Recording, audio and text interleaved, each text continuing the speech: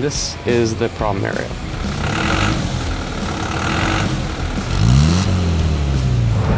It's a little shaky. This is not good. Whoa, that's fucking nice.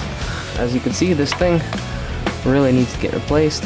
Doesn't that just look like the most massive wrench you've ever seen in your life? Very, very cool looking. They're pretty hardcore. So it looks ghetto, I know. Freaking filthy, man. Unless you hose yourself down like an animal. Holy shit. Kind of in a mad rush to get this thing done because the wedding's coming. Oh, shit. Oh. I just gotta chill out for a bit. That's a hell of a storm coming. Holy cow, look at that.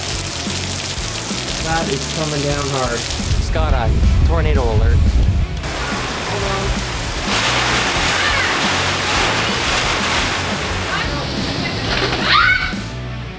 Couldn't believe it. We had a tornado and a tree fell right on the car. The only problem is when you have a truck this old, it's really, really tough to find parts. I really hope I can make this thing for the wedding. I'm not 100% sure if we can. But before we do that, dog's gotta take a dump. Before I go for a walk, say please. These are different brakes than the ones in the back.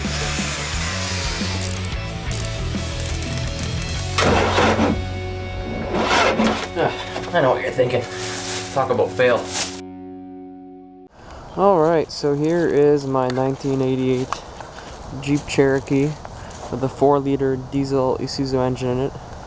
And it's been sitting here for about 4 years now, unfortunately, and it hasn't been turned on in just over 2, so you see the tires still have air in it, so that's not bad. Use a little pump up and a bunch of spares in there, and we'll see if we can get it fired up. It's been a couple years. The battery goes in the back here. If it turns on, I will be surprised, happy, but pleasantly surprised. Hopefully the battery's not out of commission either. I did charge it at some point last year, but that was in the winter, and that was a while ago, so as usual, it's one of those guessing games. Put it on and put the positive on. Probably should check under the hood before I do anything. Who knows, there might be nests in there.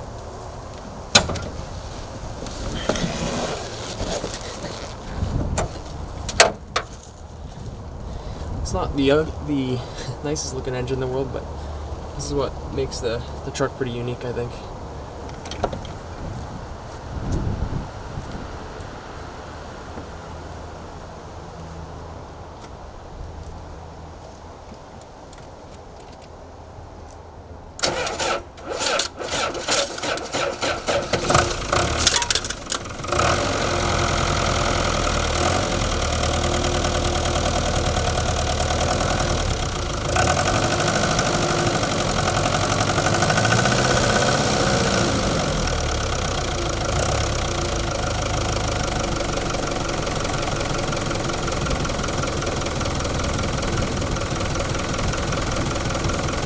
Unfreaking believable. That hasn't been turned on for over 2 years.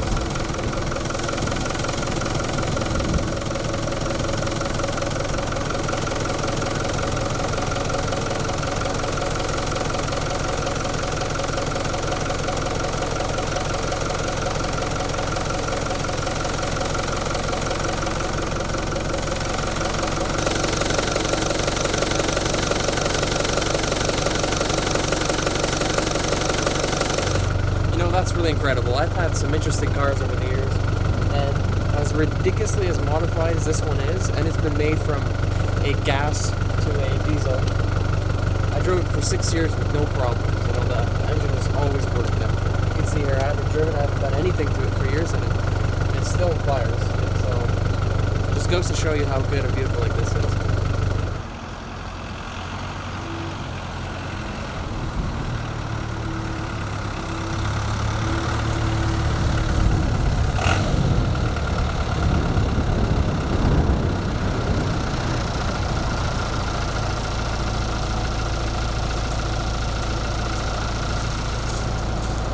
Well, it's got almost no brakes, but it runs, so there you go. 1988.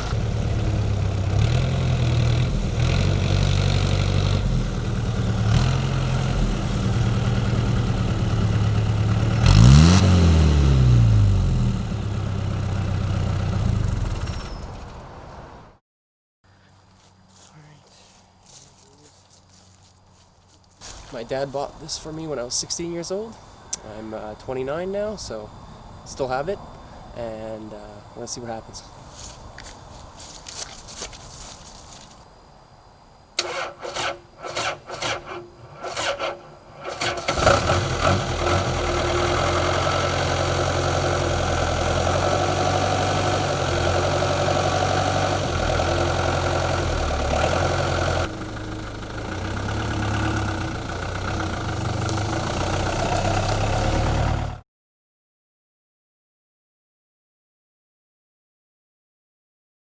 If you'll notice, it looks all terrible again.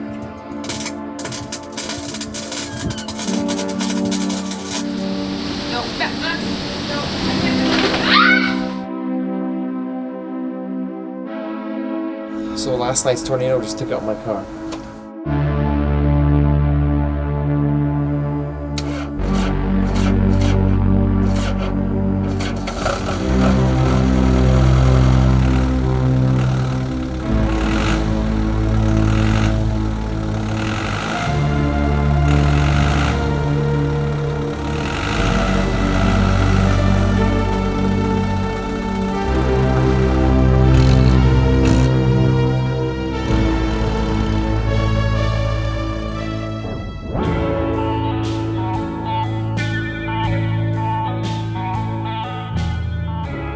Alright, so it's been 2 years since we pulled this thing out of the woods, and I've been doing some work on it, and it's been way more work than I could have ever anticipated. It was much worse than I had originally thought. Most of the work was on the inside, a lot of work on the roof, some electrical and whatnot, and there's still a lot to do. So I'm going to do is I'm going to kind of give an update, what was done, inside what we had to do, and what the plan moving forward is, because I got actually some big issues to deal with this thing, so we're going to try to figure it out.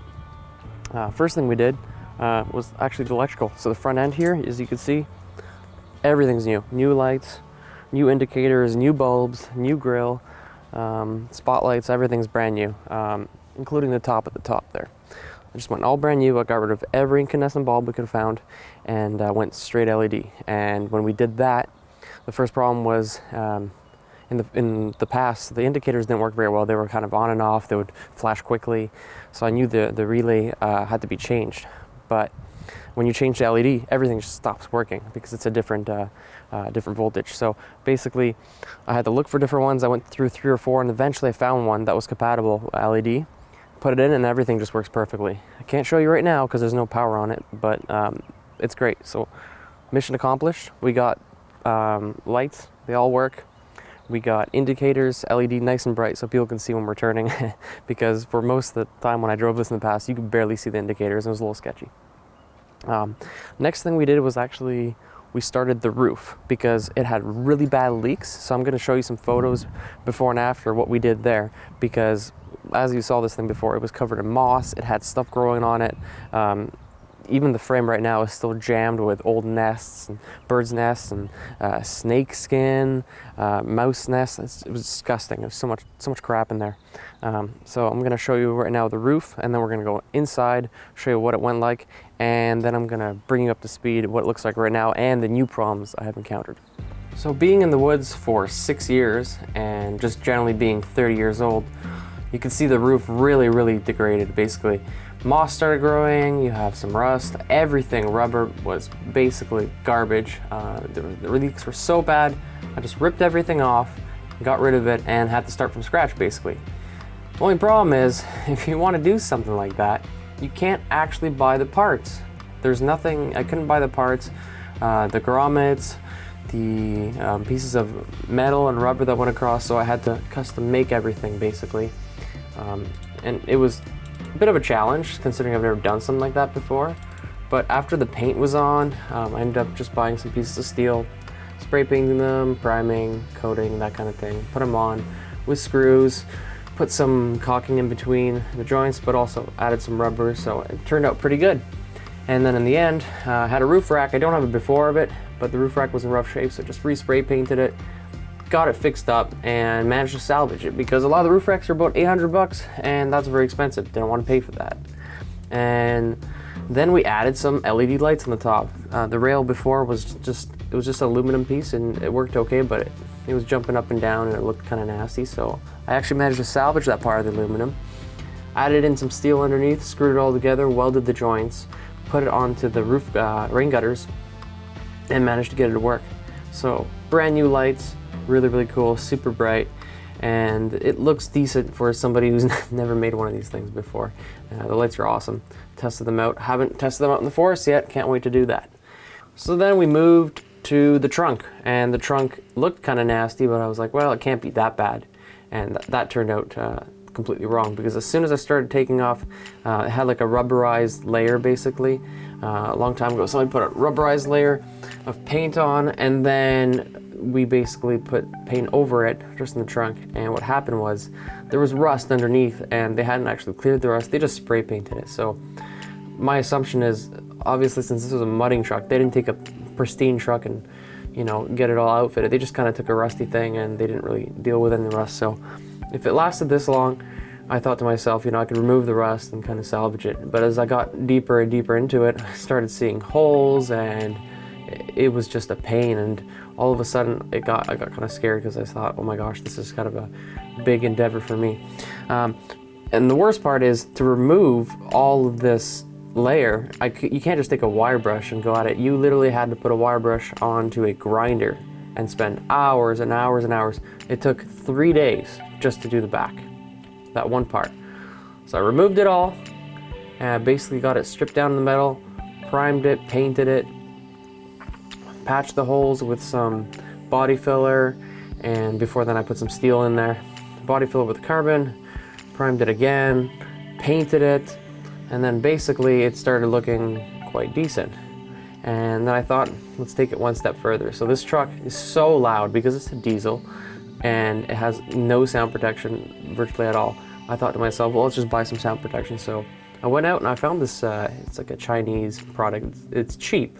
It's got an adhesive layer on the bottom, but it looks really good. At least it looks cool. I know it doesn't matter because I'm gonna cover it anyways, but I put it over, I put it on the actual, the ground there, and then I put it in the walls, and then I just tried out the truck itself, and just that one part made a huge difference. I couldn't believe it. It sounded like, before it just sounded like all the doors were open. So as soon as I did that, I realized I have to buy more of the stuff. I ended up buying about 5 packs. I think I spent quite a few $100s on it, but it was totally worth it. Once the soundproofing was on, I found some rubber, and I just basically put a big sheet of rubber on, glued it on with contact cement, and then I just put some caulking around the corners. You can't really see it that well there, but if you have an idea of how to finish that nicer than it is, let me know. I don't really know what to do over the wheel wells. I would love to cover the wheel wells. I'm not really sure what to cover it with. It's kind of it's a strange shape, so I'm not really sure what to do. I ended up putting some aluminum trim to finish the side and the edge there, and it actually looked pretty good. I was pretty happy with that. It looked nice, and you can really see there where the rubber ends. I would love to be able to finish that. Since then, I put polyurethane caulking, and it does look better, but at the same time, you can still see the polyurethane. So not the cleanest finish in the world. So that took about, a couple weeks to do. That was a big project, and you can see the bumper has been painted as well as the hitch. I ended up stripping all that, painting it all over again because the original was just ripped apart. So all of a sudden, now the roof's done, the back is finished, and we're just moving on. So now I had some good confidence that I can do the rest of it. So I went on to the passenger compartment. Entering the rear seat area, I knew right away that this one's going to be much worse because I could just see rust everywhere, even without removing any of the paint. And you would touch areas and you can just see holes. All of a sudden, more and more holes. And this is where I really started getting worried because I thought, oh my gosh, this thing's just totally falling apart. So I took everything off, I stripped it all down, I cut out all the holes, and at that point, I just looked like a big piece of Swiss cheese because there were so many holes everywhere. So I had to do near the wheel wells. You can see I finished it there. Ended up cutting out some more holes where the batteries go. And at this point, it was just looking pretty rough. So my confidence was kind of definitely lower. I primed everything before I even did anything because I noticed that if you just leave it overnight, it would just start rusting again. So I tried to clean it up and prime everything and keep it going. And then eventually I added some metal. I tack welded it in, Then I added some carbon fiber mesh as well as body filler to hold it all down. I know it's probably a better idea to screw it all down rather than do it that way, but it seems to hold pretty well. And I did knock it with a hammer, and everything is really, really rock solid. So I think as long as it doesn't get wet, it's okay. If it gets wet, then I might have a problem. Then I end up priming and painting it all down, and at that point it actually starts looking kind of nice, looks kind of cool. And we're almost ready to go at that point. So now we moved on to the front of the actual truck, and you can see it just looked nasty right from the beginning. It just doesn't look good at all. And I knew that this one's going to be a lot of fun because there had just been water collecting in this thing for years and years and years. Like literally from the time I drove it in 05 to current day, it still had water there. So it's always been leaky, and I knew that floor was going to be a disaster. And that carpet, we actually put that carpet down in 2006, but the method we used was actually really bad. We probably did the worst thing could, because somebody had done just rubber spray paint basically, and that was there, and then we put it's called Black Knight tar on top of that, which is used for roofing, and then we put carpet down. I'm not sure why we did that, and that was the worst thing ever because tar never actually dried in a lot of areas. After 15, 16 years, it's still wet, and what happened was just eating away at the floor. The floor rusted. So as soon as we peeled it back, you could see just the floor went real nasty, and it was just soaked. And at that point, you can see it's just so brittle, and it was just like that everywhere. Pulled it all back, and holes just started appearing everywhere. And as soon as we removed the center console, I knew that a lot of work ahead of me. This is definitely my biggest challenge yet. I spent 4 days, 4 full days with a grinder. I had to actually close the doors because my neighbors were getting mad at that point. And so I closed all the doors. I didn't want to make them angry. I was trying to do it when no one was around. But I had to be dressed in full gear, so I was wearing a face mask, goggles, ear protection, a mask. It was just a ridiculous amount of gear, not to get all the shards. And I had to go through 3 brushes on that grinder. So at one point, the brush just starts falling apart, and the pieces just start getting embedded everywhere. So it was brutal. You needed to wear all that protection. And it was like 40 degrees, so I was so hot. I was wearing all that crap and doing all this, and the doors were closed, so I was as little noise as possible. So it's 4 days of that, and it was just terrible, but got it done. As soon as that was done, you can see the holes were more apparent where they are. You can really see it there. And basically just started working from there. Cut everything out, and then I put down some primer, and the primer just, all of a sudden, just a massive difference just putting that primer down. Once the primer was down, that's when I started addressing the actual holes. So what I did is, rather than cutting all those pieces of metal out, I figured it would just be better just to cover it, because they had actually a lot of structural integrity, that floor, even with the holes. So I just added that on with screws and basically primed that, painted everything, and that's how it all held together. And basically underneath the car, I don't have any pictures, I put some body filler with the carbon fiber, and it was rock solid, so very pleased with it. Next thing I started working on was the actual seats. The seats were all custom, so my dad had actually created those brackets in 2005, and they looked a little different. I didn't get all the before pictures, but they were not connected, those 2 parts. Those 3 bars you see, I actually welded those on because they were not connected. They were only connected by the seat, and I just found that it was a little flimsy. So I welded those 3 bars on, removed the rust, and we ended up painting it. And before we put it in, we did the soundproofing. So I put the soundproofing back on the floor, and you can see now the soundproofing, it really starts coming together. And that at that point, I remember turning it on even without any of the seats. And soundproofing made such a big difference, because before it just sounded like all the doors were open. Put the soundproofing on, and then I found this awesome WeatherTech mat, basically. These are just mats you buy for your trunk, and you cut to fit, basically, and they're just for winter. You know, we need it here in Canada, so I bought 2 of those, and rather than use it for the trunk, I put them sideways, connected them in the middle, used an aluminum trim to put it all together, and just glued it all down. And I thought that would be just a really nice way to finish it off. And then underneath the the wheel wells, just beside the wheel wells, sorry, where your feet go. I just added some rubber that I found. It's just some mats and whatnot, and finished it off, and it's all done. Basically just added the seat back in. I put the new freshly painted seat bracket in, and it was good to go. So, and since then I've actually put the seat back in so you can start it, and it's pretty much been at that stage. So the project had been moving great along until this happened. Do you want me to move your car at least? I will. No, no. Ah! Come here, what are you doing? There it goes. Yeah, it's done. What? It broke, the tree.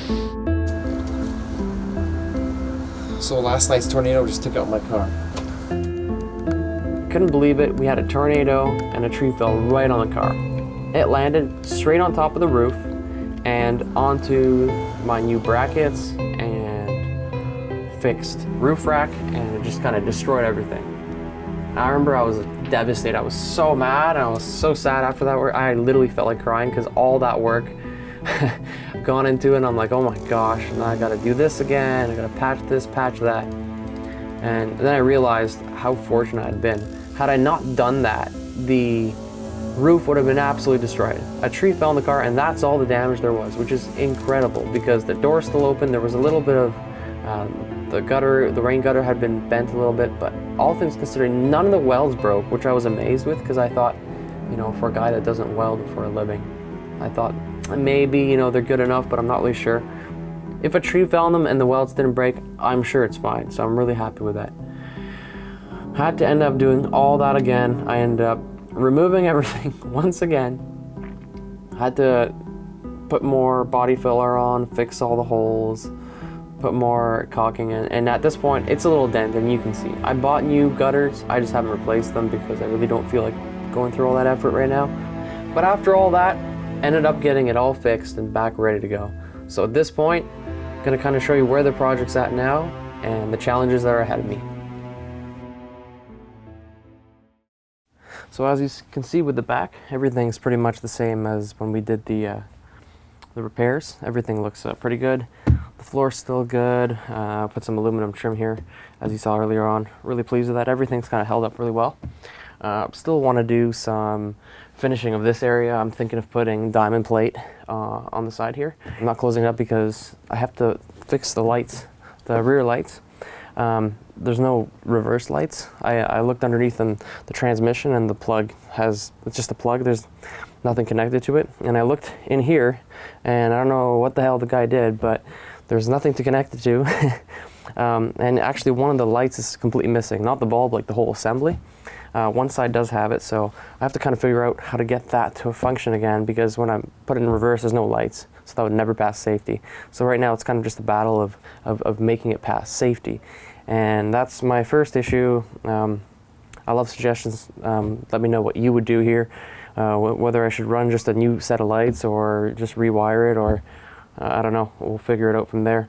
Once it's all done, I kind of want to, like I said, put some diamond plate on the side, close this up on this side here. There's a big opening, put the car jack in there, and I'll put a little hatch. At least that's the plan. I'm not sure if I'll end up doing that. We'll see what my skills get me to. The roof, the ceiling I did from inside. There really was one layer of, it was actually carpet underpad, like this black stuff. I put on way long ago in 2006, and it worked okay in helping because so much vibration and noise and whatnot, and I couldn't get it off, so I just kept it. What I did, I just went with soundproofing, much like I did everywhere else in the car. Put another layer of soundproofing on top of it, and actually made it flush with the cross members here. So eventually, I don't know how I'm going to finish the top, but when I do, I could just put something over the whole thing. It's probably going to be custom made. Put something over the top, and it's going to be good. In terms of dome lights, I don't really know what to do for dome lights. I looked around just on eBay and Amazon to find something. Really didn't find anything that works really well. So if you have any ideas, let me know. I'd love to see what you guys would put in here. It all works. It's just not connected to anything, so I have two of them. And then in terms of moving forward, basically, the next thing I have to do is show you all the problems. So I'm going to show you the front now, because the front is where all the issues are, and it's just been a pain, and I'm just going to show you right now what's going on. So let's go take a look.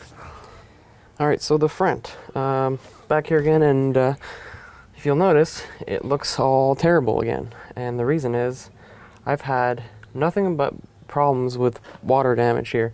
Right from the roof, when I sealed all the holes, I thought I had, you know, fixed everything, and right before the winter I did the front over here, and then I basically closed everything up, and in the spring I opened up and it was just full of water again.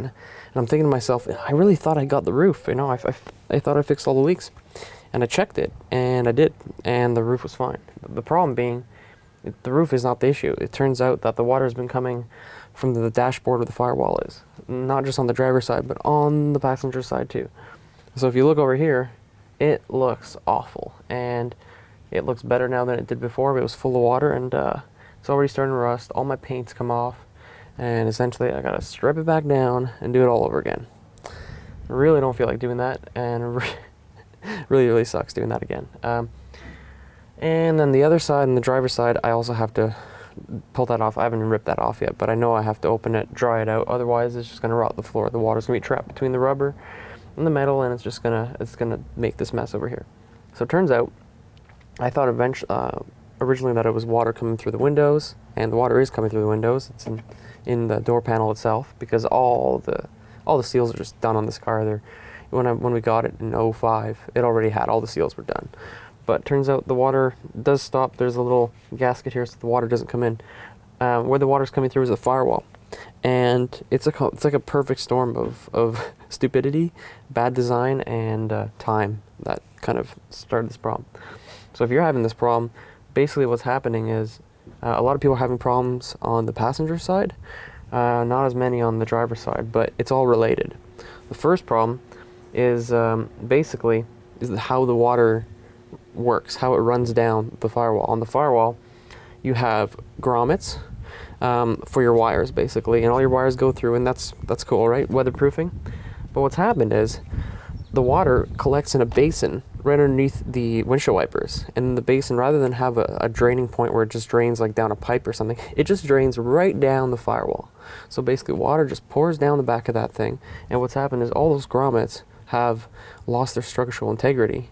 They've all turned hard, and water's just seeping in. So anywhere there's rubber or wires coming in, you got water coming in. So this thing is just flooding every time it rains. So I spent hours and hours and hours with a silicone caulking gun, using combinations of silicone and polyurethane caulking to try to get that fixed. And then recently I even took off the gas pedal, because I exposed more water damage back there. So what happened was, where I didn't touch it, there's like a soundproofing layer and some rubber.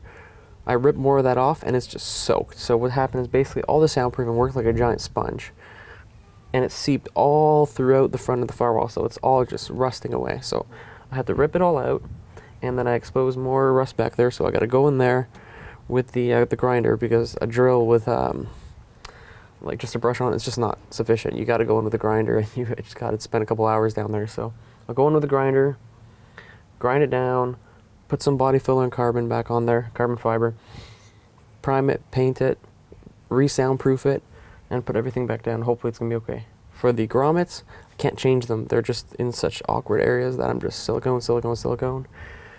And in some areas, if I could reach in the engine bay, I do that. Other than that, it's a big project. We'll see how it keeps going. The handbrake's in now. We got all new gaskets, and everything's kind of up to date there. It's not connected yet. I eventually have to figure out how to connect that. That's one of the challenges. So the water, if we fix that, I got to put all the wipers back together, because I took all the wipers off, and then everything plastic just broke, so I have to replace all those parts. And we'll see how it all goes. And then the final problem is the starter. And the starter, as you heard originally, it was just done. So I removed the starter, had it rebuilt, and I'm going to put that on eventually, and should be good to go. So the plan for this year is just kind of get everything done I have to do here, get the seats back in, and we'll see how it goes here. And I'll show you the last ideas I have in the back. If this doesn't look very comfortable, that's wrong. It's actually extremely comfortable because of all the rubber and soundproofing and stuff. It's actually awesome in here. This is where the batteries are supposed to go. You can't really see exactly, but 2 batteries basically sit here under the back seat. The plan is I want to get the batteries in, and then I want to actually put some brackets on so they don't fall out should anything happen. But this area went really well. I'm really pleased with it, as you saw in the before and afters. Kind of moving forward, the biggest issue I'm having is I want to make it obviously safe, so past safety. Seat belts, I cannot remove the bolts on this guy. They are T50, and I cannot remove them. I've tried everything. Impact guns, I've broken 3 or 4 sockets, and I've tried vice grips and everything, so we'll have to see what happens. Might have to just cut it off and weld something on, or I'm not really sure, we'll see. Same thing with the rear ones. There's just so much water in here before everything's rusty. I can't get anything off. The only belt I was able to get off is the driver's side, which is awesome because that's the main one. I bought new belts. I'll put new belts on that. Hopefully remove these, remove the plastics. I'm not going to touch the panels for now on the doors, although they look terrible. I think I'll eventually get some custom made and sound system and whatnot, and kind of go from there. But that's the plan moving forward, and we'll see how it all goes. And next time you see this car, hopefully it's gonna have some real progress, and maybe even be able to start it and drive it. We'll see how that goes.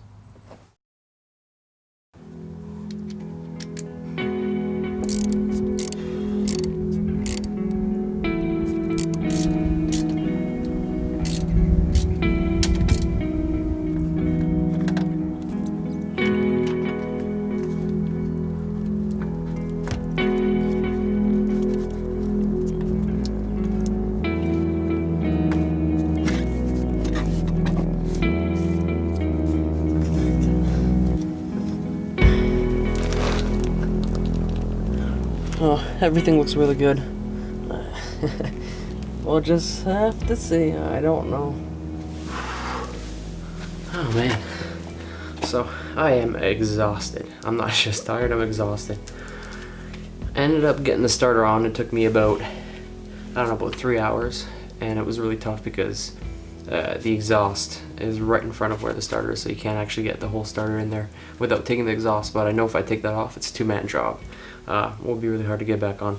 However, if you take the starter apart, you take the engine, the little motor off, and you can get both parts off. Originally I had taken the motor off and then the second part, and then brought it to the shop. So put the part in, and then the motor with the screws, and that was really tough. So really tough work, and that was after doing waterproofing for about 4 hours. So 4 hours of waterproofing. I found the hole and I blocked it up, put some body filler, you know, carbon fiber, painted and everything. So I'm gonna let it dry. I was gonna start it today because I got really excited because it is put together, but the gas pedal's not on yet, so it's just too dark right now. So I think what I'll do tomorrow we'll water test. We'll actually do that on camera, and after we do the water test, we'll actually put the pedal on, and then we'll see if we can get it started. I think that'd be pretty cool. So that was a good day. I'm not really a gloves guy, but definitely didn't plan buying these. Are Duramax gloves. These kind of gloves, they're not the nicest thing in the world, but I don't even know where I got them from.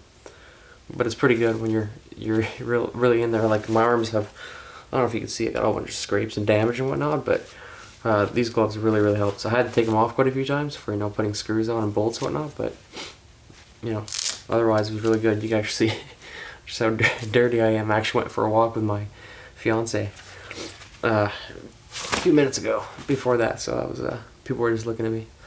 So we'll turn it on tomorrow and see how it goes. So if you look in there, you can see I kind of sprayed it down. I'm going to be doing some more work there soon, but first I want to make sure there's no leaks, so we're going to put some water in.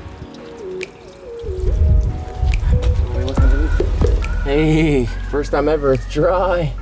Oh my god, I'm so happy right now. This is awesome. Now, before we start this thing up, I actually have the battery charging. It was completely dead, so I need a few more minutes. I don't want it full charge because it would only start at 100% before. At 95%, it wouldn't start. So that's the challenge. So in the meantime, let's do a full jug just to really make sure this works. But I'm pretty pleased that even if there's a bit of a leak, that won't be too bad because that was a lot of water I put down there. Not a drip. Perfect. Okay. Our battery's still only at 25%. I probably should have charged this earlier. So I can't get it going just yet, but there's a few things I did want to mention. Plus there's a guy pressure washing just as I'm about to start, so it's usually the way it works in the film industry. So what we're gonna do is just talk about a few things. First thing is the battery. It's a deep cycle truck battery. Usually got 2 of them underneath each seat in the back there. And so we're just charging it once again. It's gonna get it. I really want to get up to like 60% as I mentioned earlier.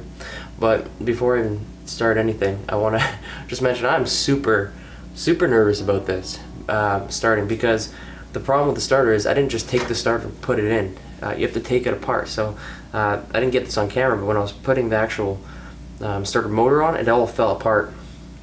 The back came off and everything just kind of came out. So I assembled everything best I can, put the gaskets back in, but I'm a little worried that I may have done that wrong, and putting that thing in there was really difficult. So it was just tough. So I'm praying to God it starts, because that was so much work. If it doesn't start, I have to remove the entire exhaust system, which is super difficult to do and super hard to take out of there because everything's just jimmy rigged in there. And the compression is so intense that I could tell as soon as you take it off, it's gonna be almost impossible to put it in there without 2 people. It's not even screwed in all the way because that's how strong it is. So I did loosen the exhaust a bit so I can get it in there, but we'll see how it goes. I'm gonna wait a bit and then we're gonna try it out and pray with me that it starts, because I need this thing, you know. One of the main reasons I'm doing this is because 2.5 months from now I'm getting married to my fiance of almost 6 years.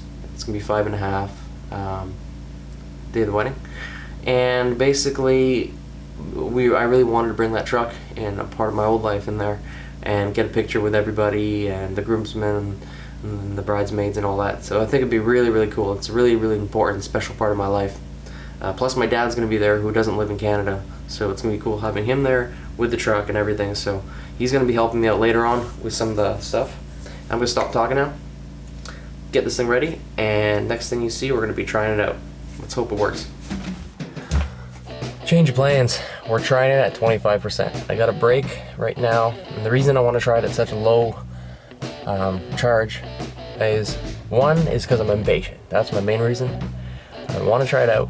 I just want to see if it turns, and 2, if it turns on at 25%, that means it'll turn on anything. So we will see. I'm just going to clean up the terminals a bit and then connect this, and we'll be ready to go.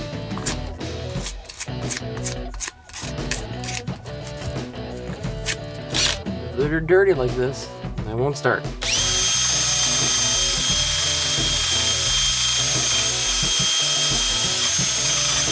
So make sure you clean them up.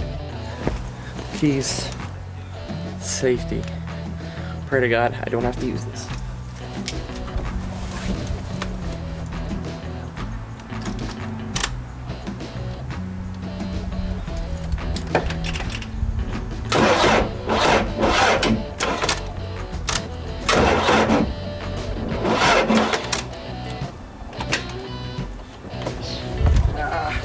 Fail. I think the battery needs more charge. We'll try again.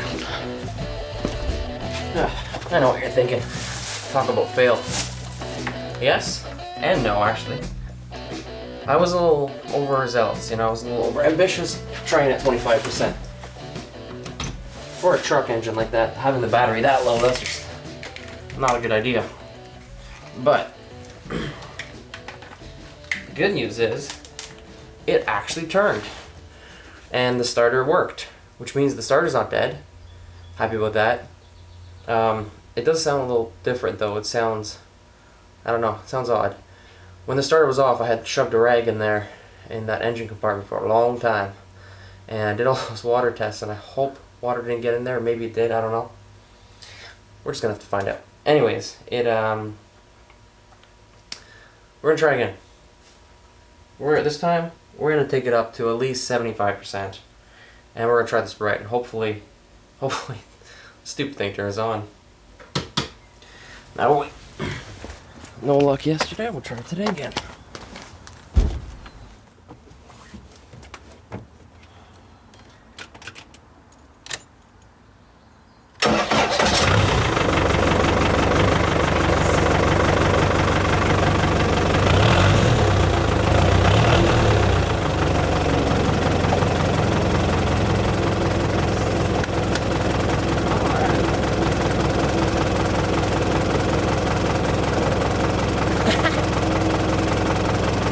That's awesome.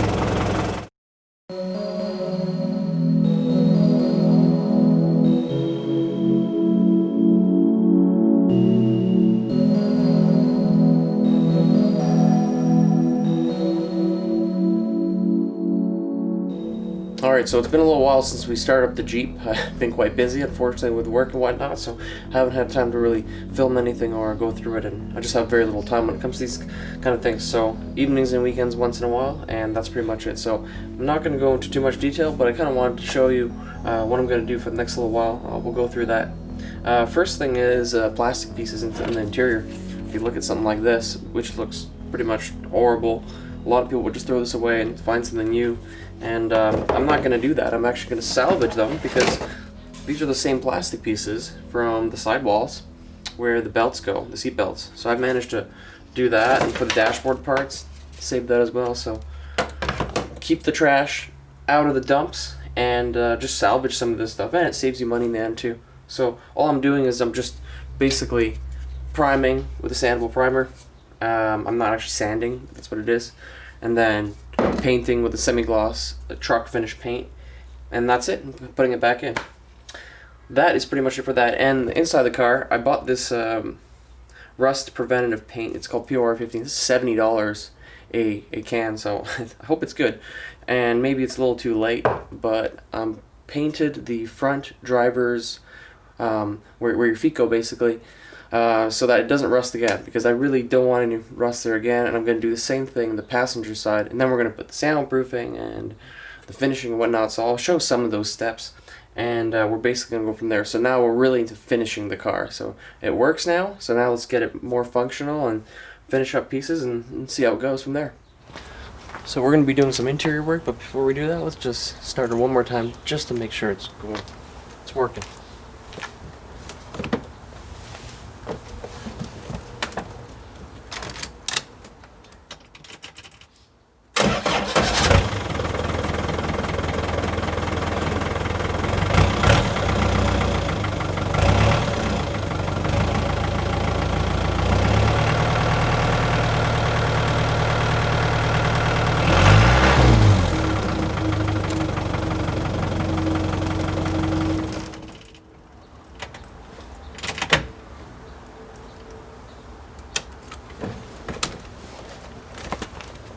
I think that's good.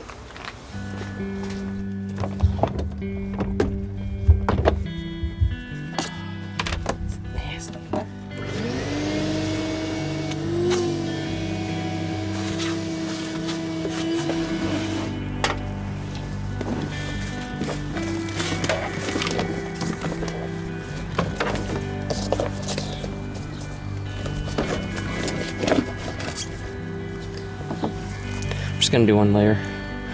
Just one's good enough, I think. So that's to do two. But I already got a lot of paint in here, so this is just bonus. Hopefully I'm not an idiot for buying this kind of paint. Let's see.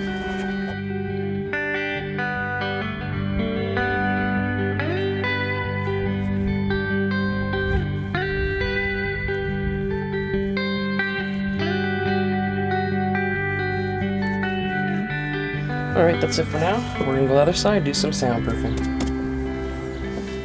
Soundproofing. I'm just gonna be using this pad here that I mentioned in the earlier videos. Has an adhesive, sticks right on, super sticky. I'm wearing gloves because when this crap gets on your hands, you can't actually take it off for a couple days unless you use a bar saw. Don't wanna do that. Yeah, put a big sheet in like that. Something like that. Doesn't have to be perfect.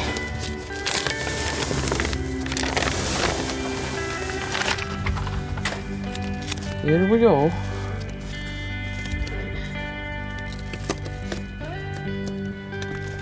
Once this is down, you will not get it off without ripping it apart. So make sure it's where you want it to be.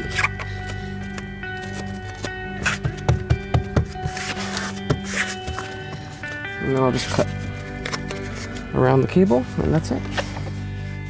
So this is the sheet, as you saw me just put in. It's like a giant sticker, right? It goes on. So I'm just gonna cut to fit the rest with these tiny scissors. Look, my girlfriend always steals my scissors. I don't know why. So she took my big ones and she left me these tiny scissors. Like, that's just hilarious that I gotta cut this with that. All right, let's get to work. All right, let's see how this works. Oh, I know it's gonna work. It's worked on everything else. What one will work on this, right?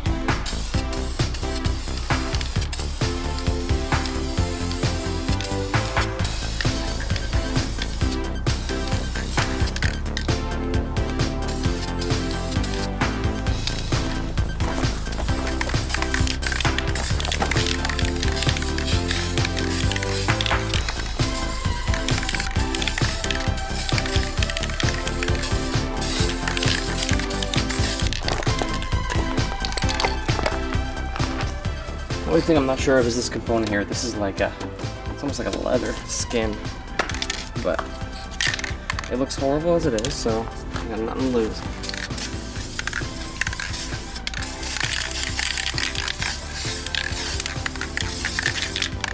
Yeah, that kind of works. I think with this kind of spray paint, getting the primer on, it's not about getting it to look perfect. It's just about covering it. It doesn't have to be perfect, so that when you put your paint on, it'll adhere better. I've noticed sometimes if there's something like a chemical on somewhere on the plastic and you don't prime it, the paint will come off. At least that's happened to me once or twice. I think that's good. We'll just run the whole thing through and go from there.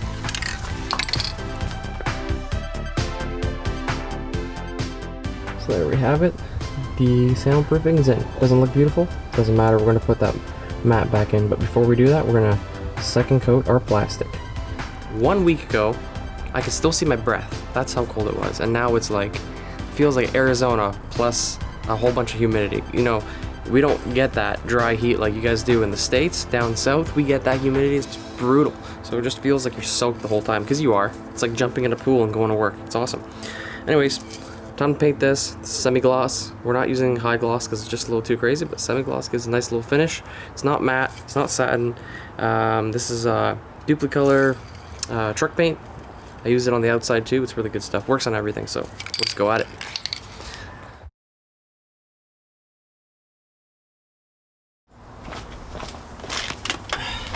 I'm just gonna keep working on this. I got my contact cement. I got my piece of rubber back in. I'm just gonna put it back in, glue it all. And next time you see that, that's gonna be all done. See you next time. Oh man, I'm so frustrated right now. This is the problem area.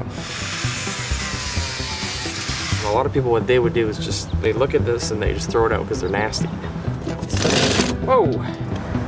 There's no way in heck it's gonna make it through.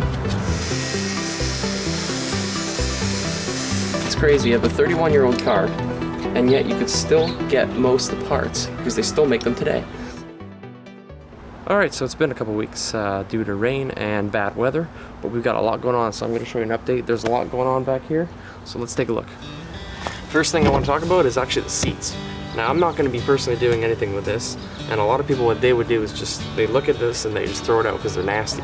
However, I don't want to do that. I want to keep the garbage out of landfills, so what we're going to do is actually, I'm going to hire a company to reupholster these guys. Both the front seats and the back bench seats. Like, these are really gross and really need some help. I think that's gonna look really cool. So we're gonna send those in, and then hopefully in a couple weeks we'll get them back and we'll see what they look like. Now, I'm not actually gonna show you what I have in mind for the seats. You're just gonna have to keep watching and see what happens.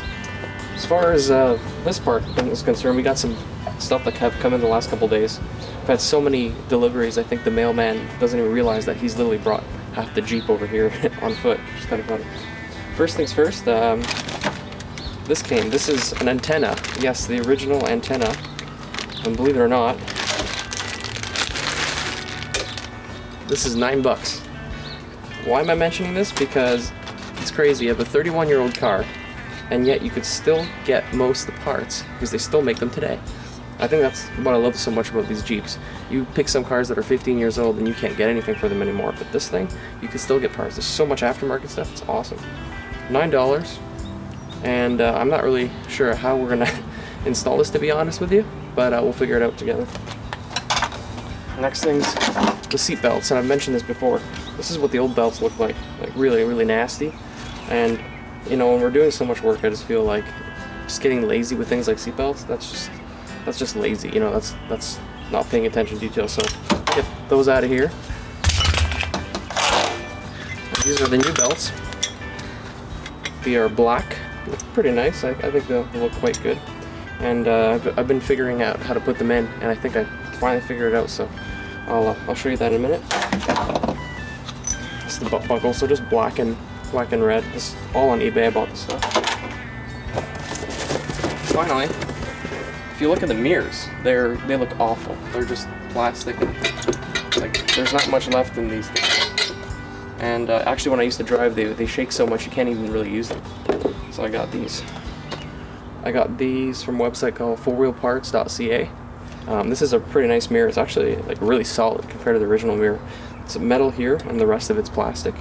And when I was looking, I was like, "What? There's no mounting hardware, and there's no adjustment." Like, the easiest thing is that's how you adjust it, just with your hands. So I'm not going to be adjusting it every day, so that's fine. Pretty nice mirror, right there. I think that will work quite nicely. So I think what we'll get started with is actually the seat belts. So I'll show you what's going on there, because I think I finally figured it out. Oh, and if you're wondering what this diamond plate is behind me, earlier on I mentioned I'm going to put some diamond plate in the finishing of the car in some areas, so I just picked that up. I want to show you guys what it looks like. I think it's going to look pretty cool. Not sure when I'm going to install it, but that's what it's going to be. Oh man, I'm so frustrated right now. You know, I thought I got rid of all the leaks, but we had so much rain. I haven't looked in the car in a while. I opened up the door and all of a sudden it's flooded again. You know, I can't believe I did so many tests. I put 2 things of silicone in, 2 tubes. So much work. I really thought I had finished it all. There's water again, and I looked in and I saw a little leak, so I think I see another area, so I'll show you what I did to fix that. Hopefully. I'm not really sure if it's going to work or not, so we're going to do another water test, but I'm actually going to show you under the hood so you can see what's going on, see what I've done, and this little idea I kind of have, so let's take a look. Alright, so let me show you what's going on. This is the problem area. This part is where I had most of the problems before. Back here, they had put a hose, they cut this metal part here, and back there, all the water from inside the catch would come, leak through there, and go down the firewall. So that was the first problem I found. I put body filler, silicone, and that leak is now fixed. So when you add water into the reservoir here, into the collection, it no longer leaks. So when I did my test, that's why it worked, because I put water in here, and it worked out. However, the next problem is actually over here. Basically what happened was, water goes down the car over here, and the water comes into here. So it's not from over there, it's actually from outside the car. It comes down into the engine compartment, and then pours down this area over here. And you see this insane amount of polyurethane caulking? Well, that's where it was going down. So it was going down into the cables and into the driver's compartment there. And basically, that's where the leak was. I added a ton of this polyurethane caulking, so much so that I'm pretty sure you can never get that stuff out ever again. I did it inside, on outside and inside. But the problem is, that still might not work. It just might not be sufficient. At the same time, I do not like the idea of water just pouring down all these elements. So what I did is, this little gutter here, this wasn't here. It's a piece of aluminum. I basically put it on, I screwed it on here, and what happens is the water, hopefully, will collect here, and then I drilled a hole right over here, and then the water should go down on the inside of the fender. I know it's not ideal, but I think it's better it going down there than going all over the components. So basically, hopefully all the water will collect. I'm not sure if that's going to work, so what we're going to do now is we're actually going to test it. So I'm going to close the hood first, pour the water on the outside of the car rather than in the reservoir, and see if the system actually worked.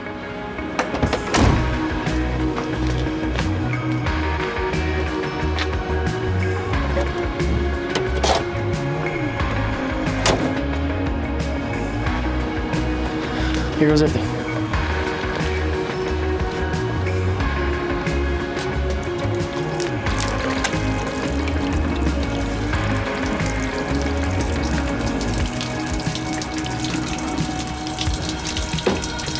Let's take a look.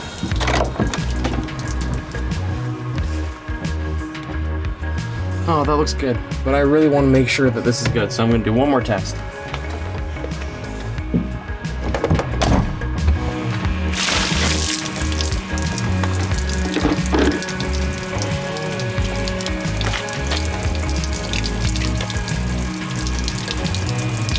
A lot of water.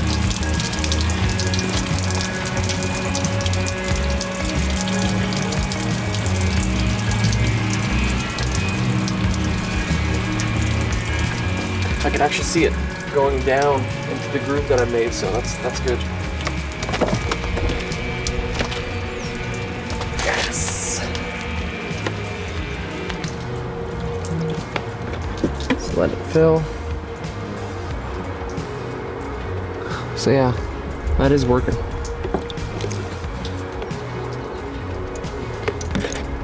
It drains a little slow, so I think I'll make that hole bigger. It's not bad though. Not bad at all. Alright. Hey, check it out.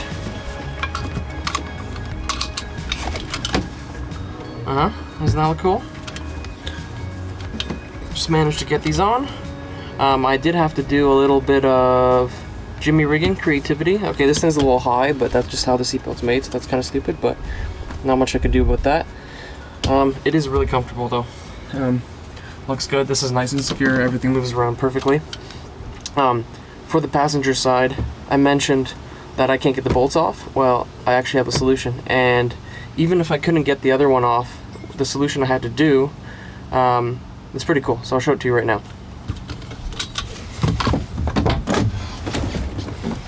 Okay, so the problem with this bolt won't come off, right? That's the biggest issue. The other one came off. I've noticed that with this stuff, I'm not a mechanic, but if you are creative, you can, you know, make a lot of this stuff work. All right, so now it's time to do the deed of doing the belts. Now, I had installed the belts on the other side by getting the bolts off. However, even though the belt is universal, it doesn't actually fit. The belt assembly is the same, but the bracket's completely different. So what I had to do is actually save the bracket from the other one and use it on there. So basically what I'm gonna do is, because I can't remove this thing, I need this piece here, where you see the hole right over here. That's where I'm gonna put a bolt right through. I'm gonna use an M10 bolt and go right through. So what I'm gonna do is I'm actually gonna cut sort of like a triangular shape. I'm gonna cut this, and I'm gonna salvage this whole bracket because I had to use it on the other side as well. So we're gonna cut it, we're gonna save it, and then down here we're actually gonna cut this off, and then we're gonna make another hole here and use another M10 metric bolt, and that's a 17 mil basically, and we're gonna put that in, and that's a really heavy duty thing. And what we could also do is we could always weld it even more, but this is like not coming off, so might as well use it to our advantage. Let's get to work. First things first, got some glasses on. You want that. I got hearing protection because it's loud, and we're gonna cut this. So we don't need that anymore. It's just in the way. All right. Next thing, got water in case it lights on fire. It actually, when I cut the other one, the plastic did light on fire. So better safe than sorry, I suppose. All right.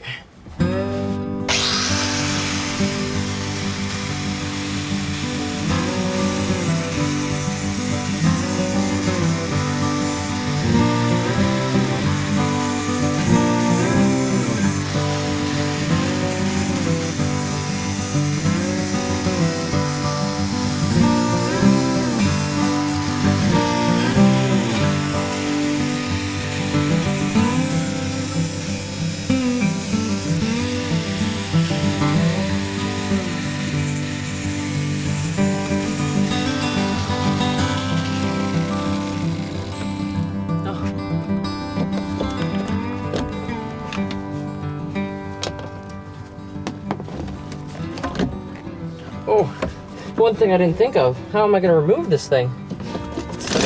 Oh, holy cow. One thing we have to actually do is I had to over there cut a little notch a little higher because the other one's so big. So I'm just gonna cut a bunch of this metal off. It's really just in my way, and then I'll be able to pull the whole thing out. So when you're cutting here, you have to be careful because there's actually some wires back here. So I'm actually gonna jam some soundproofing in there, so in case I cut through, I don't cut the wires. And this soundproofing is actually, it's fireproof. So you can just put it in there and you could light a match to it and it'll be fine. So I'm not worried about the wires getting damaged. All right, see how this goes.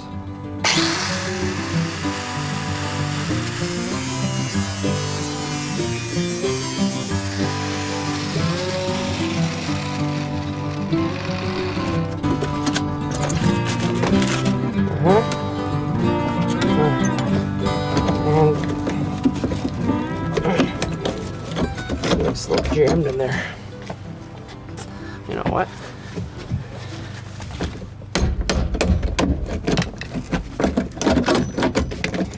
There we go. Now I'm just gonna finish cutting this guy.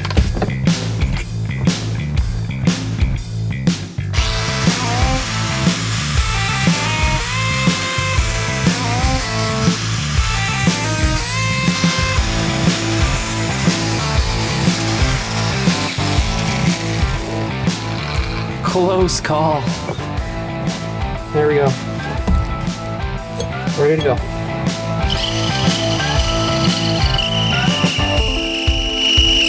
Holy cow.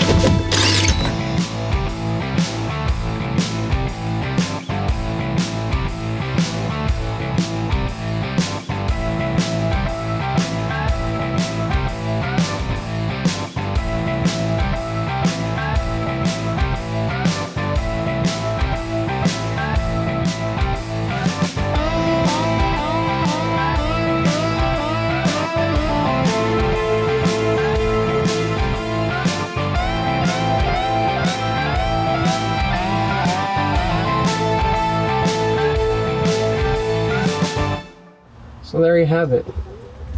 New belt. I actually had to go back and take it off again to put that plastic piece on because I forgot about it.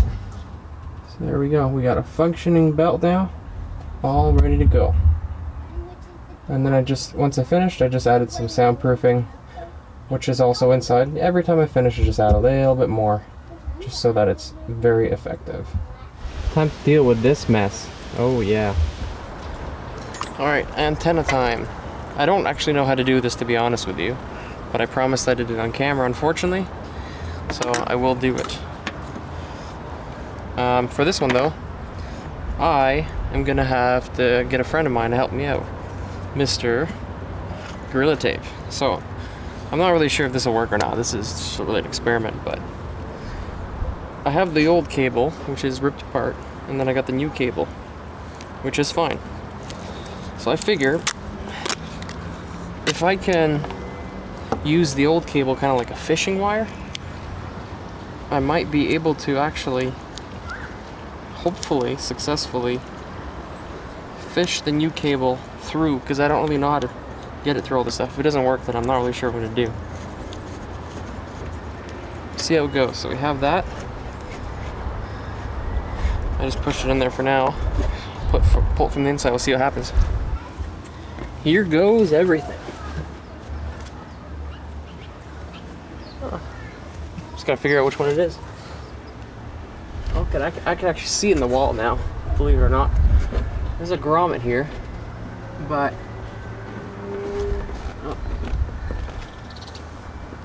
I could see it in between the door and there. It's not gonna make it through because the grommet's really tight. There's no way in heck it's gonna make it through. But the good news is I did fish it here, so maybe I'm gonna try to remove this grommet. Not really sure how.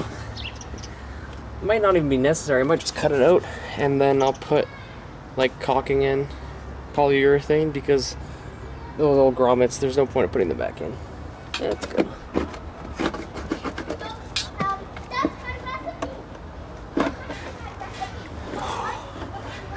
Check it out.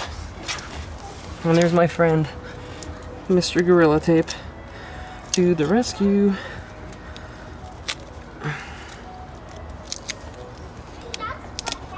Success. Woohoo! Okay, so next step of this crazy repair is to actually put the antenna in. I've never actually put one of these in before, so I'm not really sure how, but that's kind of how I figure things out.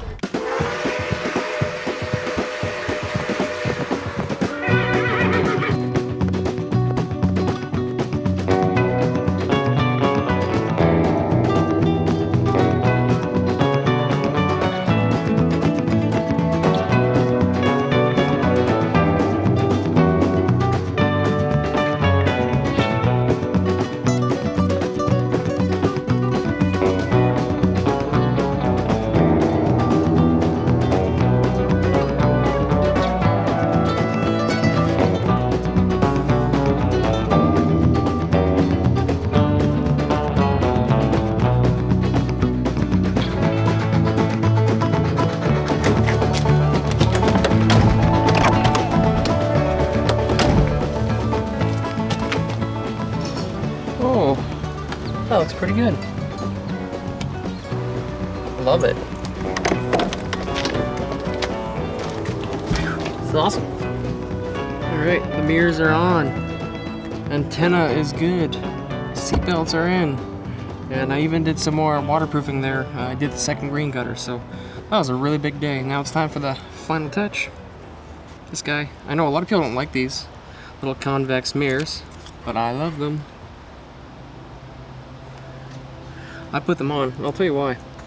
My dad taught me to use these things. My dad used to be a trucker, and he was honestly, and still is actually, one of the best truckers you'll ever see. He could do anything with a 53-foot trailer. A lot of people can't do with a normal car. You know, unbelievable. He taught me a lot of things I know, and how to do a lot of stuff and drive and whatnot, and you know, I'm really grateful for that. One of the reasons why I'm doing this. So I think now would be a good time to actually go into that and why I'm doing these videos. I'm doing these videos, it's not something I really want to do at first, and I say that in a nice way. It's just I don't like being on camera. I'm not a camera guy. I'm a camera operator. I'm not an actor or anything like that. I'm not a mechanic, that's for sure, so you know, my skills are limited. But my girlfriend suggested, she's like, you know, you do all this stuff, you know, you don't really know exactly what you're doing, but you figure it out every time, and it's a really unique project, you should show it to people. So I said, okay, you know, she convinced me there. Then I started working on it, and I realized there's a couple other things I like about it. One is my dad doesn't live in Canada, so he doesn't see this whole thing. So I thought it'd be cool to do a little updates once in a while, and send that, you know, he can watch it because he watches my YouTube channel. The third reason, which is just kind of like doing this, I kind of developed recently, is I think restoring cars like this is really like a lost art at this point, because I'm still young, but the younger people, they don't really, it's not something a lot of people do these days, because you know, cars are more technologically advanced, everything's plastic, snap to fit, and then they're almost disposable, you know. 2014 cars, I see them already going in the dump. It's ridiculous, you know. We're talking about going green, and people are trying to save, you know, the planet and whatnot, but people don't talk about the fact that people just go through vehicles like that. So I think it's cool to restore these old cars. It is a lost art. It's really, really cool. It's fun to do, and I wanted to do this video not to show you how to do stuff, because it doesn't matter how I do it. It doesn't matter, you could have a totally different vehicle too. It's the fact that it's almost like, it's so simple. You just start and you go and you figure it out, and you just keep figuring things out and figuring things out. You don't have to know how to do this. You just go. You know, it does take time to learn some techniques and stuff and know how to use tools and whatnot, but it's a lot of fun. And you know, these old cars, you can work on them, and I think anybody could work on them. You just have to start and try it out. So, you know, I'm here right now in the suburbs, and there's literally nobody out in the street. I'm the only person, and it's like that mostly. I'd love to see people that are even younger than me, you know, in their 20s or teens, trying to do this kind of stuff, because it's a lot of fun. It's not that expensive, and I don't know, if it can inspire one person, I'd be happy. So that's pretty much it for this. We're not gonna cover all the next steps because it's quite hard for me to film and do this all at once because I'm working a lot. Today just worked out. I just had a beautiful day, a day at home today, so I was able to, on the weekend here, just bam, go through it. You know, I had a list of things to do, show you as much as possible, and it's awesome. You know, it was a lot of fun. So really getting close to finishing it now. We're gonna keep going, and hopefully soon you'll see this thing running on the road. Very, very cool looking. They're pretty hardcore. I'm very excited. Don't do it. Don't put these back in. Definitely get a little more protection here in case you hit something. So these ones definitely look more sturdy. Don't try doing that just by hand. Just use a pair of pliers or something. Separate yourself from the danger. The drill bit broke and it went right into my hand. Oh, this is not good. Just got a tornado alert. Alright, so today's really exciting because we are getting near the ending stages of finishing the outside of this Jeep. And today's a big day, and I'll tell you why. Because today we are finally getting rid of these tires, and we're putting on some new fender flares. So we'll be putting on some Bushwhacker fender flares and some brand new Goodyear Wrangler tires. Let's get to that right now. Alright, first thing I want to talk about is the wheels. These are 20-year-old Goodyear Wrangler tires, and you can see they're still in pretty decent shape. It's actually surprising how well they held up, because if you saw those Yokohamas that I had on before, those were just completely cracked, and they were about 10, 12 years old, something like that. Anyways, these are the old ones. I'll show you the new tires, which is the same thing except brand new. The only difference is there's no, the writing's not white, and they're a little bit different, but you can see, you know, 20 years difference. These ones say they have Kevlar in them, and the sidewall's got extra protection. You can actually see like an extra tread here, whereas these ones don't have that. So if you're doing mudding or rock climbing, you can definitely get a little more protection here in case you hit something. So these ones definitely look more sturdy, and these ones have been great. They'll just be used as spare tires. So we'll put those on, but before we do that, we have to get into the fender flares. Alright, so the reason I wanted to go over the fender flares is because I actually didn't find very many videos on the internet about this, and although this is not a how-to video, I thought I'd share some tips and tricks that I found doing these things, because they're actually quite challenging, to be honest with you. And what I'm going to be using is so these are the Bushwhacker fender flares. Very, very cool looking. They're pretty hardcore. I'm very excited. You know, it's cool because I've had these things and the tires in my garage for the last 2 years, so it's kind of cool to finally be able to put them on and get that crap out of my garage. But anyways, I've already removed the old ones, and another reason I want to do this side is because there's a snorkel here, and they're supposed to go flush to here.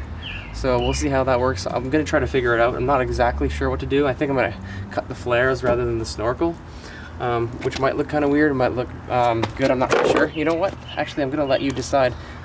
Write in the comment section below if you think I'm going to butcher it or if I'm going to do a good job, because I don't know. So there's a lot of tips and tricks on the front ones and the back ones especially, so I'm going to show that. But I've already done the other side. I'm not going to show you yet, so I kind of have an idea of how to do it, but I'll tell you right now, the instructions that come with the Bushwhacker fender flares are just very vague, and there's a couple things they do that I don't really like. There's actually only one video I saw on the internet where a guy puts on I think they're Napier or something like that, fender flares, so not the same. It's that Bleep and Jeep guy. You know, he's got like the most soothing voice. I'm Matt from Bleep and Jeep, and today we're installing some fender flares. You know, it's so soothing. I love his channel. He's got great how-to videos, so if you can't find information you need, that's the channel that I go to at least. So anyways, we'll be putting those on, we'll get started, and we'll see how this all goes. Alright, so we're going to do some prep work for the front. Before we get to the back, we're actually going to start with the back one, but before we want to do that, what I did is I removed all the old trim and all the old hardware, and basically the trim was held on with these screws here, nuts and washers, and if you look at them, they look nasty. And I know a lot of people would say, don't do it, don't put these back in. Believe it or not, I am going to put these back in, but I'm actually going to restore them. These are the original screws, and you'd be amazed what a little bit of wire brush can do to these guys. Keep the garbage out of the dumps, reuse old parts if you can, and make them useful again. Okay, here we go.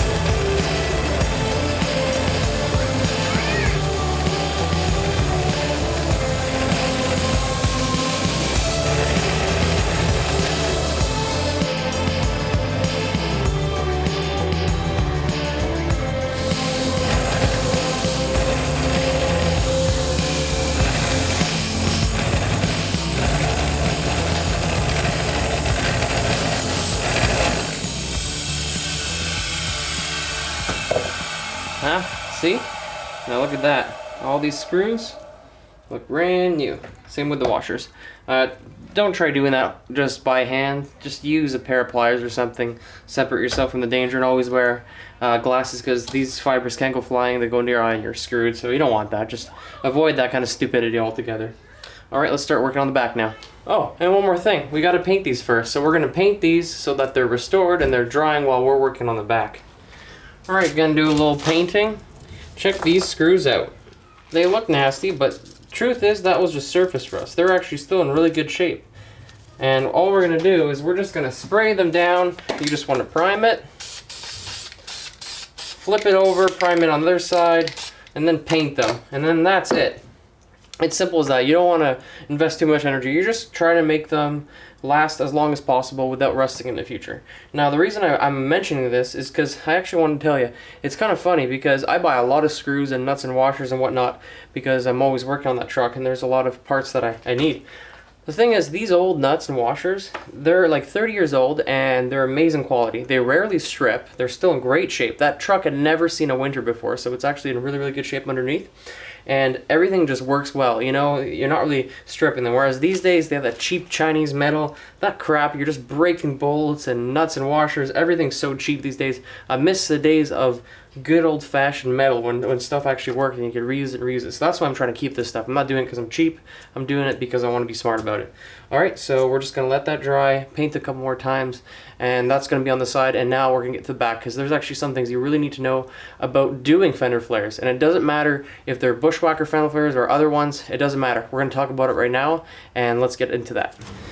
Alright, so if you're going to be putting on fender flares, or if you're just thinking about it, or you already got them, you want to put them on, there's a couple things that you need to know. One is you can't just put them on. Most of them don't actually bolt into that. They require cutting. And that's not something you know. That's not something they tell you when you're buying them most of the time. So you're actually going to have to cut a lot of this off. And it's not actually one piece either. This is the front. You know, that would be sweet, just one part. But it doesn't actually go on. The front does. The front's easier. The back is actually two parts. One goes like this, near the door, and then the other one, if you can imagine, goes here. Now, I might have made a stupid mistake, but when I first bought this, I thought, you know, you put that one there, you put this one here, and I'll be honest, I didn't know why it was disconnected. But the thing is, I thought these were too big. If you put them on, you're actually supposed to bolt them to the door. Unlike the old fender flares that go on here, they have to go on the, half of it goes on the door, so when you open it, it's on the door, and the other half goes back here. Now, that might be confusing to some people that aren't used to doing this kind of stuff, like myself, so I had to learn that. Second thing is, they tell you in the instructions to cut this. So you have to do a lot of grinding and cutting to get them in. And the problem is, in the back here, this is a unibody. If you're familiar with what a unibody is, basically the outside here and the inside are welded together. If you cut this, there's tack welds in here, you actually disconnect your car and you're seriously got problems here because you got the structural integrity of here compromised. So you don't want to do that. And in the instructions of the Bushwhacker fender flares, I didn't like them because they tell you to cut this, which is fine, you can cut this little lip, and then they tell you to leave this part and then cut this off. The problem is they tell you to cut much further than the actual weld is. So no matter what you do, when you cut it, you're disconnecting it. So we're not going to do that. We're going to do things a little differently. And up here, rather than just cut all these parts off, we're actually going to make slits and we're just going to fold everything over. And that's something that a lot of other people have done because that doesn't compromise the structural integrity. However, the problem I have with that is what happens is the bottom looks like crap. And not only that, when you do that, you already make it look terrible. You could paint it, but it's just not a nice finish. So what I'm going to do afterwards is just take a piece of aluminum and put it underneath and have a nice finish. That's something I haven't seen anyone do with this type of situation. I know a lot of people are just taking and beating these things up, but I'd rather make everything as nice as possible because I don't want dirt and aggregate and all this stuff getting back there because it'll just look terrible and it will rot the car away. I want to preserve this as long as possible. So those are some of the tricks. We're just going to quickly go over this and I'll kind of show you how it's done.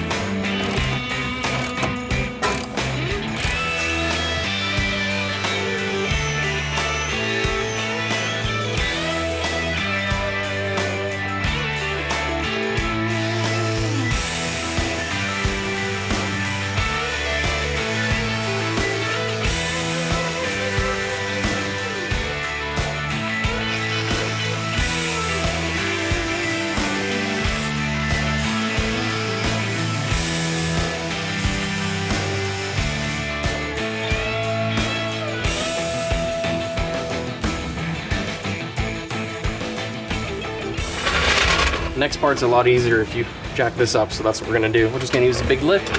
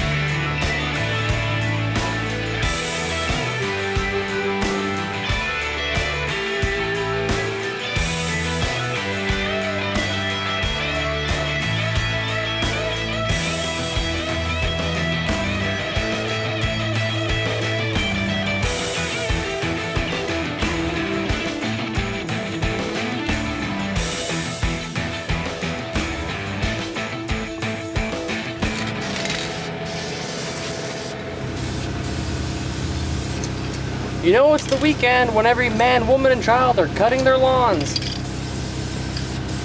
I don't know what's going on today, but it's like the busiest day ever out on my street. There's a guy pressure washing, there's somebody with a generator, there's somebody sanding a table, and there's at least 2 people cutting their lawns. It is like the busiest, craziest day ever, and I think it's impossible to get any good audio. So I've been time-lapsing most of the stages, but I wanted to show you one part here. Remember talking about this paint, and I was like, this is either a rip-off or it's good. It's actually like ridiculously good.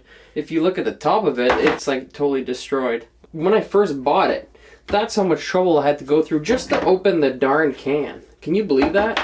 Like, I've used it maybe once since then, but look at this. This is insane. This is ridiculous. This paint is so freaking strong that you cannot even open the lid without absolutely destroying it. I had opened it yesterday, so it wasn't too bad, but I think it took me like legitimately 20 minutes to get into this. This is ridiculous. Like, this is just stupid. Like, look at that. Holy crap. And there goes my table. This stuff is great. I really like it. And we're going to put it in all the rusty areas because it's advertised that you can just put it right over rust. I had cleaned up some rust, so we're just going to put it everywhere to protect what we have. All right, let's go. Oh, and I should probably mention, when I took that wheel off, you probably saw just how rusty that that brake is. The discs and the caliper and everything. Those brakes are just, it's almost stupid how small they are. First of all, you look at the rotors, they're puny. I don't feel comfortable putting all this work into this truck and just getting those brakes going back to what they were before. I think what I'm going to do is invest in new calipers and new rotors. That's something I'm going to need some help with from someone else in terms of suggestions and whatnot, but I just don't see the point of doing all this work and not doing some of them. Those brakes are not safe. They're garbage, and they were never good to begin with, and I don't even think they were the proper size. Some of the older cars, that's the problem with brakes, so, you know, it is what it is. Just another thing we have to do. So anyways, I'm going to go do the paint right now, and then afterwards, once the paint's on, I'm going to put some aluminum on. I'm going to just time-lapse, finish it off, and show you how it's supposed to look. And we'll just mount everything and go from there.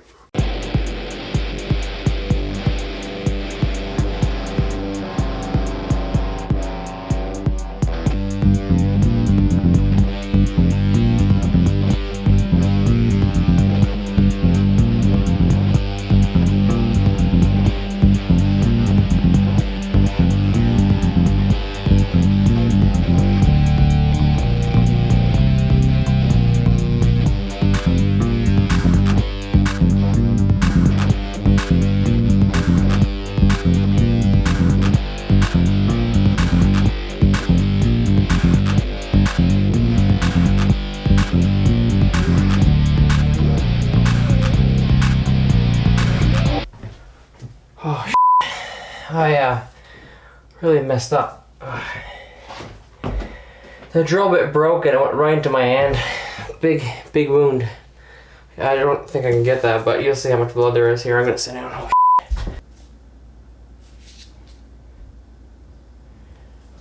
I just gotta chill out for a bit because I'm pretty dizzy right now. Like, I think a little bit of shock, unfortunately. I've had worse, but it's just not that great right now. Oh, this is not good. Oh. Yeah.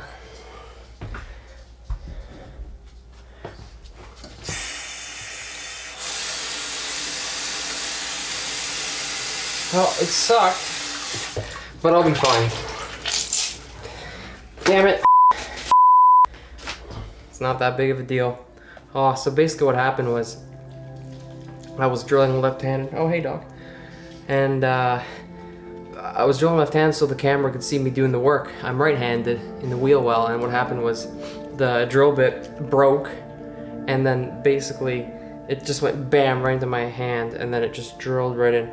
Not the worst, you know what I mean? There's nothing. I don't think anything's stuck in there. It feels uncomfortable, but it's not terrible. It bled a little bit. Seems to have stopped.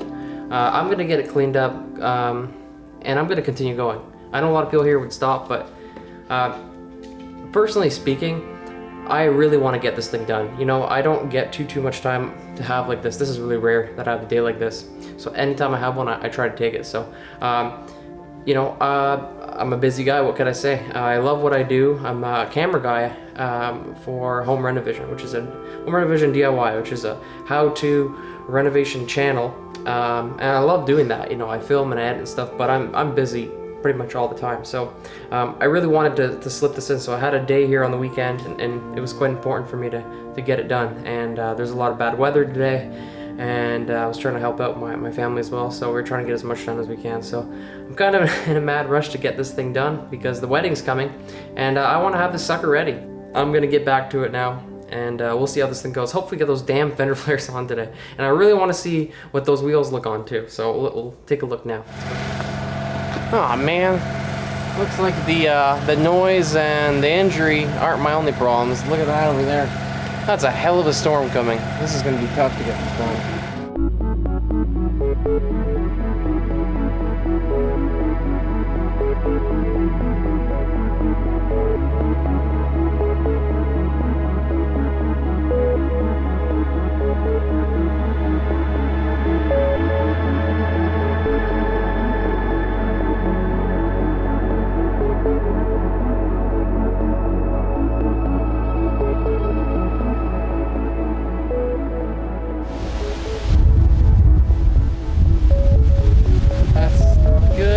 So as dedicated as I am to getting this done, I just got a tornado alert again. And last time that happened, one hit 5 minutes from here.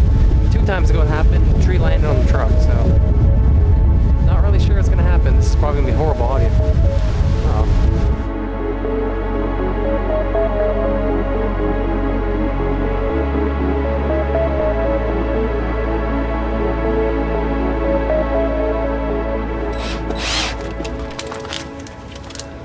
Well, I'm really not sure what to expect, to be honest with you. At least it's holding up for now. I think we're just gonna keep going for now. So now basically, it's all painted. Everything's there. It's all finished. I added this one part. It's called a dog. It's basically just like this plastic piece here. You put it in, and it just kind of gives it a nice finish look. So when you open the door, it doesn't look like crap. I actually really like it. It looks really nice. It turned out better than the other side. Alright, I think the storm chased all the roofers and people working on their houses and pressure washers, so there ain't no way in hell I'm stopping this. Alright, time to put this on and see what it looks like.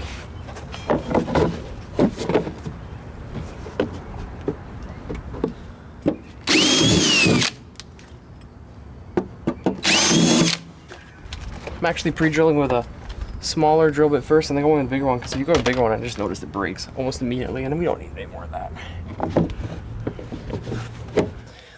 Alright, for mounting the sucker, we got these stainless steel T45 bolts. How awesome is that? Like, look how heavy duty this is. This is crazy. I love it. Like in comparison to what was there before, this little guy. And then basically you just put it through at one end, plastic, and then you just drive it right into the steel, and that's it. All right, let's get this damn thing on once and for all. Like, what a day. I feel like everything goes against me today.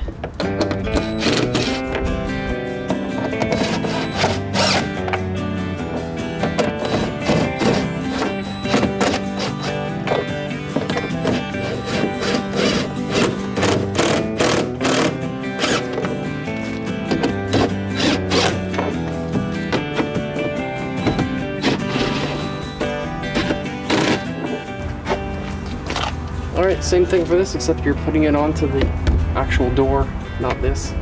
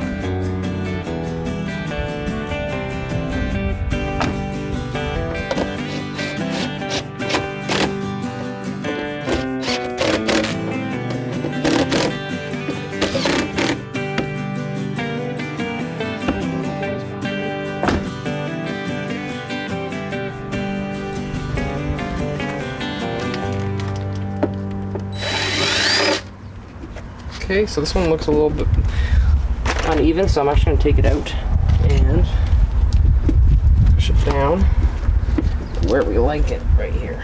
It looks good. You will. If you don't like it, adjust it. If you do like it, just keep it. Or if you don't care, stop complaining. There we go. Now it's even. Opens and closes. Now that is perfect. Now that that's all done, I think it's time to get the wheel back on and get on with our lives.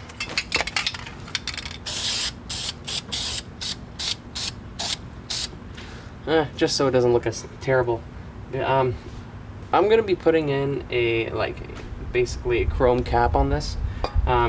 New lug nuts. Today I'm just putting in the old ones because I don't have that stuff in yet. Let me know your opinion if you'd actually put the chrome in the middle or just the lug nuts. So we'll put that on now and you can see what you think for yourself. Alright, this side is finished. So that's all done. Fender flares on, wheels on. Now we're gonna go to the other side. Now because this took so crazy long, I'm actually not gonna show you every single step of the other one. I'm just gonna show you a couple things that I learned from the process that I wanted to show you. But before we do that, dog's gotta take a dump. Wanna go for a walk? Say please. Saddle up my horse, gonna ride into the city. Saddle up my Shih Tzu. Alright, let's go. 2 bags of poo? Really? Alright, get back to work.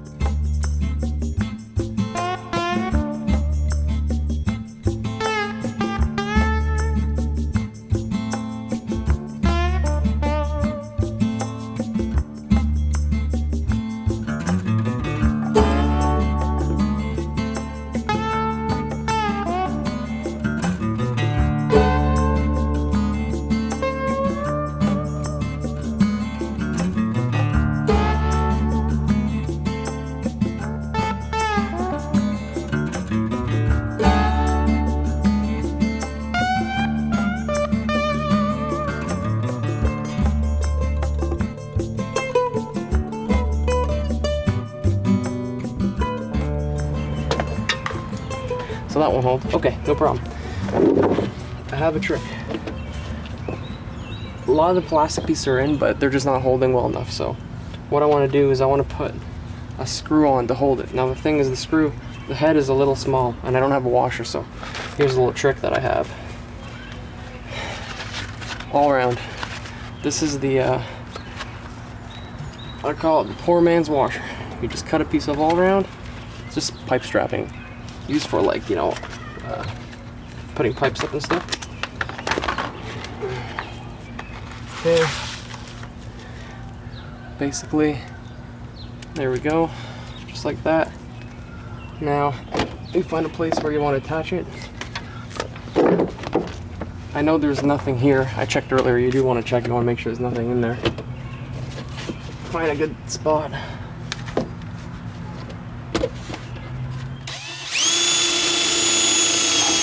Drill a hole.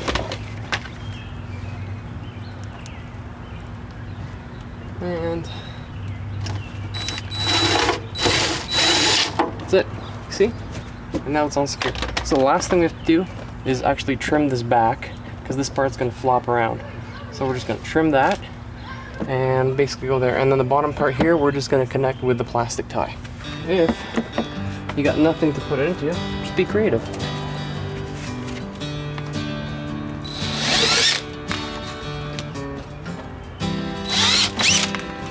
Plastic tie.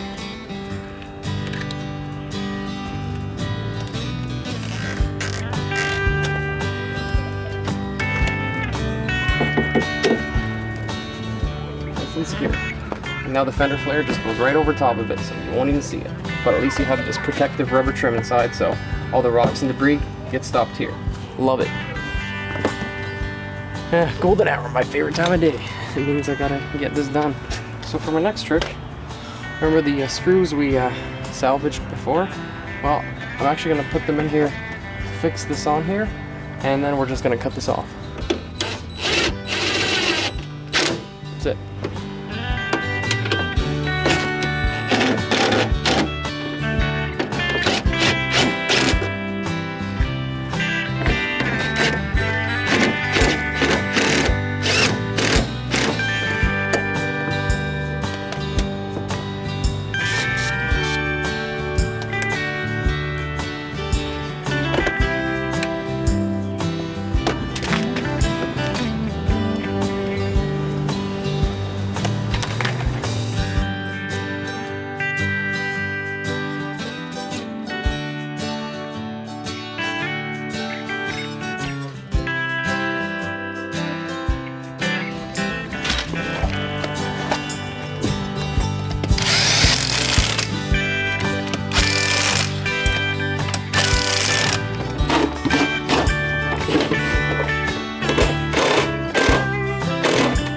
And I think that's it for today. Next time you'll see this, we're gonna have a lot of work done. Today was a big day. Alright, so we're gonna put the batteries in. Can't have a truck without a sound system. We're doing the stereo, we're doing the speakers, we're doing the lights, anything electrical that has to do with illumination and entertainment we're gonna do today. Okay, I know on camera it probably doesn't look all that impressive, but trust me, a lot of time and effort went to cleaning this thing up. And there it is from another angle. Oh man, not again.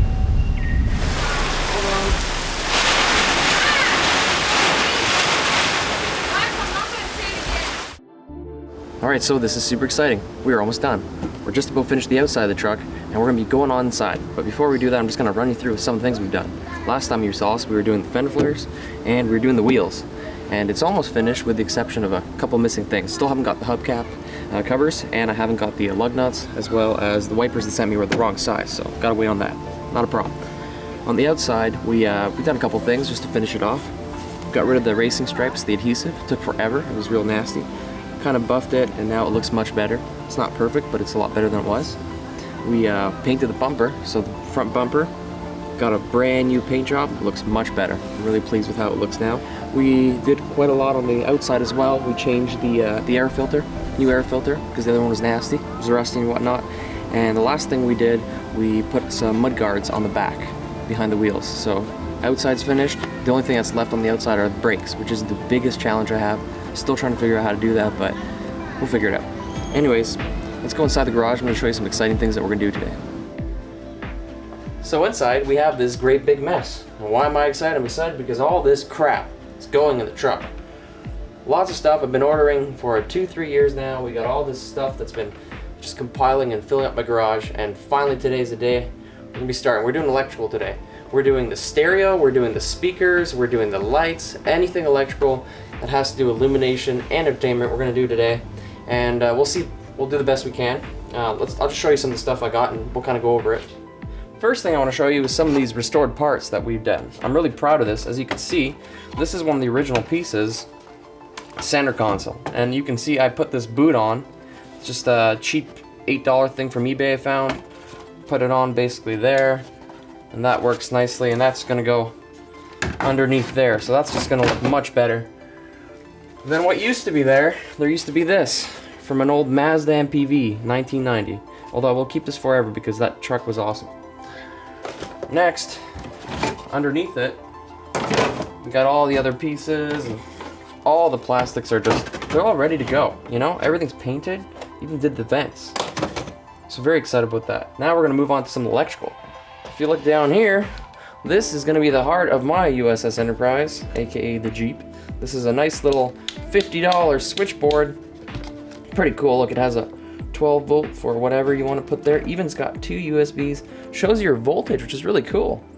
Usually my truck runs at 14, a little more than usual, but that's what it runs at. It's nice that it tells you that, you can really see it, and it illuminates at night, which is really cool. So we're gonna stick that inside. It's already got some of the fuses inside, so anything ever breaks, or pops, you just pop it off, remove the fuses. So we're gonna wire that up, and we're gonna be wiring all the lights in the truck through this. So I'm gonna have all the control right there, touch of a switch. Moving on. Now for multimedia, can't have a truck without a sound system. We're not going to be going too crazy in the sound system. I just picked some stuff that was pretty cost effective and just had the most features possible for the least amount of money. I'm not going crazy with this thing. I'm not going to be driving it a lot, so I don't really care about having a $700 sound system. But I did look up some reviews and whatnot, and this is what I found. First thing I found is these kicker speakers. These are pretty cool. They got great reviews on Amazon. They were off Amazon. I do believe I got these guys off, one of them I got off Amazon, can't remember, the other one was off eBay. So when you're buying speaker systems or whatever the hell you're buying, check Amazon and eBay, because the price could be a huge difference, or they could have more options. Some of them just came singles, this one comes in a pair, which is really nice. This one's in a pair as well. I'll show you what they look like. That's what they look like. They look pretty cool. I kind of want the style of the actual truck to look quite nice too, so they had good performance reviews, so I'm happy with that. I know you guys are now looking at this thing and saying, what the hell did you buy? Why didn't you buy something good? Well, I'll tell you why. I do have a Bose DVD entertainment system in my Audi. 2000, no, it's not 2000, what am I talking about? It's a 94 S4. The S4 has a Bose DVD player, it like pops up and stuff. And it was like $150 and it's really cool for what it was.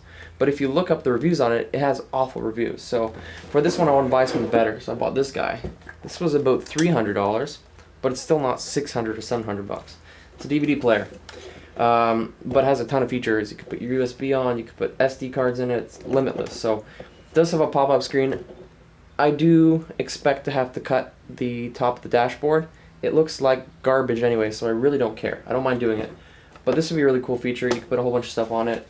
I love the idea of a DVD player in there. I'm not sure why, it's just who I am. So I'll put that stuff in, wire everything up. Let's go inside. I did a lot of work on the inside cleaning it up. I'll show you what it looks like. Okay, I know on camera it probably doesn't look all that impressive, but trust me, a lot of time and effort went to cleaning this thing up. So if you look here, it's actually been painted. I painted all the plastic and vinyl pieces, cleaned them all up. Washed everything inside, so we're starting from a clean slate. I don't like putting on new stuff while it's still dirty, and it was nasty in here, trust me. Even did all the windows and door panels. I cleaned all that off because I'm not replacing them, and I literally filled 3/4 of a garbage can full of paper towels just from all that garbage. So we're going to be putting all that stuff in, put the plastics back on, get this thing going, and make it look good again. Now there's no way we can do any electrical without any power. It'd be nice to have the power so we could check things. There's a lot of the cables we're not really sure what's going on. They were done so long ago that we have to source the power and connect everything. So remember this battery I used? Turns out it's a piece of garbage. It was actually from 2015. So when I bought it for $250 2 years ago, it was already 2 years old. And it was the last one there. So I feel like it might have been a return or something happened to it. So it's probably the source of all the problems I've been having, because even after we did the starter and I tried to start it up, I started on camera, but then 2 days later, once again, it didn't start. And I haven't turned it on since then, so it's just been dead. So I got a solution to that problem. Get rid of this piece of garbage. Grab these bad boys. 2 brand new Cummins batteries. The first thing I liked about these batteries was the price. They were only $89 plus tax, as opposed to $250 like the other battery. The Cummins batteries, as I mentioned earlier, they have some cool features like the handles, really comfortable. The other one just literally cuts your fingers apart. Really uncomfortable when you got to take this thing in and out a million times. Also, it comes another cool feature. It has these 2 little balls here you can't see, but they're green. These turn red if the battery's bad, so it's really nice. You can actually check if the battery's good or not without having to use a meter or something like that. Really useful. Third thing you want to check is when you're buying a battery is check the date. For the love of God, check the date. Don't be like me and buy an old crap battery and get, you know, swindled into buying some piece of crap that you can't do anything with afterwards. That is the reason for a lot of my problems. I have a 4-year-old battery in my truck that just isn't performing well. So here we got 2 good ones.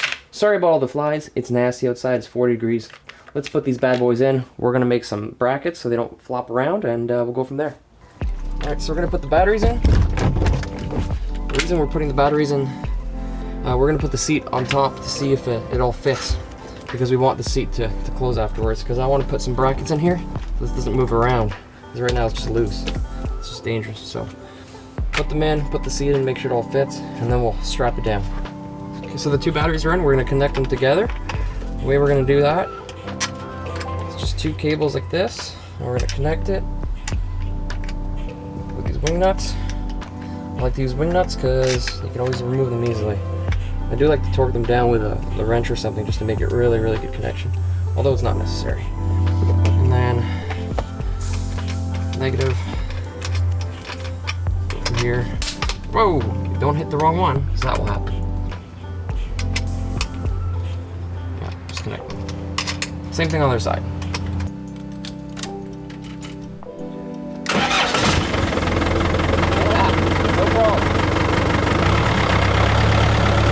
Oh yeah, the battery definitely was an issue.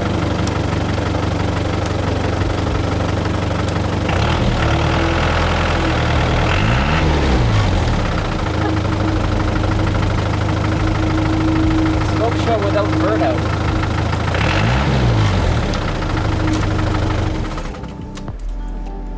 It's too much fun. People are gonna hate me driving behind me.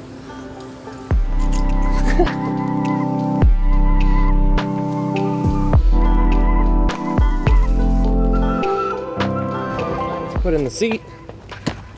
Before we do that, I'll let you know that's my dad over there. He's actually the one who bought this truck. He's gonna be helping me with the electrical. He's doing the switches over there. I try to get this all going. He actually bought this truck. What was it, Dad? 2005 or 6?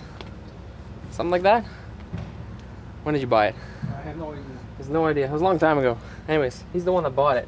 He actually did a lot of the work on it originally. Now we're actually continuing it all these years later. It's kind of cool. So we're gonna put the old seat in. Hey, look at this nasty thing. Still haven't got it skinned because all the places were trying to give me ridiculous numbers to get this redone. So we're gonna put it in, make sure it fits with the new batteries. And then just set the final place of the batteries and get them screwed in. So if you take a look at this, underneath here, they got these 2 cutouts. So my dad actually cut these out. I had a smart idea of putting the batteries right underneath. So the battery was originally right here. So now we're not losing that space anymore. We have the maximum amount of room. It's just very functional. And we're actually gonna have to assemble this whole thing because we have to make sure, actually no I don't, that's a lie. I can just put it in, there's like these grooves here. It just snaps in. As long as that goes in, wherever the batteries sit is where they're gonna be. There we go. Perfect. So that's pretty good now. I know, let's just make sure it's good. Yeah, that's good. Nice and comfortable. I can sit on it. Okay, so within that mess of cables, the genius at work. So Mark has just connected all the old lights. He actually did the original cabling there. So he had to figure out what was done a decade and a half ago. So he did that. Now we're gonna try to see if they work. All right, let's see what you did. Oh, you got the roof lights. Very nice. What else you got? Oh, there we go. Spotlights. And there's the daytime lights. These cars don't come with daytime running lights, so we added these guys because they come pre-wired. You just have to run it to a switch. There we go. Good job. Okay, so for the battery strapping, we're just gonna use this metal I have here. I'm just gonna knock her down. That's it, just like that. Just gonna take this, go to the battery, do another end of the battery, and then one more like that. And this is just gonna go right into the ground, 2 screws. Should be nice and secure. And that'll just help the battery from moving around. Plus, if anything ever happens, like I said, heaven forbid, we got some safety. Alrighty.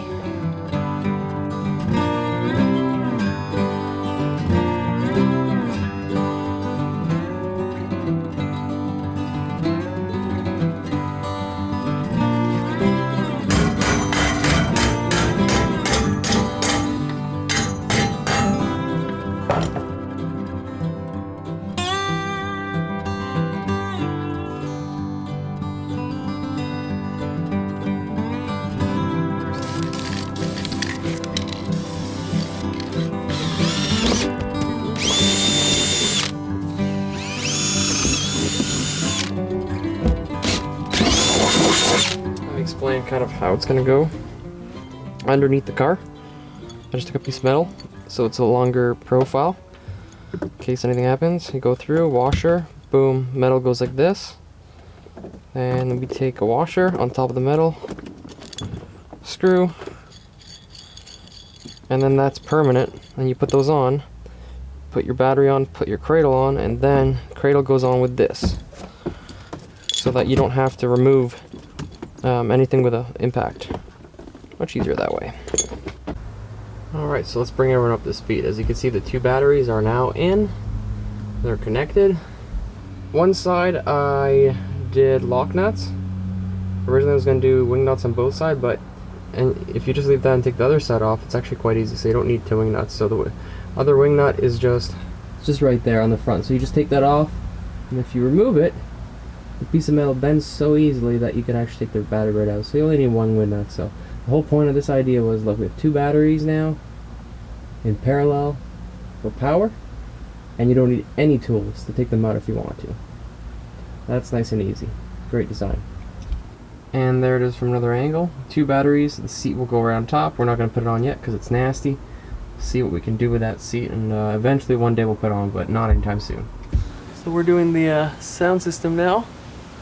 My dad's just figuring out where the cables go because everything's a huge mess in this car. So he's doing the sound system right now. We're just trying to figure out what the... Okay. That's it. That's plus or minus? Okay. Minus. Front, right, plus. Right plus? Okay. You can see we've already marked what goes where. He's going to start connecting those. And in the meantime, I'm going to connect all the speakers. Now I figure, before we actually put these on, why not do a little unboxing of these? We already saw those guys. Let's take a look at these. See if they are any different.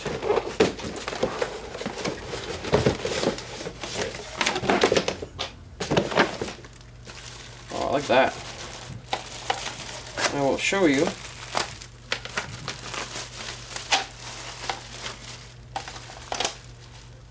It's pretty nice. You know, I think it's really going to work nicely. Wow. I think it's going to look good for the Mad Max build that we're doing here. A lot of black, a little bit of red. This has no color in it, which is perfect. So we'll go put them on. Hopefully they fit. Alright, finally ready to put the speakers in. I had to change my clothes because it's so hot outside. It's literally 40 degrees Celsius. I'm not sure what that is Fahrenheit. It's over 100 degrees for sure. I think it's like 100 something. Pretty hot. Anyways, speakers. Comes with 2 pieces. It's the cover plate. Now, before you have to take the cover plate off, these holes actually fit perfectly here, which is really nice. So we'll just take them off, take out the screws, put them in, and then once you're done, you just put the cover plate on with the screws. Kind of gives it a nicer finish.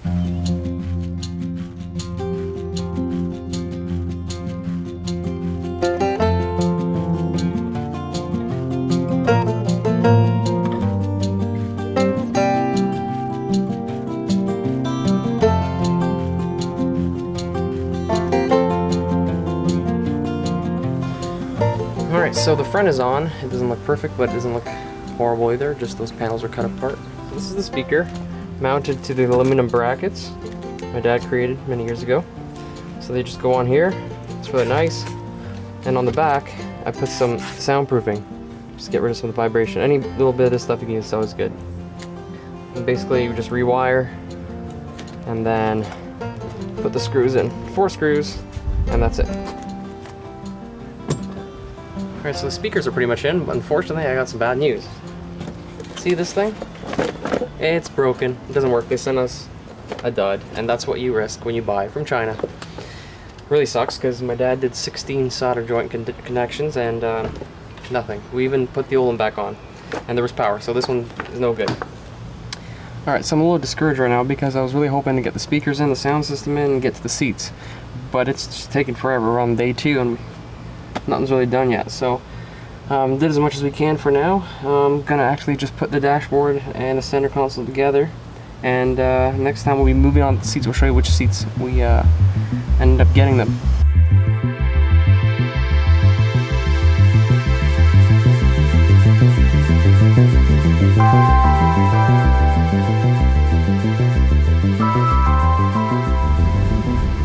Oh man, not again.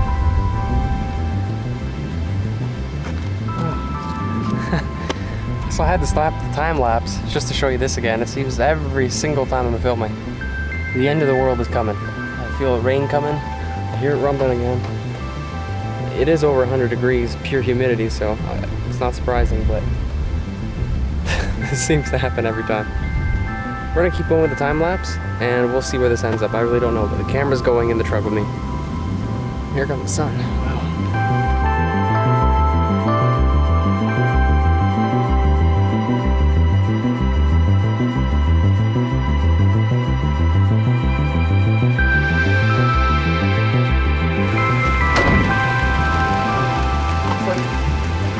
Looks like I beat the rain.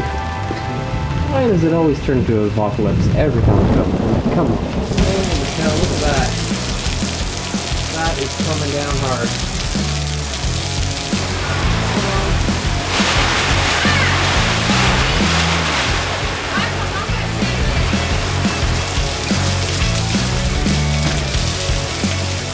It's blowing.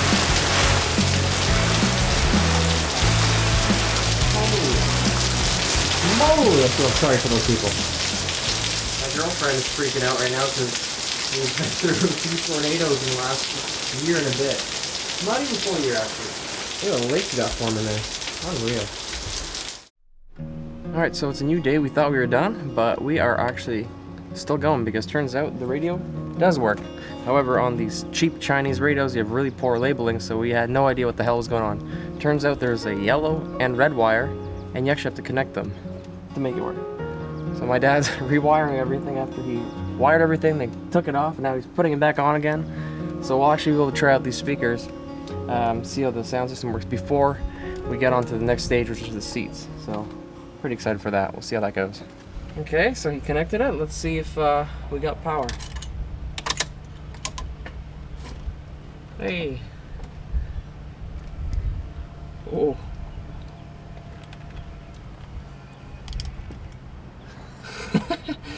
Nice. Oh, that's sweet. Okay, cool. I don't know how this works. Well, let's try it. Let's see if you did it right, man. Let's try auxiliary.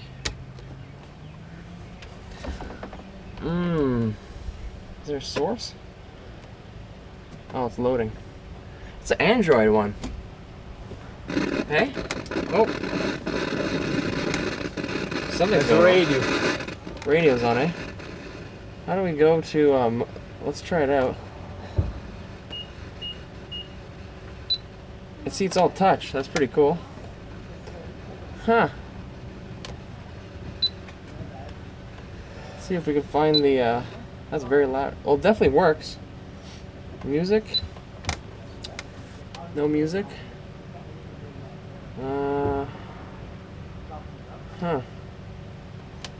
Wow, this thing's got like everything. Got Google and stuff. That's pretty cool. This is neat. All of a sudden, oh, there we go. Auxiliary.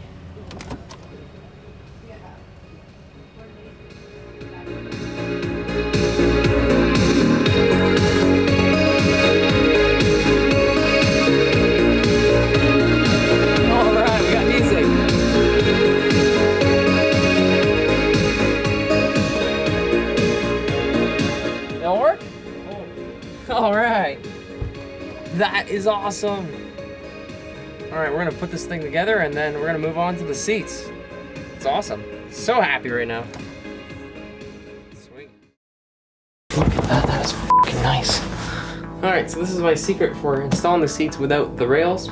So when we put these rails on, they actually didn't work. Really comfortable, really nice.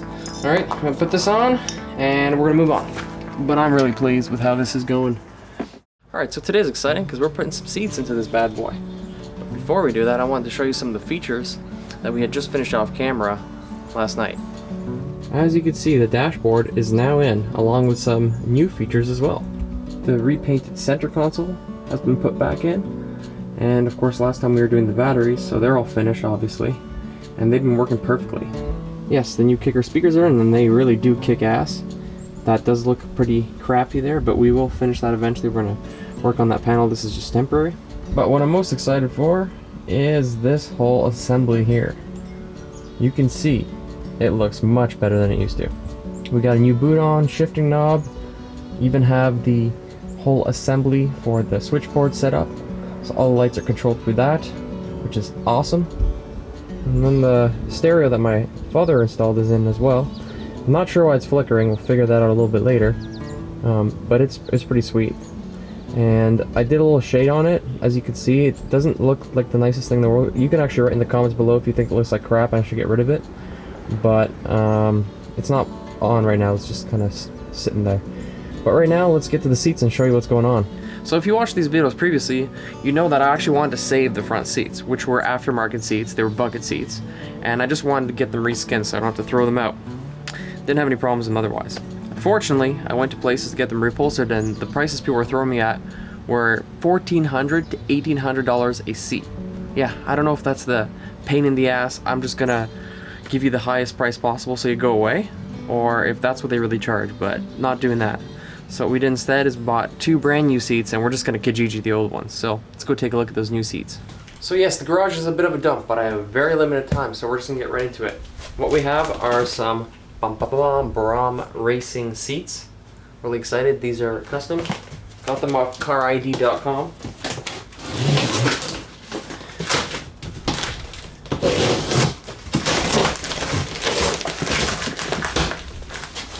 Take a look inside.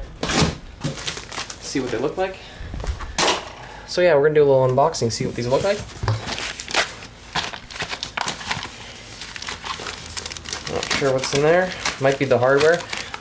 When you buy these things, there's a couple options that don't come with the seats themselves. First thing that you're gonna need, oh yeah, I can feel in there, the hardware.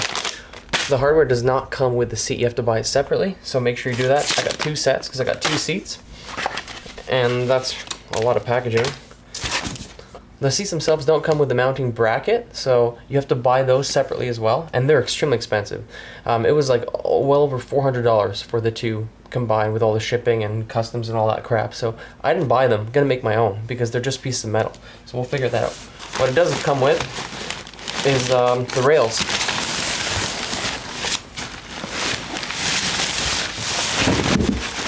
Whoa.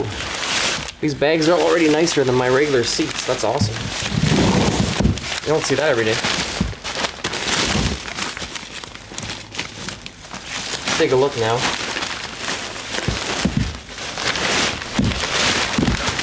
Now there's a bunch of different styles you can get and colors and combinations. So I picked the black with the red stitching.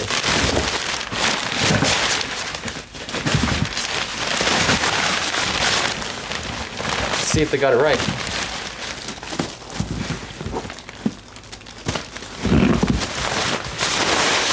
And they did. Wow, look at that. That is nice.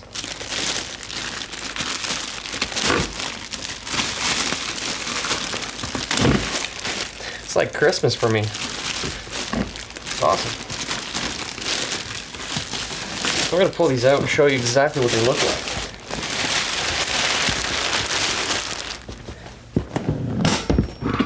Look at that, that is fucking nice. So this is the new seat. Check that out. Looks like something out of Tron. Well, that's awesome. Yeah, it's got an adjustment and everything.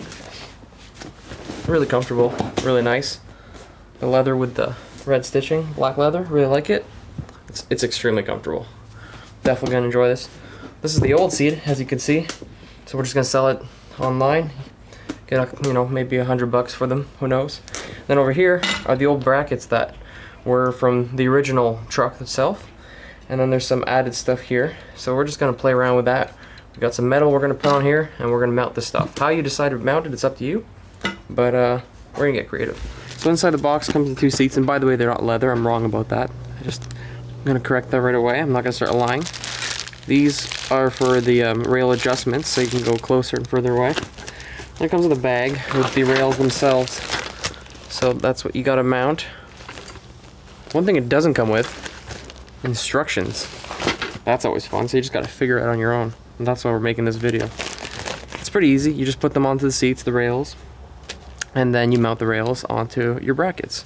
And you can buy the brackets, like I said, or you can do what we're doing, save some money and make your own. Let's get to it. So first thing you want to do is you want to put your rails on. Take your rails. You want the 90-degree metal part towards the front of the seat. This is the front, with these guys facing in.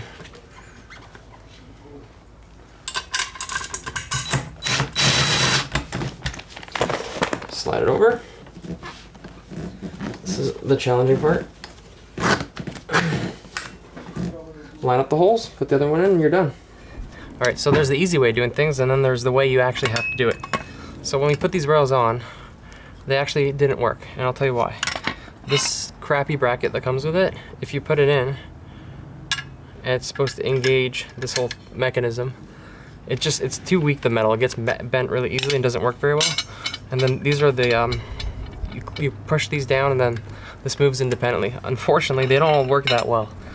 There's 2 of them that work really well and 2 of them that don't. So these are the ones that don't. So we actually took them off, and the truck actually has old rails on it, so I managed to make use of the old ones, so I'll show what we did.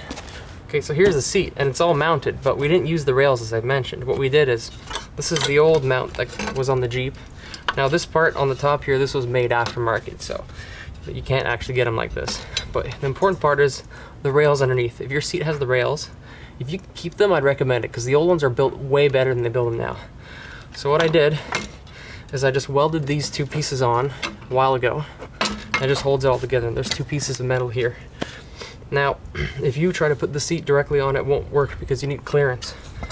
So what you do is you buy steel tubing. You buy steel tubing, this is 1 1/4 inch, and you just put it like this. You mount your seat to the tubing. Once it's on, you can actually go align your holes. You can drill any holes you want. It's really easy to work with. The trick in this is that when you have to put the bolts on, because there's no clearance, is you can actually access it through the side, so you'll have to use a wrench. And that's it. So now we're gonna put this in. I'm gonna miss not having the seats in here. It's so easy. All right. Check it out. The seat is in. I think it looks great. Here is our custom bolt work. I put all new big bolts in. These seats are very groovy, so I was able to take it for a rip, and it was quite comfortable. Now we'll do seat number 2. Hey, what's going on, baby? Love you. She don't love me. Alright, so here's the secret on installing these seats. If you don't want to use the rails, you want to use your own rails, or they're just not working very well like the ones I got. Wasn't happy with them. Steel tubing, 1 1/4 inch, as I mentioned earlier. You aren't going to be able to line up the holes here, but what you could do is find out how long it should be. Line up one of the holes, and look where the other one roughly is, and cut off the excess. That's the thing I love about old cars. If something doesn't fit, you make it fit. It doesn't matter if you scratch something up or have to modify something. Anything can be improved, fixed, or made better. So that's the fun part about working with these old cars. So now I'm gonna cut this. Yeah, I'm putting on a whole ton of gear because I don't like bits of metal in my arms, and I like to keep my ears. So yeah, it is what it is.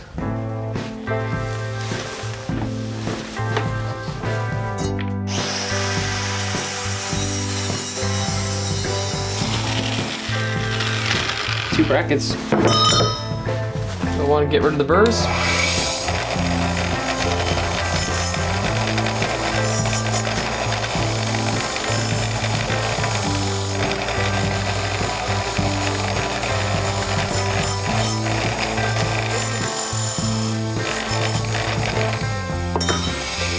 Well, somebody's having a party. That sounds fun. Anyways, now what you gotta do is you gotta start putting these bad boys on. And the way I did it last time was I started on the outside of the seat. So I'm gonna do that again with the factory edge. It's kind of nasty, it's green, so I'm not gonna use it. I'm actually gonna use my own edge, the screw through, and attach it through the top here. That's how you start it. Now you don't have to use square tubing, but the reason I'm using square tubing is because square tubing gives you flexibility. And it gives you flexibility you don't have with if you're just using straight metal. So that's why we're gonna use it. So put it on top and bottom. Now the next trick. Now you won't be able to see it, but I can't go through a screw into the hole. It's actually right in the middle. I can see it's almost dead center, but not really. It's like here. So we're gonna mark it with a little cross. Same thing on the bottom. And we gotta take these off again and drill them out. Alright, so we got our 2 pieces of metal. You're gonna need 2 drill bits. Pre-drilled first, so you don't hurt yourself. Okay? And go right through all the way.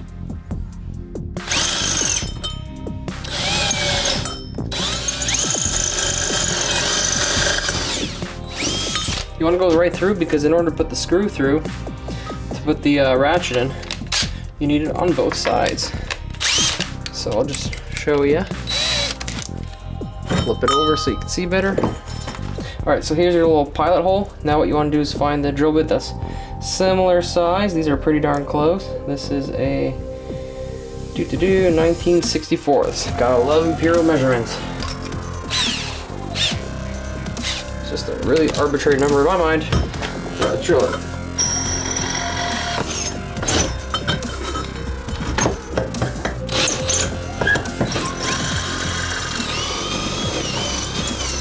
And don't be afraid to make the hole a little bigger,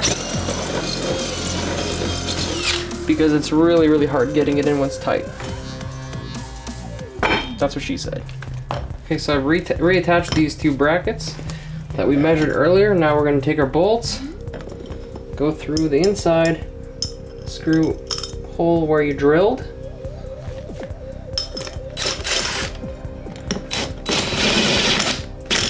You just drive it in.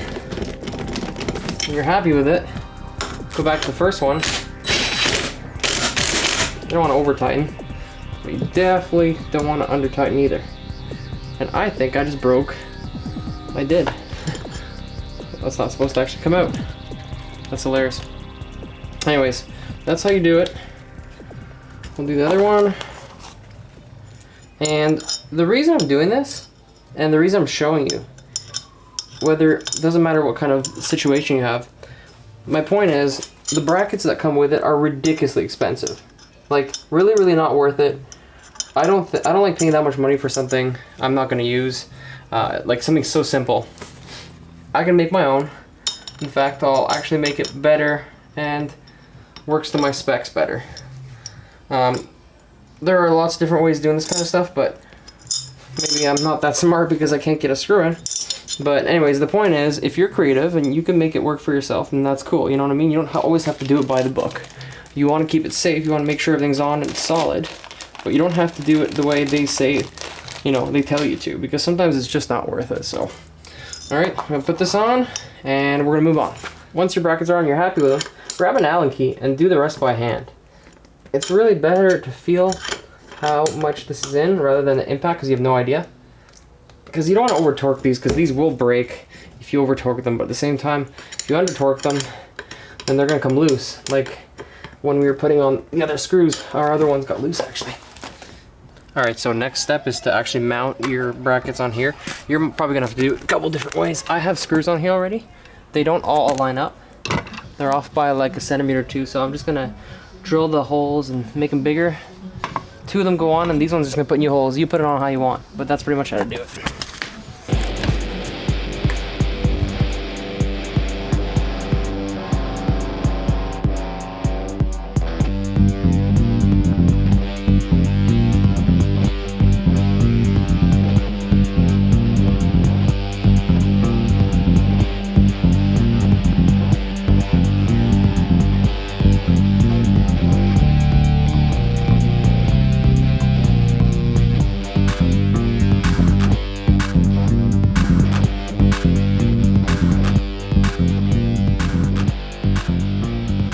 So yeah, it takes a little time, but this is the secret with square tubing. Check it out.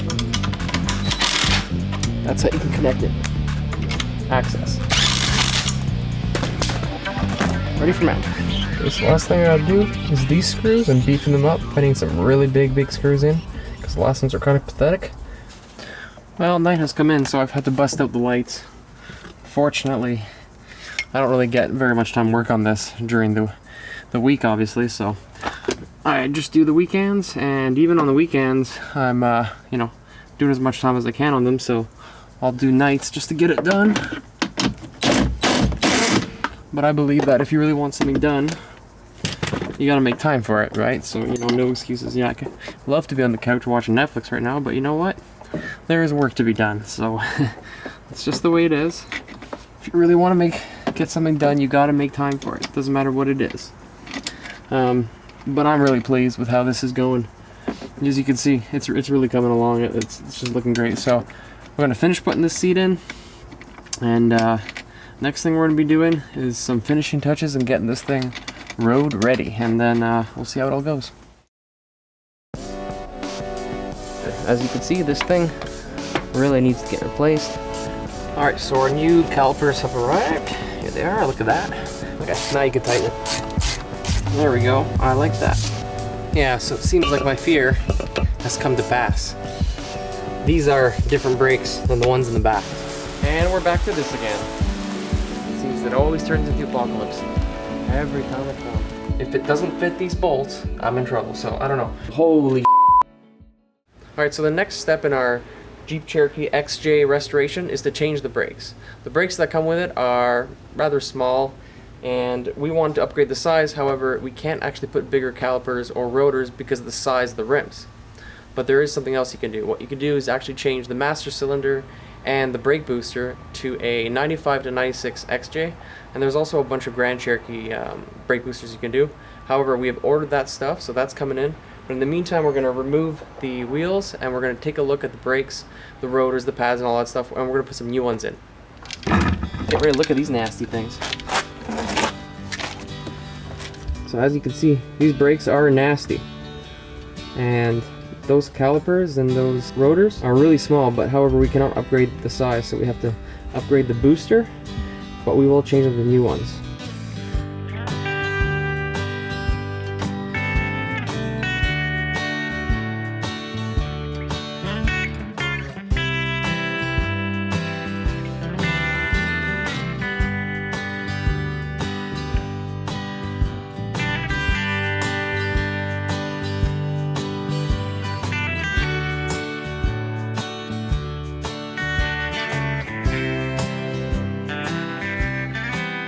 Okay, so we've taken the caliper and the rotors off, and we just put the wheel back on. So if you don't have blocks like we don't here, you can always just put the wheel right back on. So that's the easiest way to do it. It's also the safest way. You don't want to keep your car up on a jack. So now we're going to take the other one off, make sure they're the same, because we're actually not sure if the brakes are different or not.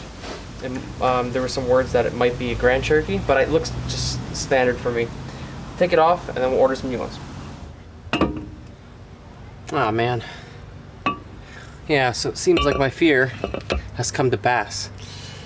These are different brakes than the ones in the back, so I was kind of afraid of that. I had heard a rumor that these had been changed, and as you can see, somebody has definitely changed them.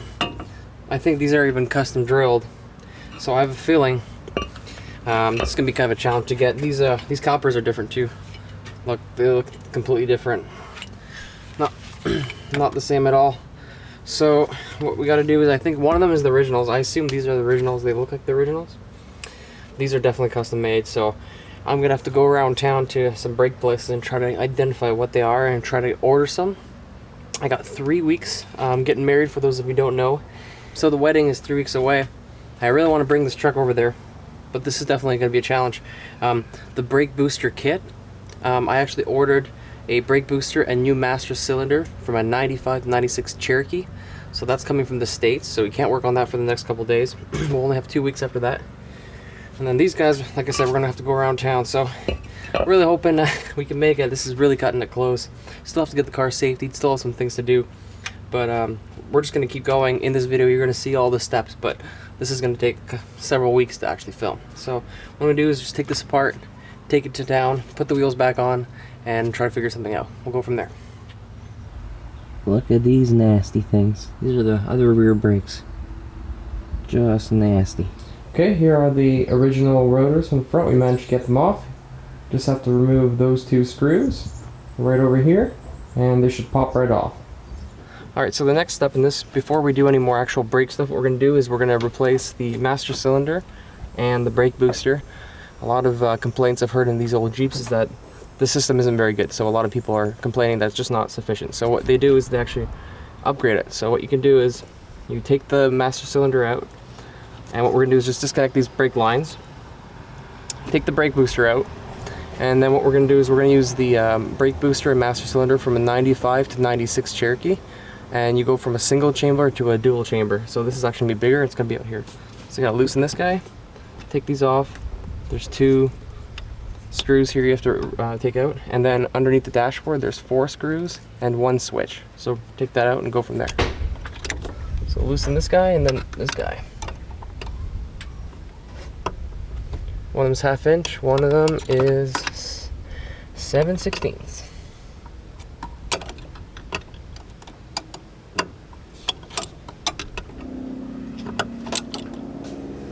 Got it. Okay, so you're going to want to remove these 4 screws, there's 4 of them, underneath the dashboard.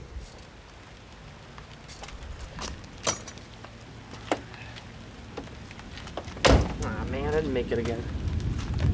I had to stop last time because I was too tired, and came out here this morning, had 1 more screw to go underneath the brake booster, and then this started again. So I just got back from the store, got some parts, and unfortunately the weather's changed for the worst again. So I'm gonna have to stop again. This is gonna be a lot of stop and goes, but that's kind of the way it is.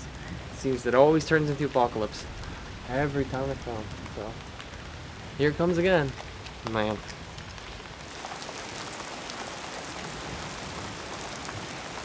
So today looks like a bit of a write-off, but that's okay because I was able to get some stuff done. We were able to go to the store, and I was able to source new rotors, new calipers, and new pads for the front of the Jeep. So the original ones, still able to get them, which is really nice. So if we open up this box and not kill ourselves with this, yeah, have fun dropping that on your foot. That'd be a lot of fun. Check these guys out. Brand new rotors for the Jeep. They were 35 bucks each. I got 2 of them. So these are the fronts. Thankfully these are still, you can still find these. I think the pads were not much more. You can buy pads for 24 bucks, or you can get ones for like $48, the much better ones. So I got the better ones. Might as well go for the top of the line stuff. The calipers are not in yet, so we'll get those tomorrow. So you'll see that momentarily in the video because we're not doing much more today. Unfortunately, I went with these rotors to a bunch of GM suppliers trying to figure out what they are, and nobody can give me an answer basically. Everyone says they don't know how to figure it out, this and that. So I have these rotors. I have no idea what they're from, but doing some research I found when you have the drum to disc conversion kits, it will come with the disc, the calipers and all that kind of stuff, emergency brakes. Some of them do, some of them don't. But I noticed that these ones will have a 5x5 offset bolt pattern, and then they'll have some extra ones too. I think it's 5x 4.75 or 4.5, which is kind of cool. And so you'll have these basically, and the problem is you can't just go to the store and say, oh, these are my rotors. You can't actually get them. So I think I'm gonna have to go to a specialty place, buy these. These are the 11-inch rotors, and they have, the weird thing about these ones is if you look at the original rotors, check this out. Now, I know it's kind of hard to see on camera, but look, this is really, really, really deep. This is the originals. I think it's like 1.5 inches, almost 2 inches.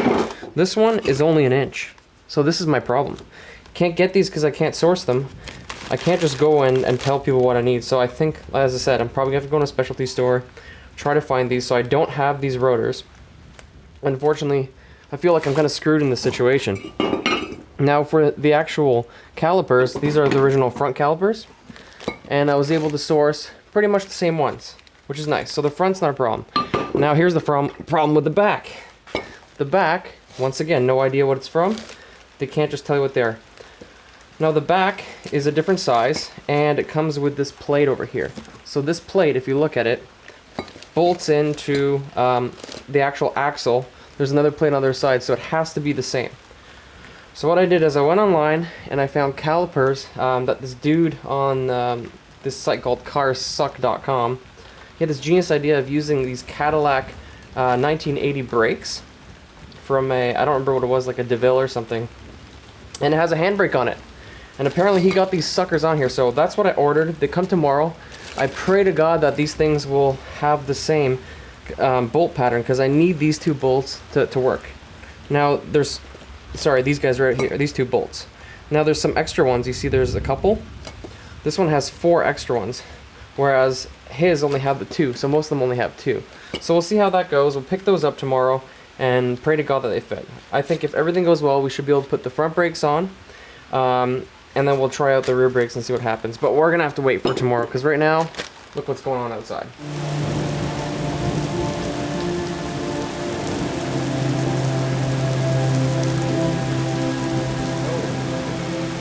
And we're back to this again.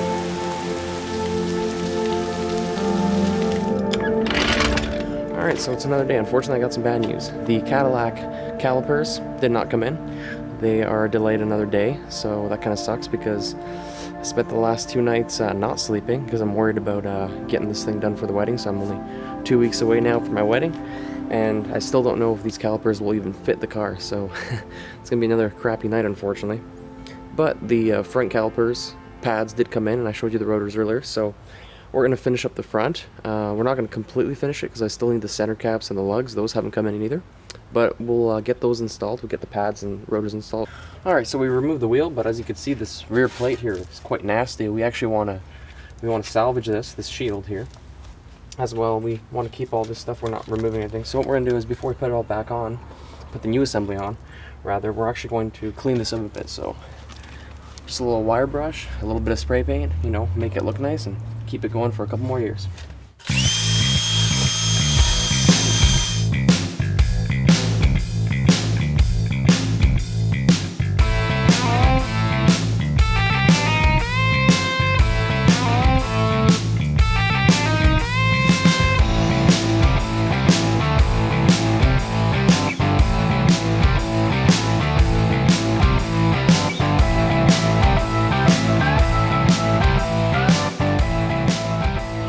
Alright, so our new calipers have arrived.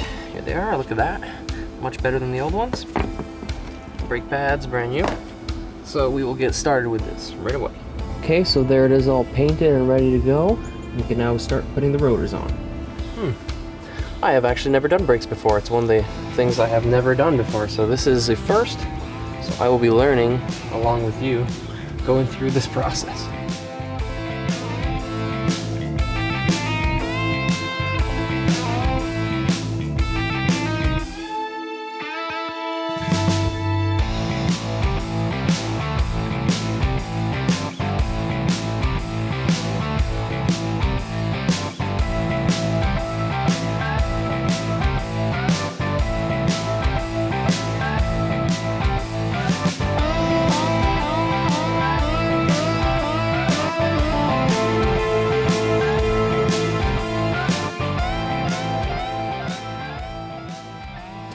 Okay, so the calipers are on, but we didn't put these on because I have no idea how the hell these go on, and they don't seem necessary. Please comment if you think otherwise. Alright, calipers on, rotors on, pads are on. Now we're going to reconnect the actual brake line. Okay.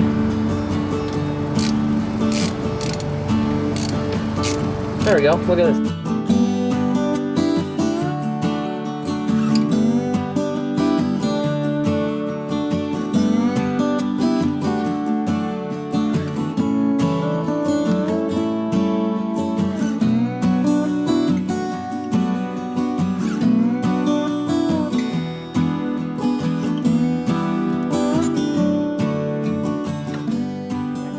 the rotor. I noticed this assembly is a little different than some assemblies I've seen on YouTube for other people. Because I noticed the rotors on the back have nothing here. Or sorry, not the rotors, the pads. Whereas a lot of YouTube videos I've seen people have like these clips on the back. And a lot of people don't have the little clips that go on the caliper like these guys. So I'm not sure why that's different, but I'm just gonna run with it. Like I said, if you see a problem and you know this stuff, just write it in the comments. We can always fix it in the future.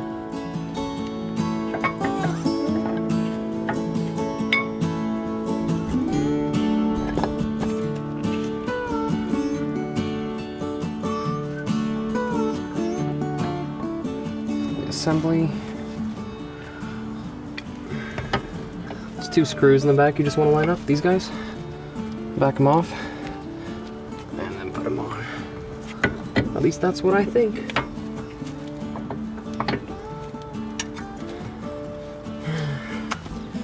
Alright, so we'll put that back on now.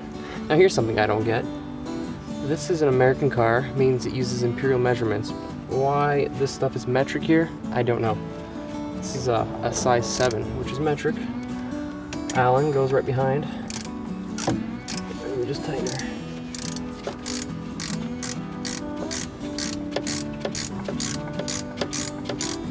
Someone could explain that to me, that'd be awesome.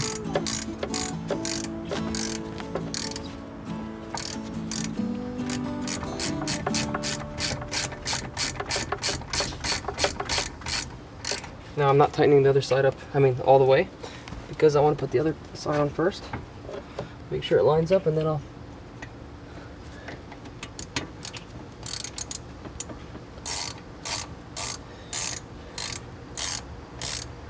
Okay, now you can tighten it.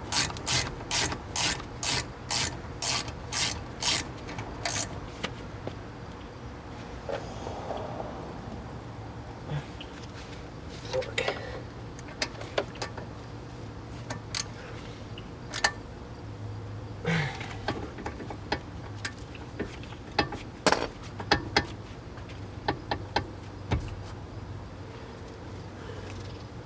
Wait. Big Daddy back on. I've taken these things off like 30 times, I swear.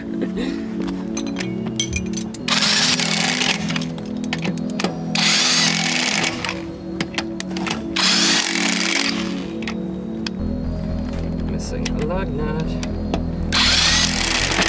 Alright, that's it. Going down. You know, I might as well take that last bolt out.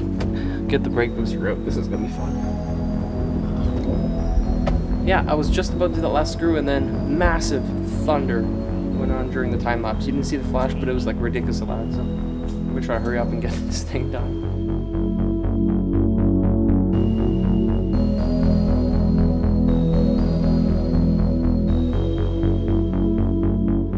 And here is the old brake booster. As you can see, this thing really needs to get replaced. This is the original one. It's pretty rusty, so it's good that we pulled it out. Put a bigger one in, and that's it. That's all we could do for today. Perfect. Another nasty storm coming in. Oh, these winds always make me nervous. So they're finally here. It's the next week, actually, believe it or not. It's been several days. It's been a full week since these were supposed to come in, but they have finally arrived. So I'm extremely nervous because I haven't slept in 4 or 5 nights now. I'll be honest with you, I'm just wiped because if these do not fit my current configuration, I don't know what I'm going to do. And I'm not sure I can get this thing ready for the wedding. So anyways, my issue is this bracket that comes with the old kit. If it doesn't fit these bolts, I'm in trouble. So I don't know. I haven't opened them yet, so I want to do it on camera. So either I'm going to be really disappointed or really happy. I don't know. We'll see. Okay, we're going to do a little closer angle just so we can actually see. So you're not going to see my face. Which is probably a good thing. Who the hell wants to see that? Okay. I'm just going to remove it out of the plastic first because, you know, I had to stop the camera because there's so much freaking packaging. It took me like literally 10 minutes to open this thing. Before I try this out, let me reiterate how I got to this stage. I literally saw a video. I looked up Dana 35 rear differential disc conversion, and there was a video of some dude online, as I mentioned earlier, carsuck.com, and he did this idea, but I have no idea if he has the same rotors or he's the same size. I don't know anything. That's the closest I can get to. So this is like a massive gamble, really, this far in. So, all right, let's take a look at these things. Okay, let's turn it around. Okay, this is the handbrake mechanism, I believe. Looks like it. Looks a little different than what I saw. Originally here I saw a big spring, but I guess that's it. I don't know. Okay, it looks similar size, but all we'll really know though is based on this piece of metal here. I'm just gonna look which way it goes. So it's supposed to go in like that. Alright, wish me luck. Okay, here goes everything, like literally everything.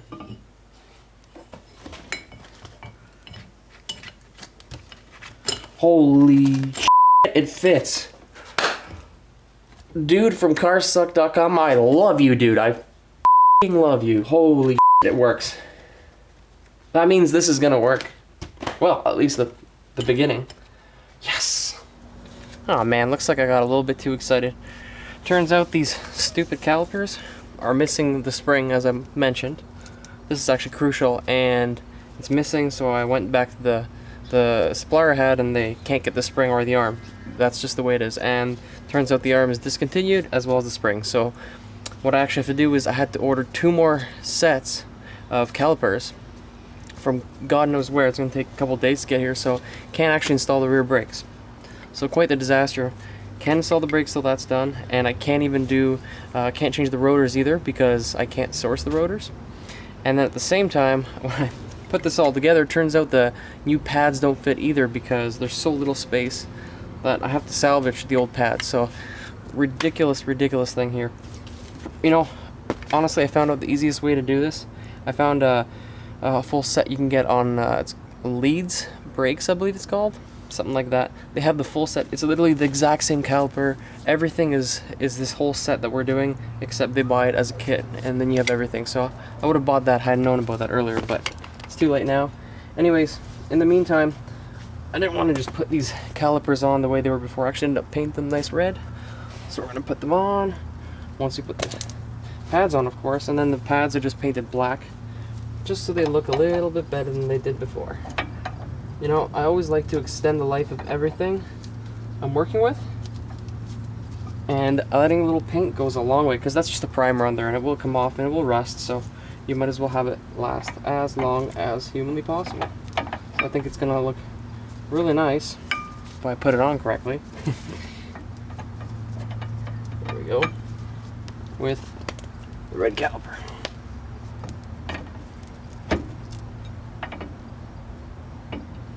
I should also mention my lug nuts and center caps didn't come on Friday as they were supposed to, and as well my brake booster and master cylinder didn't come either, so I'm kind of stuck right now. Running out of time here. Really unfortunate. It's Sunday now, we're going to have to do this in the evenings, and I really didn't want to do that, but we'll see how it goes. Hopefully this stuff comes soon and late.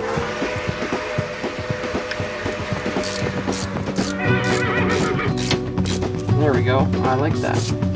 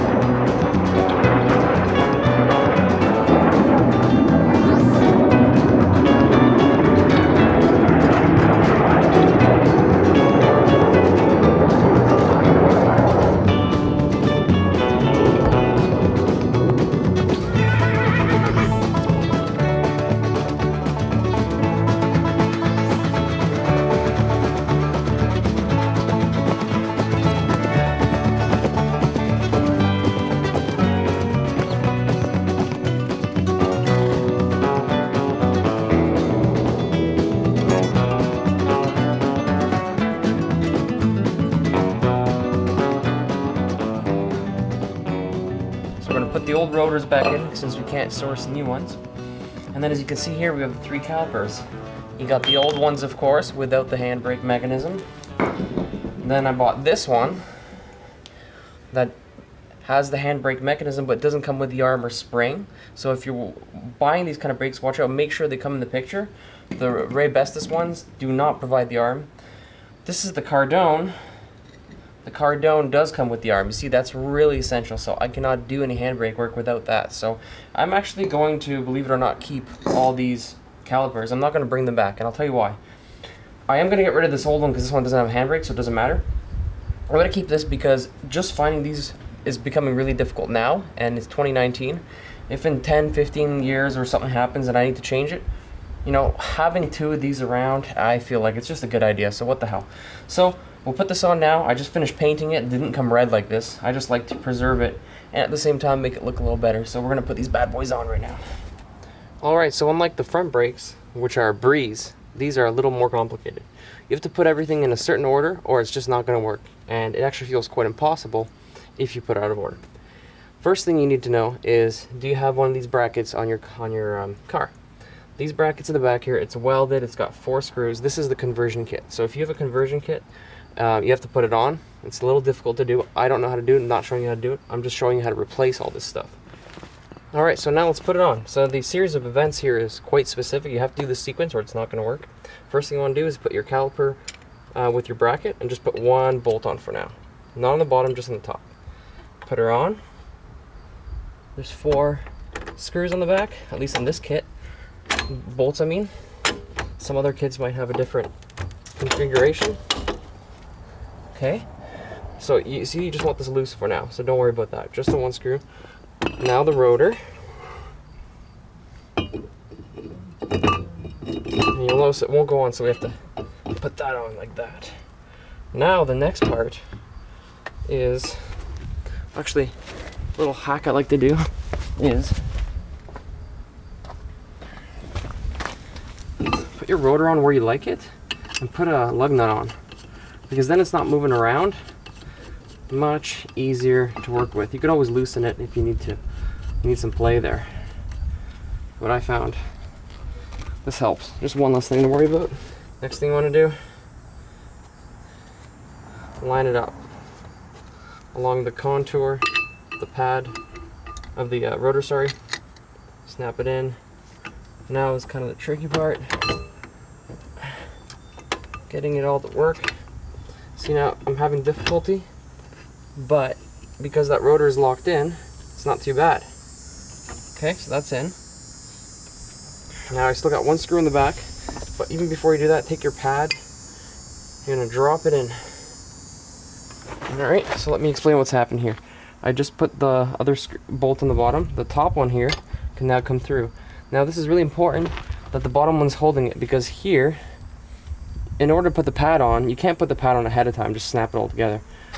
You have to put this on first, then the pad, then the bolt. And now it's a matter of just lining it all up, you know. Now the rest you just wiggle around until you get it to go in. I'm having my spacer inside this coming out constantly, so it's becoming a little bit of a challenge. But that's okay. Really, really close here. Start screwing it in. Fortunately, I beat up my pads, my calipers a little bit, but I could always touch them up a little bit later.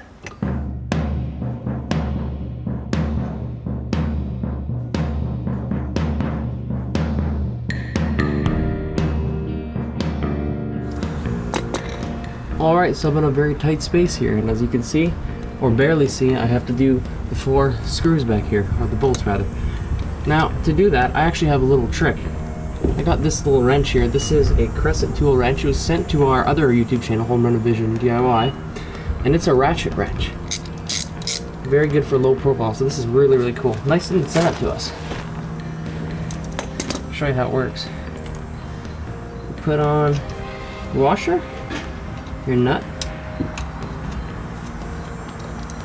and rather than doing it with a little wrench, just do this.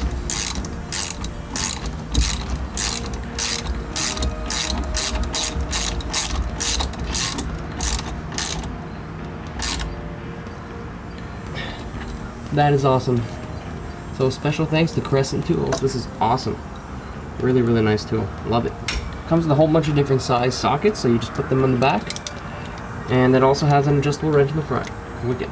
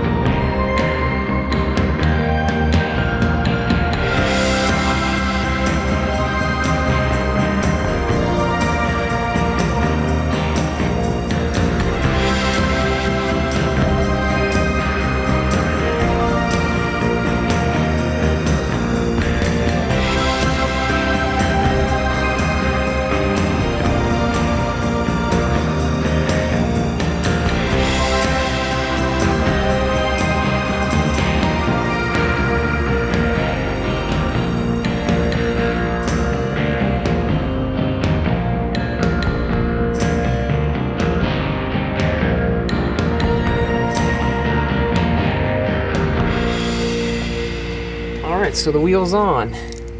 The new hardware's on. New center cap is on.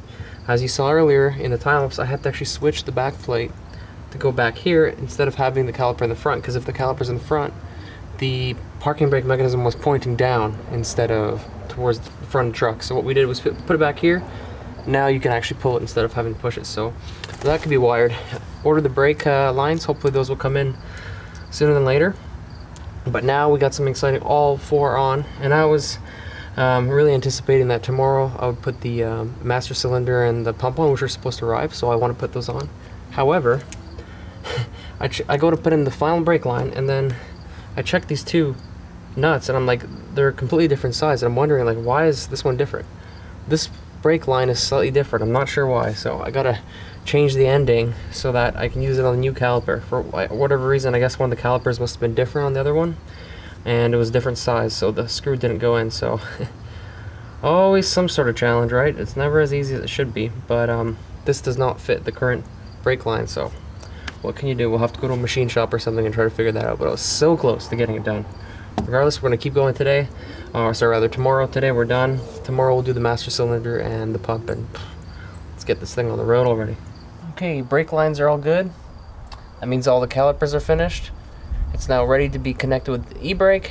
That's one thing I'm not going to show you how to do. I got to figure out how to do that myself. It's not going to be in this video. However, it does have the mechanism, so it just has to be connected up at the front there. So it's a new day, and as you can see, the mess is back. Yep, but you know what? That's actually a good thing, because a lot of this stuff is going out today. Some of it just came in, and I wanted to update people. Basically, yesterday I installed this last caliper on the left side, and that one was a Cardone. The other side was a Raybestos. Turns out they're slightly different, so you gotta watch out. The brake lines did not fit on the Cardone, which really sucks. So I literally had to take it off again this morning, and I took the spring and the arm off, and I put on the original Raybestos ones I bought, and it works. So that's great. So they're both on now, but if you're buying this stuff, make sure they're the same brand, and check your brake lines, because it might not work. So the Cardone had a larger bolt, and the Raybestos had a smaller one. Anyways, moving on. So all this junk here. First thing is, we got the old calipers. So these are gonna go. Let's get our core back. If you return this stuff, you get a core fee return. So that's a good thing to do. Got my receipts there, so that's going out. This over here is pretty hilarious. Obviously it's the brake booster, as you can see, based on the fact some of it's sticking out. I'm not really thrilled about that kind of packaging, to be honest with you, but hey, not surprised at the same time. So they could have used a bigger box, right? So let's see if this is the right thing, right? We got our old one right over here. That's the old one. Okay, I'm just going to put it aside for now because I kind of want to compare. The new one should be the same except longer.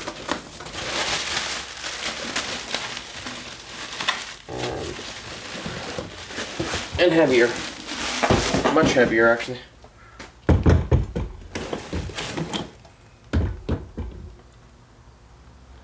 That looks right. Let's compare, because they are different a little bit.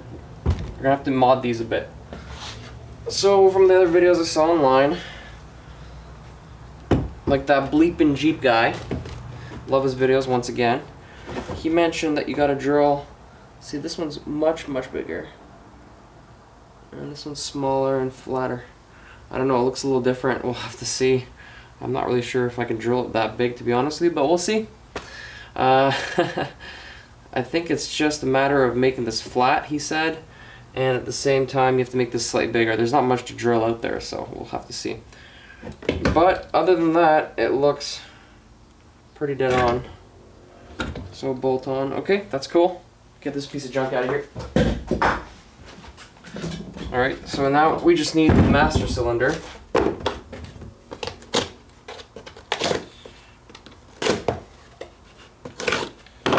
Okay, these parts are from fourwheelparts.ca or .com if you're in the States. I'm in Canada, obviously. And it's a pretty good supplier, to be honest with you. They have a lot of great stuff. And I'm not sponsored or anything, I'm just saying that because it's hard to find good parts. I like that site, Quadratec's pretty good, and Speedway Motors is where the other Cardone caliper came from. Those three sites are really great.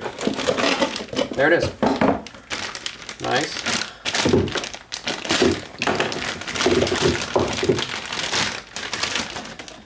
Okay.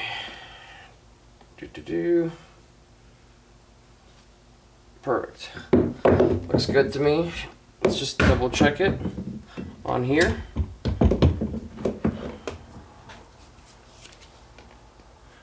Not sure which side is up. I think it's this one. Perfect. Okay. So I guess we're ready to install. That's awesome. But before we do that, we're going to mod this guy over here. So we'll do that in a second. And so we'll get started. But before I do, I just want to show you one thing. So before we move on, I actually wanted to thank someone named Luke. Luke contacted me, had an ad on Kijiji asking about brake questions, and he had a great solution. He told me to go to a place called Kenny Upol. And Kenny Upol, I'm pretty sure it's in the States as well. It's a junkyard basically, and you go in, you take off the parts yourself, and you pay for them. It's awesome. It's like a $3 entrance fee. So I went there, and I was able to find the rear wiper motor, which is something, ours is dead. So, you know, I could change that. Spare tire carrier, might put that on, I don't really know. This was the most important thing. I know reverse lights, so I'm not going to show you guys how to do this stuff. I'm just showing you what I have to do to make it past safety. So, reverse light switch. Bunch of that stuff. So thanks, Luke, for contacting me. It really helped me out. We were able to get some parts for other cars that we have as well. And then this guy over here, that's not from Kenny Upol. That's just for fun. That's going on after the safety. So if you look here, this one and this one are different, right? This one's significantly bigger. I don't think it has to be quite that big. That's the brake, for the brake switch. This piece here has to fit in here, which it fits in here, but it doesn't fit in here, right? So we're just gonna drill it out a little bit, just so we can get that in there. And then on top of that goes the brake switch, right? So this is really important, so we gotta do this. So that's the first mod we're gonna do. I don't have a drill bit big enough, so I'm just gonna have to play around with it, but sometimes you gotta do what you gotta do.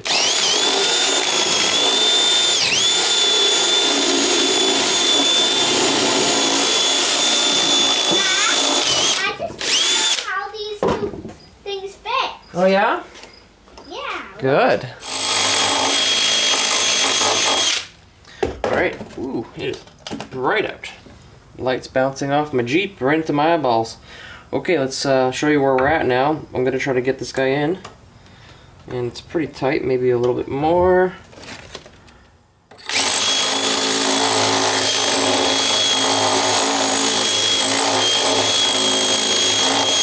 I gotta be careful here because this is pretty thin. The other ones I saw on the Bleepin' Jeep video, his was much thicker. So he had a different one. He had it from a ZJ. This one's from a Cherokee. But the good thing about this one is I don't have to make it flat, because the point of this right here is for this switch to go on like this, right? This is how it sits. Goes on just like that. I don't have to shave it down because it's already really thin as it is. A lot thinner than I would like it, but it's different than the ZJ like I mentioned. So now what we got to do is make sure this all goes in. And it's pretty darn close. I think if I hammer it with something, then perhaps I'll break something. Perhaps they'll go in, who knows.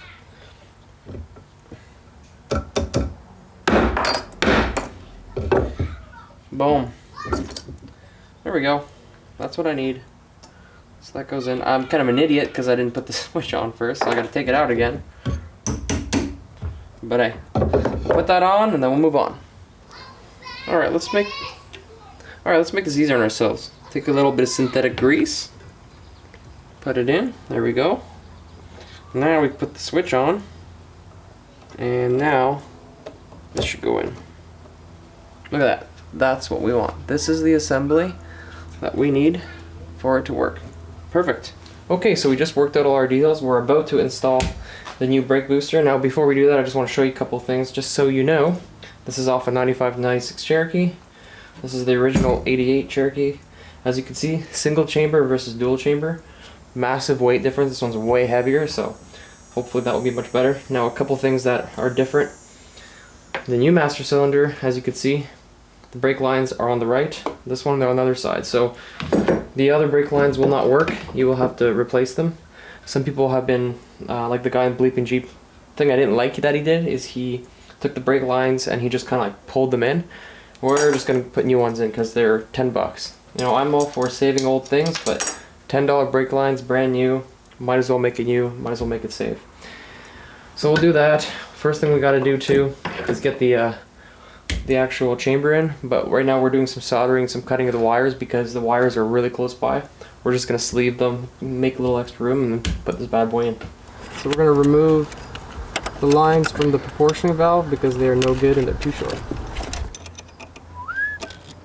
We're going to be keeping the same old proportioning valve. Don't need to change that. Okay, now we're going to put our master cylinder on the brake booster.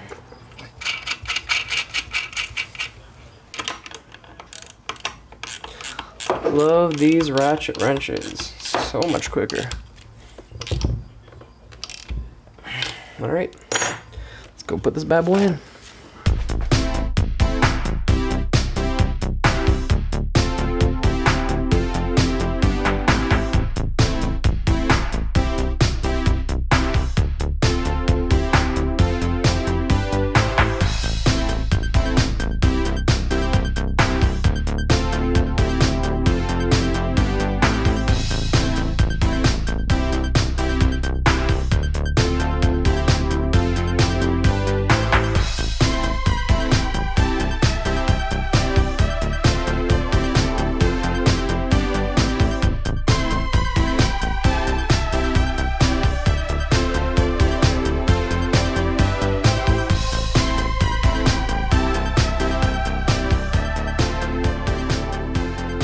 And it's all finished. Brake booster's in, master cylinder's in with the new brake lines that my dad fashioned. It's all connected on the inside. Everything's good to go. All that's left to do, we gotta bleed the brakes and we gotta try it out. That's the end of it for now. We're not gonna show you how to bleed the brakes. That's a completely different video. This is the system. Next thing we wanna do is we wanna do a test drive. You're gonna have to check out the next video for that. We're gonna try the brakes out and try the truck out for the first time. And hopefully we make it to this wedding. All right, well, I think it's time to relax now after all that hard work. Unfortunately, we didn't get to bleed the brakes as I mentioned. We didn't get the e-brake on. There's still reverse lights to do and there's a bunch of other things to do. The project is not finished yet and I have to leave for a couple days, so when I come back it's only gonna be 4 days till the wedding. And here comes my dog. We're about to go for a walk with my girlfriend and I really hope I can make this thing for the wedding. I'm not 100% sure if we can. It's still a lot to do, still a lot of things that can go wrong, and still a lot more work to do, but you know, we'll try our best. We'll see how it goes. It's been 2 years getting this thing ready and it's, you know, down to the wire, and with all this crazy madness going on, we finally have a name for the project, actually, believe it or not. We've named this project appropriately, so Mad Max. So the truck is known as Mad Max, and I don't know who's madder right now, the truck or me, because my name's Max. But honestly, at this point it's been so crazy getting this thing ready. It's been so much work, so I really hope, you know, we can get it done in time, and if we can't, we can't, but we really tried our best. We're really thankful that my dad's been helping me out. If it wasn't for him, I sure as hell would not be able to have even a chance to finish it, so we'll see how it goes. Next time you see this, we will be test driving. We'll see how it goes, wedding or no wedding. Once it's finished, we'll go do a test drive, try out the brakes, try out the lights, try out everything, and we'll see how it goes. So it's been a month since we personally worked on the Jeep. We had worked on the brakes the last time, and we were only several days away from the wedding. Well, it turns out we had to go to a mechanic to get some additional work done, another $1,500 worth of work, and that included getting the handbrake done, and there were a bunch of things they needed for safety. But the very best part about this whole thing,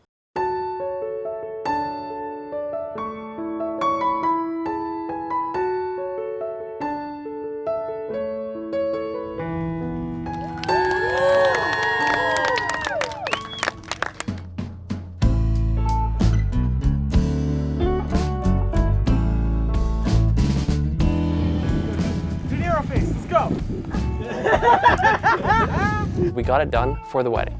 As you can see, we made it out one day before the wedding. It made safety, passed everything it needed, drove it 260 kilometers the very first day. It burned 72 liters worth of old diesel, 7-year-old diesel. But that's awesome. We got our pictures as part of the wedding. Super happy. But now we're back. It's been about a month. We did a couple more little things on it just to get it working perfectly. And now it's time to take it out for a test drive and see how it runs on the road. All right, time to get this party started. If the lens looks a little foggy, it's because it's extremely hot and muggy out right now. Anybody who thinks Canada's a cool, nice place, that's a huge fallacy, I'll tell you that right now. It's not true at all. Now the reason I have the camera back there, I could just put a GoPro on, but I don't think you'd hear me. We did a lot of soundproofing in this truck, but it's still quite loud. It's a lot better than it was, but still quite loud. So now we're gonna go, I'm gonna open the window because it's just bloody hot right now. It's almost 100 degrees right now. There's the screen. And just to reiterate, this is not your classic 4-liter gas. This is the diesel. 3.9 liter naturally aspiring Isuzu 5-ton truck engine in this bad boy. Let's get this party started. So we're gonna get going now. We're just gonna do a road test to show that this could get safetied and you could drive it on the road. We are not doing an off-road test today, but we will shortly.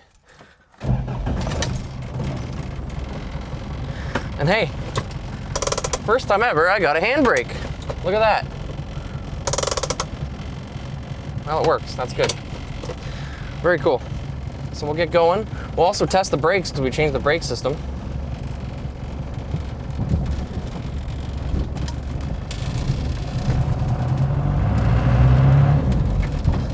Gears are pretty stiff on this guy. Let's try the brakes. Wow. Very, very good. The brakes are excellent. That brake booster and master cylinder with the new calipers, great upgrade there. Now I already know this because I drove it before, but I just wanted to show you. Doing that upgrade, totally worth the money.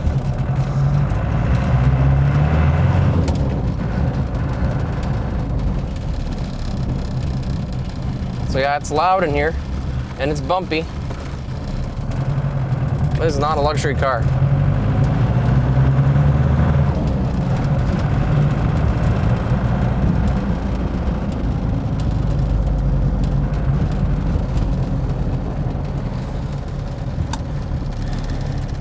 Blinkers work nicely.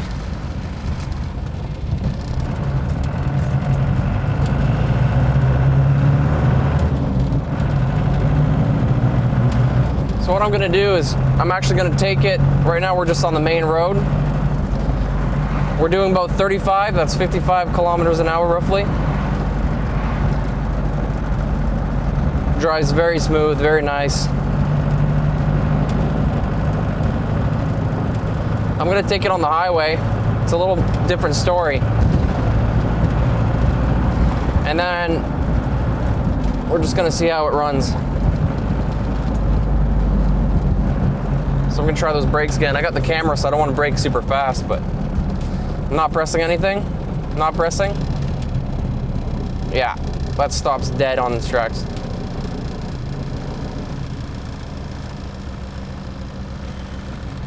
Okay. Get ready.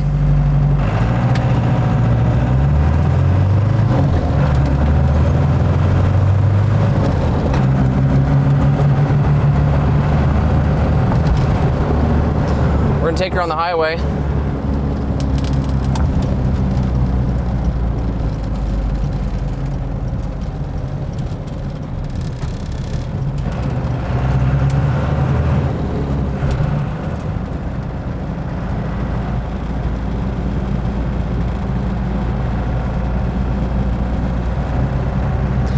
probably gonna get a little loud here. That's why I'm wearing the wireless lav.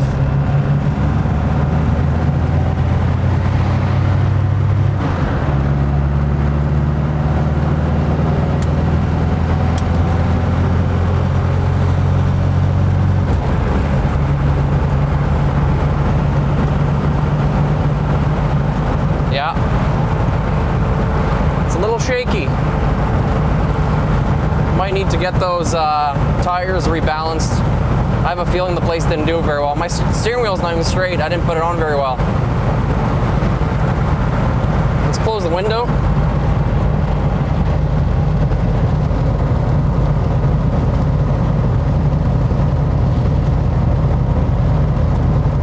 It's not bad.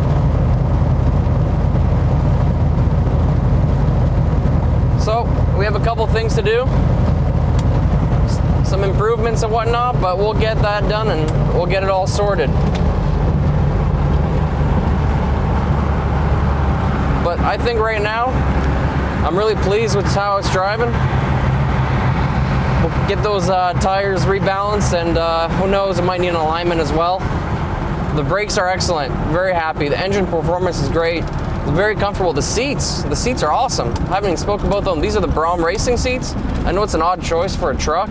This is like something a lot of people put in like Civics and kind of stupid cars like that.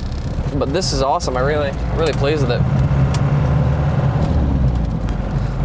Very comfortable, nice handling. I like the steering wheel too. It's a Grant steering wheel. We just put that on lately. Once again, I put it on wrong. It's on a huge angle. I got to change that. It's not a problem. Got our entertainment system. It does work. I haven't put any music on it yet. That's the only problem. But it's really cool. It's flashing though. That's the only problem. So I'm quite pleased. We're just gonna keep driving. I'm actually gonna go over these on purpose.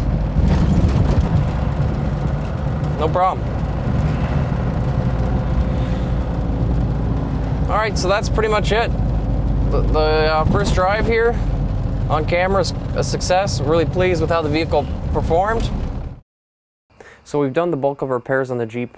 We've done the road test, we've done the mechanical, we've done the inside, we've done the outside, and now it's time to try out the lights. Now we had tried out the lights earlier in terms of making sure they work, so I do know they work, but what we have to do is we actually have to go off-road with the lights and see how they look, because I know right now these are not set up properly. So what I'm gonna do is I'm gonna off camera just adjust these, then we're gonna go off-road and just see what they look like. But before we do that, I'll actually show you what lights we have so that you know what we're dealing with. So the first lights are these really cool aftermarket LED headlights. Of course, we weren't gonna keep the old halogen ones, those were just no good. The reason I like these is because they have some really cool features. First thing is obviously just turning them on. They are bright, very, very bright. They use very low wattage, so it's nice. Your battery won't be exhausted if you leave them on for a while. Very, very cool. So I like those. And of course, we just have our regular reflector lights. Now, another cool feature about these lights is when you turn the key, they actually have daytime running lights. I'm not sure how they did this because this car has never had daytime running lights, but now it does. So this is really cool. Now, if that doesn't work, it has this. This is a secondary light. It's just on another switch. So it's kind of just like a nice little decorative light. So you have this, you have the daytime, and then you have the actual lights. And then finally, you have the high beams. That is a lot of power. Those lights are very cool. I know they're not directed properly, so we'll fix those in a second. Let's move on to the next one. Okay, the next lights for distance are our two spotlights. These are kind of cool, got a unique design. I really liked it for the Mad Max build. I thought it was kind of cool. Anyways, put these bad boys on and you get this. Now these are super strong. They have lenses inside, so they're Fresnel lights, pretty much like movie lights, and they can be directed and focused and whatnot. So you can see very far away. Very, very strong. And now we're moving on to the roof lights. Now the roof lights, probably the coolest part. These are 4 floodlights. I did not go with any spots up here. I decided just to go floods because the 2 spots are on the front. And legally, you are only allowed to have 6 lights, I believe, in Ontario. I might be wrong about that, so I can't actually have more. So I wanted to have as much flood as I can, because I've driven before with these kind of lights, halogens, and it really helped in dark off-road type roads. Okay, here they are, super friggin' strong. As you can see, it pretty much lights up the whole neighborhood. Not directed properly, I'm gonna adjust them. These kind of squeal, unfortunately, they make a little sound, but it's not a big deal. They are for show. Okay, so we've driven to a dark part of town and nobody flashed me yet, so I think the front lights are good. We're gonna go test them out now in the dark, but I gotta tell you, so far, I'm really loving these things. They perform quite well. Very good visibility, very even visibility. That's the main thing I noticed. The old halogens have a big spot, so they were just really directed, and if they weren't set up perfectly, they just look stupid. And I don't know, inconsistency in lighting is really, really bad in the dark. You want consistency, nice flat lighting. You don't want anything harsh or high key. This is perfect. So right now, if you're seeing what I'm seeing, you're actually seeing something, which is good, because before the lights were awful. All right, this is the off-road area now. So this is kind of like a light / off-road test. We're not going mudding or anything like that. We're just gonna try them out. And this is quite dark here, but on the camera it probably looks pretty dark and brutal, but actually the light is quite good. I can see quite well. Just gonna stop for a second here, because I wanted to see what the high beams look like. Okay, so the high beams are brutal, not great at all. You can see they're not perfectly set up. In fact, they're pretty bad. So I could probably adjust them a little bit. One of them's higher than the other. So the high beams really are not that good. And that's fine. I wasn't expecting much from that. I'm just gonna drive a bit further down. And somebody's following me, which is always the case when you're filming. I'm gonna turn them on in a minute. I want to actually stop and do it properly. But this is good. You see, look at the visibility. I can see all the reflectors. It's great. This is awesome. Very pleased. Okay, time for a light test. Right now, we got nothing on. We just have our forays on. We're gonna test our lights. We're in pitch black here in the forest. First thing we're gonna do, daytime lights. Okay, I doubt you can even see a difference there. They are just very slight lights. They don't do anything. Now, regular lights. Very nice. You can see the spread is quite nice. I'm quite pleased with that. I might adjust them a little bit to go down, but I like how even that is. As you can see, very flat. Very nice. I'm pleased with that. Now let's try the high beams. Okay, and here it goes. Okay, two little pathetic squares. I don't even know if you can see it on camera because it's so bad. But that's the high beams. Not great. You know, I wouldn't recommend these high beams. But you know what? As far as the lights go, I'm quite pleased. I'm actually going to turn them a bit and direct them more towards the middle. And that should give me a better effect. Okay, so that's good. Next thing we're going to test is the spotlights. Kabam. Okay, those go quite far. And you can see they go right into the trees, nice and far away. I could actually see probably, I don't even know how much that is, almost maybe a quarter of a kilometer, you know, very far. I can see all the way in the trees down there. You can't see it on camera, but I can. Let's combine it with our regular lights. Wow, that is awesome. That is really, really good. I am perfectly happy with that. I'm not even going to adjust the lights because I really like the way that's looking. Okay, so let's turn all that off. Now, finally, let's do the roof lights. Wow. Those are by far the best. Unreal. You have a mirror in front of you, so you can't really see, but these things are friggin' strong, man. I can see all the way down there. Those are definitely unbelievable. I'm not even going to touch them. They look perfect. Everything I need to see, I could see just with that. So now let's have some fun. Regular lights. Spotlights. And finally, bam. All my lights. And this is just a crazy amount of light. This is probably the brightest thing I've ever seen in my life. I am very pleased with these lights. These are just lights off Kijiji, Amazon, and eBay. Honestly, they're not, sorry, not Kijiji, just Amazon, eBay. Not crazy stuff. I spent a couple $100 on them. Very pleased. Let's go take a look how it looks all outside. All right, so let's do our light test. Right now I got our hazards on to make it safe. Turn them off for a sec. What we're just gonna do now is turn our regular lights on. These are just illuminate the back and the front. And now we can safely test our lights. First lights. These are just our LEDs. Now our regular headlights. Very nice. Bam, you can't even see when the spotlight goes on. And that's just a stupid amount of power you can't even see. Very crazy. All right, you can't see me, but I can see you. Overall, very happy with these lights. Didn't spend much money on them, so this is awesome. What a huge upgrade. LED headlights, can't go wrong. It's almost the exact size of this. I can see that my dad was using this because the bit is pretty much black. You can preserve something and reuse it, why not, right? So it looks ghetto, I know.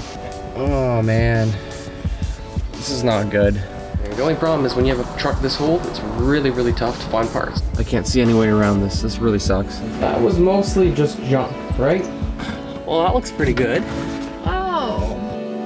All right, so it's been a little while since we worked on the Jeep. In fact, it's been almost a year. We're here in the summer now, and we're just about to finish it off. Didn't get to finish off complete last year because it's a pretty big project, but we thought this year we'd get her done. Now there's a couple things that need to be done. The main thing is the interior. There's really not much of it other than the seats and a couple of the fascia boards and whatnot, but we actually have to put in all the interior, the seat, all the plastic pieces and everything. The only problem is when you have a truck this old, it's really, really tough to find parts. So what I did is I went to the scrapyard and I got as many parts as I can, and I'll show you what I got.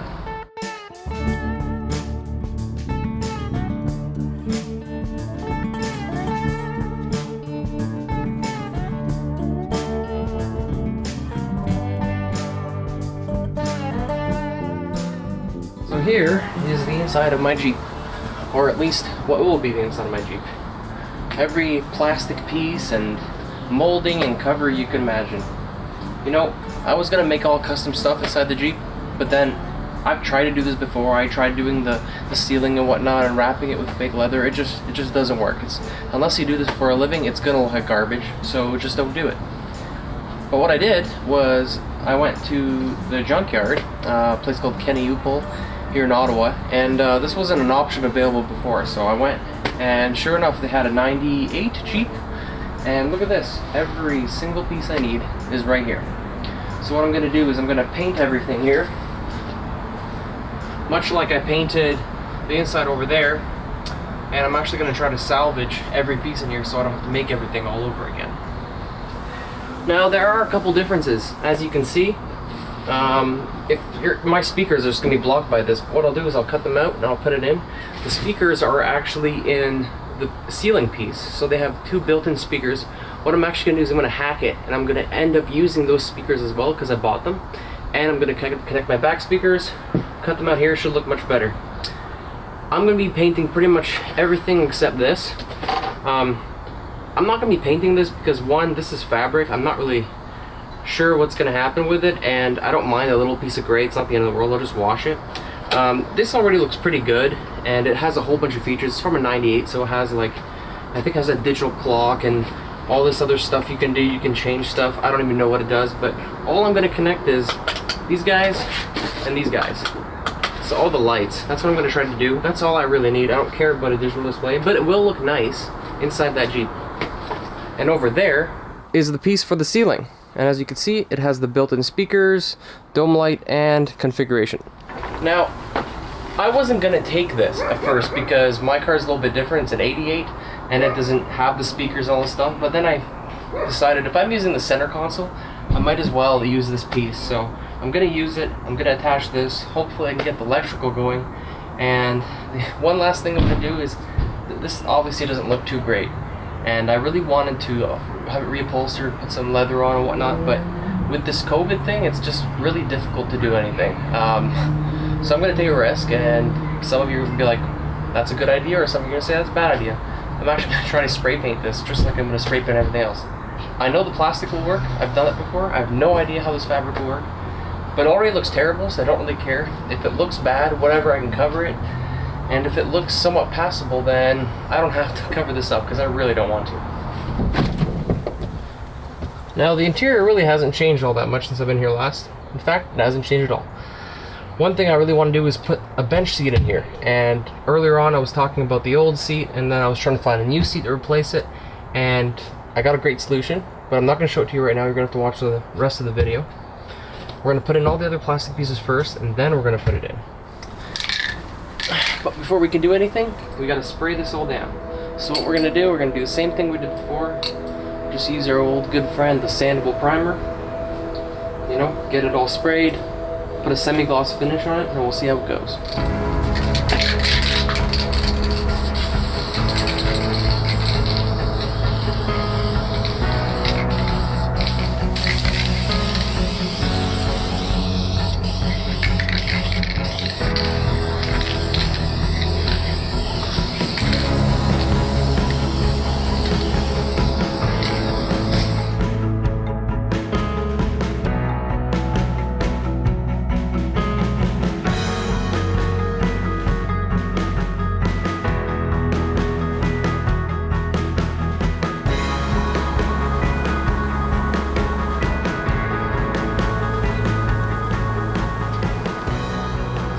Painted the plastics.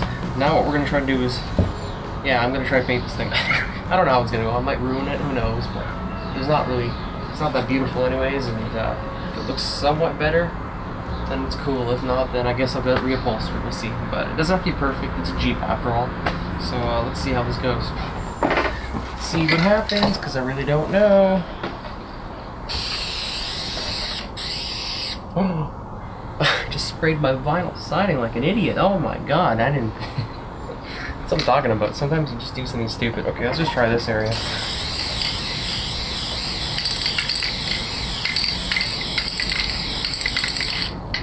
Yeah, I don't know. We'll see. This is a primer. I don't even think I need primer. I should just do the final coat.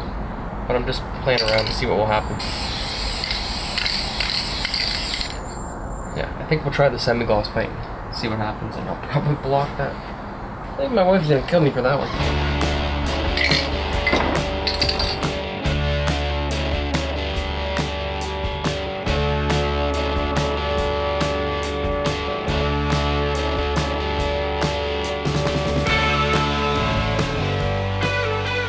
I wrote like the video, because I was asking people to like the video, but I wasn't able to see it in frame. Okay, so this is gonna take a lot longer than I thought. And as terrible as it looks right now, I gotta tell you, I think it's actually gonna work. Because when I look in these areas, it actually looks pretty good. So if I do this, I don't have to re-sew everything. I know there's gonna be some wrinkles and stuff, but I really don't care. It doesn't have to be perfect. It would just complete it. Plus this has another layer of soundproofing, so it would just protect it all that much more. At least that's the hope. We're gonna take a pause now. We're gonna work on these ones. We're gonna paint these before I run on paint, because it's gonna take a lot more paint than I thought. And then we'll see what happens.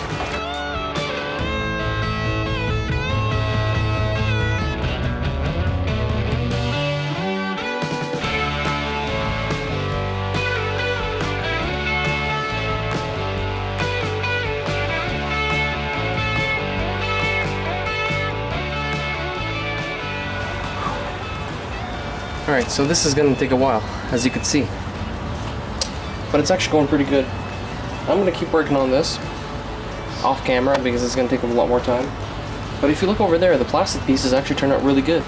Like, they might need a little touch-up or two, but those look pretty darn swanky. So it looks ghetto, I know, and it kind of is. But you know what? The best part about this whole project is the fact that these materials were only $150 at dump. Now this is stuff, I went to the dump last year, or the wrecking yard.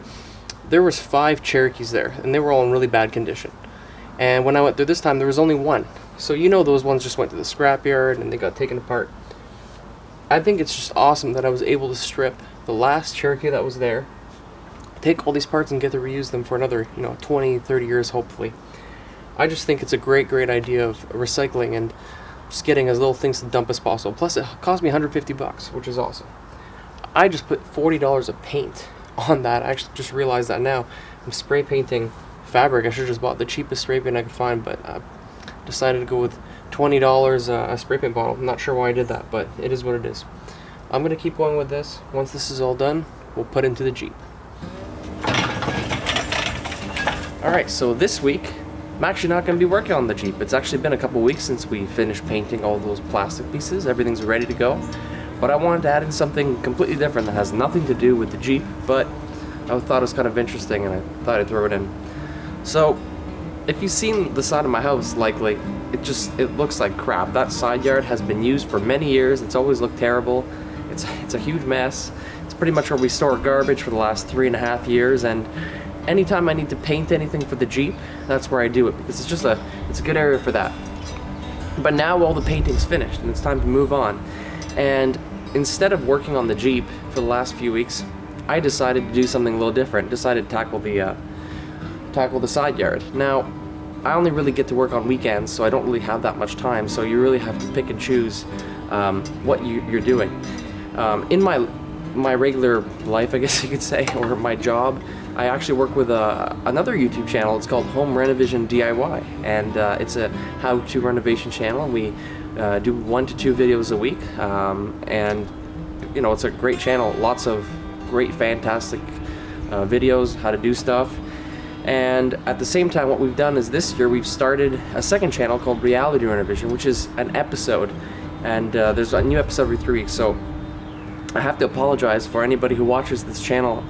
The reason I haven't released any videos for more than half a year, and I haven't really filmed anything since last year, it's just, you know, I'm just unfortunately really busy with that channel, so the 2 channels pretty much take up all my time, so I only really get weekends here and there, and even then depends on the weather. So that's why it's already midsummer and I'm just starting this Jeep project, so sorry about that, but you know, you can only do what you can do.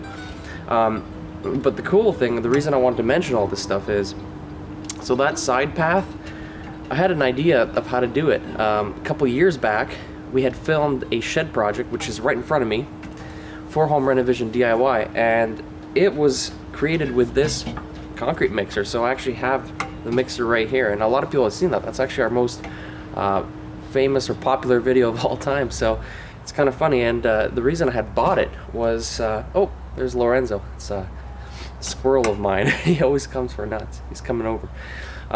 The reason I bought it was because if you ever watch Trailer Park Boys, there's an actor, his name's, well, his name in the show is Jim Leahy. Unfortunately, the guy passed away a couple years ago. His real name's John Dunsworth. He made this video on doing these rock projects, and he's just basically preserving his property from the Atlantic Ocean with rocks and concrete, and I thought it was really cool. And that's why I bought the mixer. I wanted to do something like that. So it's been several years since that, and this year I decided that's what I'm gonna do. So I bought this mixer and I called it the Dunsworth to honor him, because it was kind of an idea of why we got it. And this thing has mixed over 100 bags of concrete since. We did the shed with it. I did some little things around the property. It's been a great tool. And for this project, I'm actually going to use these red rocks I have. If you've watched Reality Renovation, you've actually seen these rocks, likely. They're actually from that crappy basement, and full disclosure, that's actually my parents' basement. My dad actually built that wall, and after months and months of convincing him, he finally ripped it down, because he was doing a bathroom in there, and he completed a bathroom from start to finish, and it looks great. He put tons of work in. He brought all those rocks over, and he was really sad to get rid of them, because it took him years to collect them. I said, you know what, Dad, give me the rocks. I have an idea. So not only did he bring the pieces of concrete, he brought the gravel, the rocks. I'm going to use all that material to create the path, because I want to finish the path and make it look similar to that. So I'm just going to preserve that, all that work he did, you know. What we're doing here is we're recycling. The reason I wanted to include this on the channel is because the Jeep, it's all about reusing and recycling stuff, so stuff doesn't go into the dump, you know. I pulled that entire interior out of the junkyards. That would just end up in landfill. Let's not do that.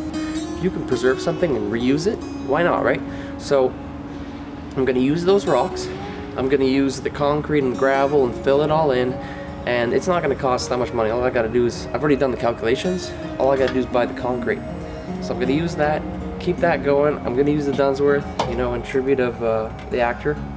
and we'll see how it goes. I thought that'd be kind of a cool thing to add. So I'm not gonna show the whole process of me doing this thing. I'm just gonna go to the end because unfortunately I don't have that much time to show you. So here she is, all finished. Sorry about all the garbage. Don't really have anywhere to put it right now, and my house has to look like a dump at all times. So she's all done. Check it out. Actually, it turned out really good considering I've never done this before. I'm pretty happy with it. Still have to polish it and put some like clear paint on it. It's like the wet look stuff for stone. That should be pretty cool. Pretty happy with that. And another cool thing is the front row over here. I actually added some stones, and those are from Prince Edward Island where my brother lives. So this whole path, I really love the Maritimes. Anyone that knows me, though I don't live there, that's kind of where my heart is. And but this area here it's kind of significant for me. So we got the rocks from Prince Edward Island. We got my dad's rocks.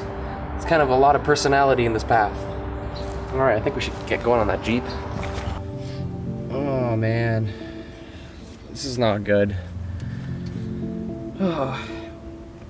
You know, I would love to just jump in this thing and start working on it and do the interior, but I got a massive problem on my hands. Last year when I finished, I had a lot of problems with leaks, and I thought I had finished them all, and I did in the front.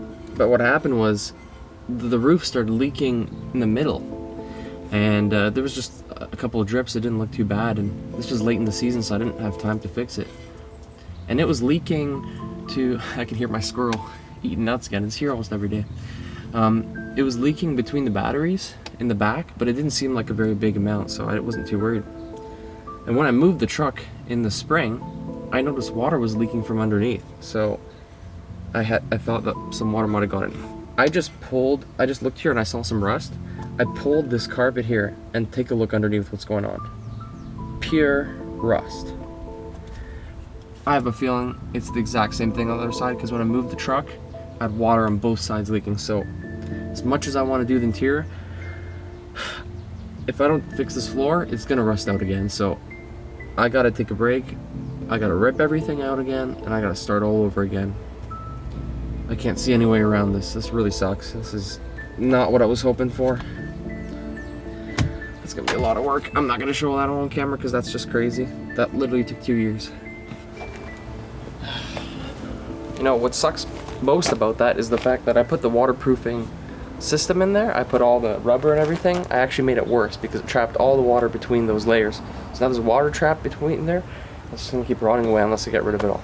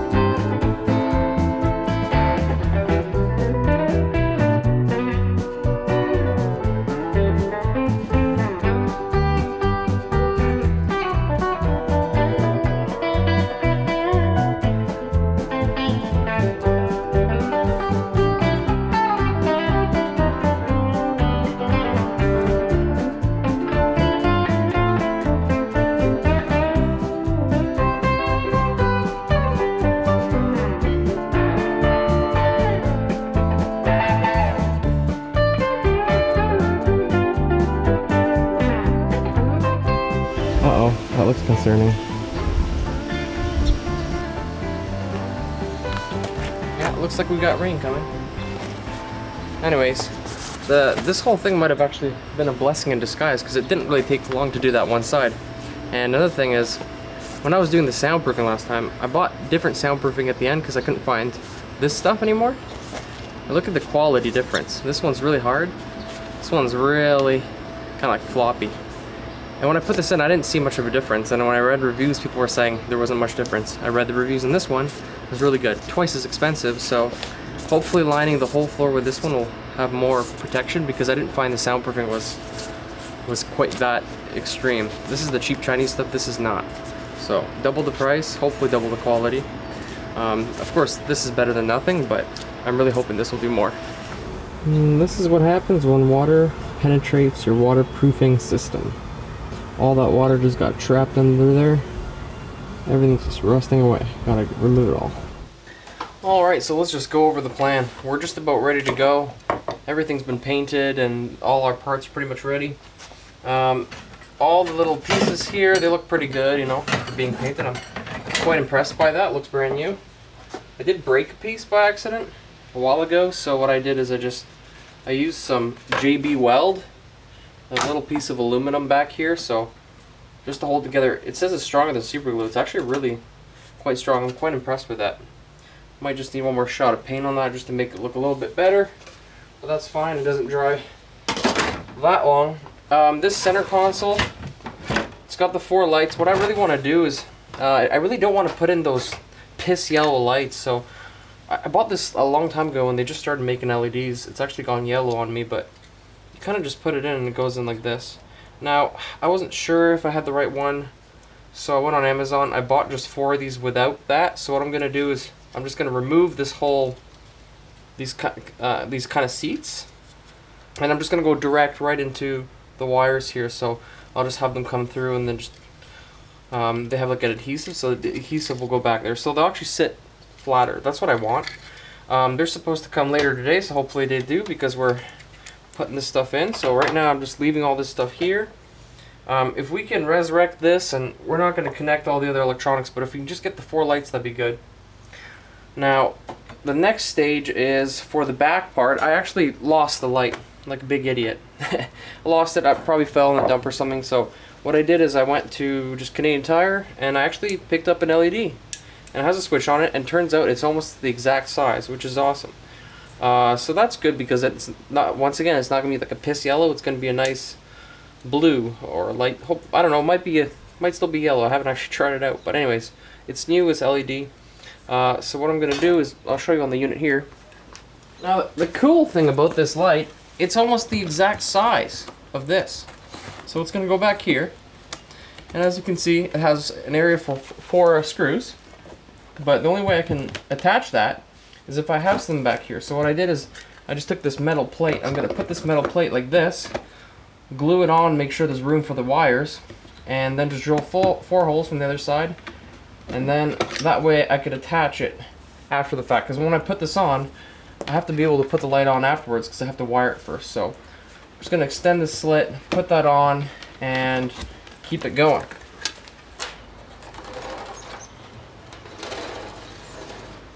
Alright, so it's time for some creative problem solving. So I've got this piece of diamond plate, I think that's what it's called. And what I want to do is I want to cut it in half, but I don't want to cut it in half jarred. I want it to be really straight. So what I did is I just took a piece of aluminum and I clamped it down so it doesn't move around, so it's kind of like a table saw. Hopefully that's what it works like. I'm going to use a jigsaw to cut down. I just want it as straight as possible. I can see that my dad was using this because the bit is pretty much black. Like, look at this thing. This thing's got no life left on it. I can't even cut my finger with that. It's so funny. Classic Polish dude. It's like, let's get, you know what's got a little bit more life in it? It's got another 2 cuts. Look at that. That is garbage. We're going to change it up and put a new blade on because that's just a little dangerous. Here's that jigsaw blade close up. Look, it looks like an old quarterback. You know, he's got one more game in him and he's done. He's retiring, you know? Well, this thing's retiring right now. Now, I've never done this before, so I don't know if this is going to work, so I'll put my glasses on, you know, just to be safe, and we'll see how it goes.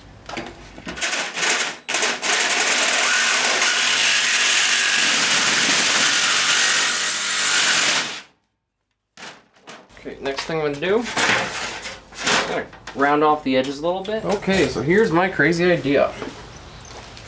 Gonna grab these guys. And they're going to go like this. Center them off, more or less. Something like that. And I'm just going to basically screw them in. Make holes, put some screws through, connect them, and this is it. And at the same time, I'll show you another cool little idea I had.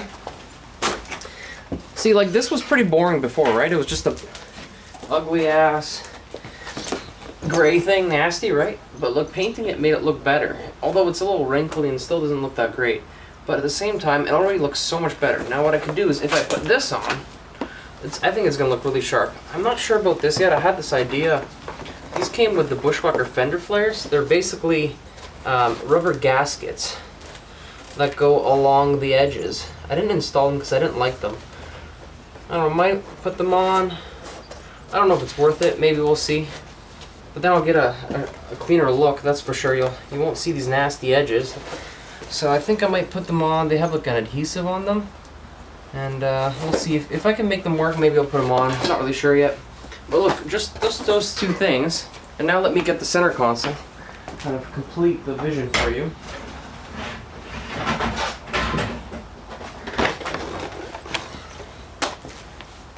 You know, this is something that was in the dump. Keep in mind. Okay. Yeah, it's kind of coming apart right now, but look, this thing, you just put it on. Already looks much better. And then, of course, we have the speaker covers, which I ripped off. Boom, you put those on. Okay, I'm just putting them on. I don't want to snap them in yet. And then finally, the light, which is a little bit too small, so I might create some sort of bracket for this. I'm not really sure yet. But take a look at that. That was mostly just junk, right? And now it actually looks pretty cool, at least in my mind.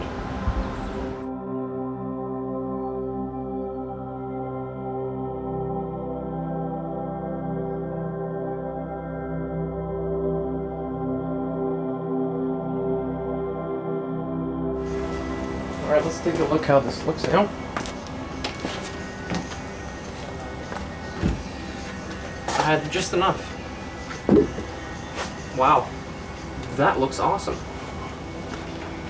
So I just used those two pieces of metal that I got, cut it in half, got rid of the edges, and then I just put on these rubber weather stripping pieces that came with the Bushwhacker fender flares. So I'm glad I didn't throw those out.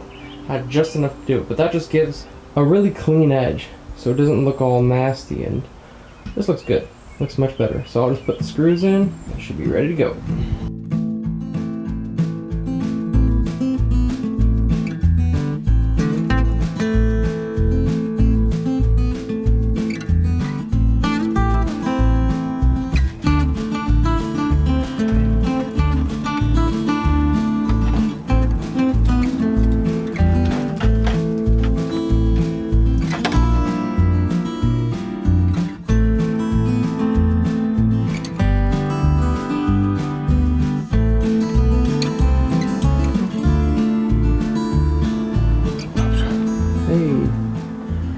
So a little update.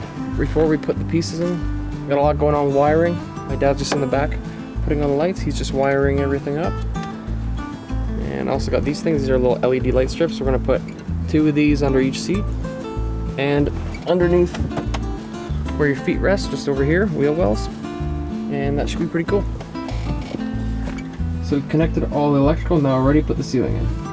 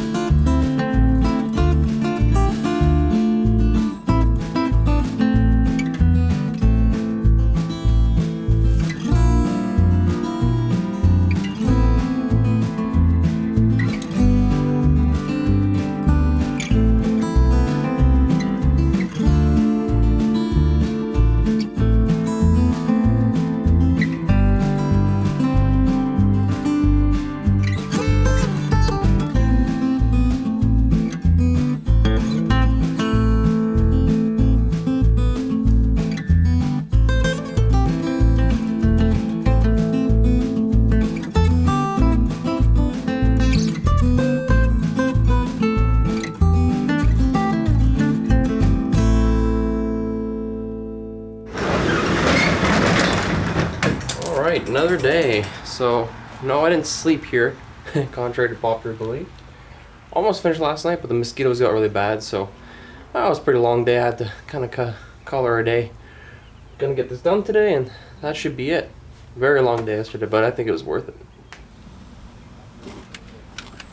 Alright, so I'm just working on the last connection here. What I'm doing right now is I'm connecting a whole bunch of these LED light strips. There's gonna be lights underneath the seats and the wheel wells here, so it should be pretty cool. Just gonna finish that off. Can't really see how good it looks till nighttime, but you know, get all connected.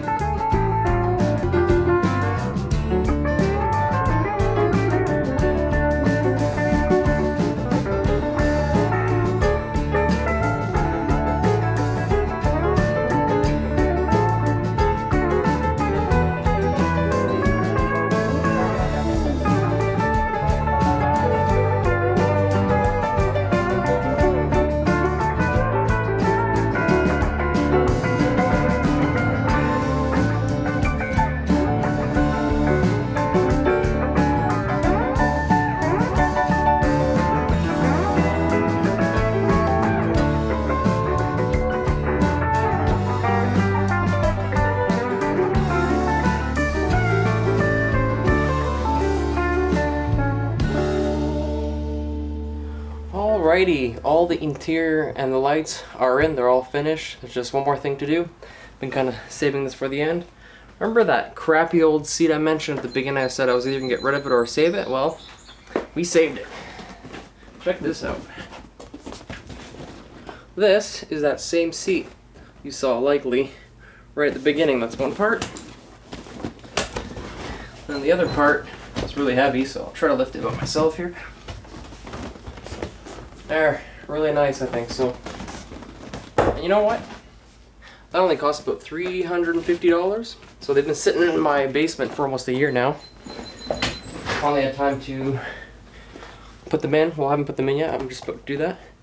Just was at my folks' place. Had my mom actually cut the straps on the bottom because one of the parts has it's for the batteries, right? It's really like customized. You got 2 compartments, right? So that's where the batteries go. They actually cover them. So we had to adjust it. They also added an inch of foam, which is what I asked for because I was hoping for more comfort for people. So I'm not sure if that's going to affect the design or not, but there's actually a full inch of foam here. So let's go put these in, see what they look like and see if they fit.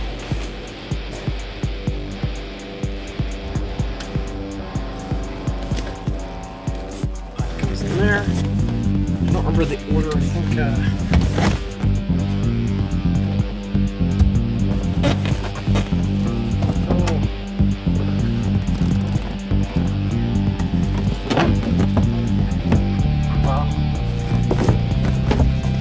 Pretty good.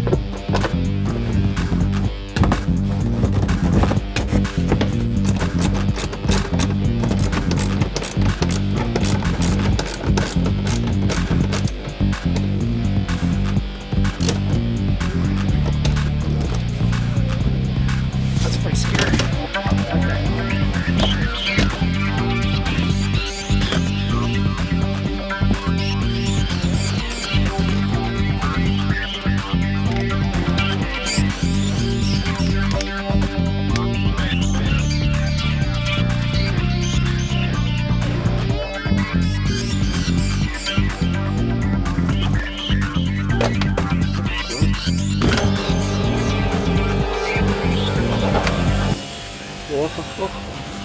Well, that looks pretty good. Last thing left to do is move. Try it out. Oh, that's so good. Wow, that's really comfortable. I remember you can kind of feel the battery before, but this is great. This is really nice. It matches these seats perfectly. Got some light. Holy cow. pretty close to the ceiling. If you're like over 6 feet tall, you might be touching it, but I don't have any giants coming inside the car. This is really nice. I wish I could show my wife, but she's unfortunately working weekends because she's an essential worker. They got to go through some hell, I'll tell you, during this time. I hope everybody appreciates how hard those people work, because it's a lot of work. This is really nice. Well, I think I'll show you how everything looks now that it's all finished.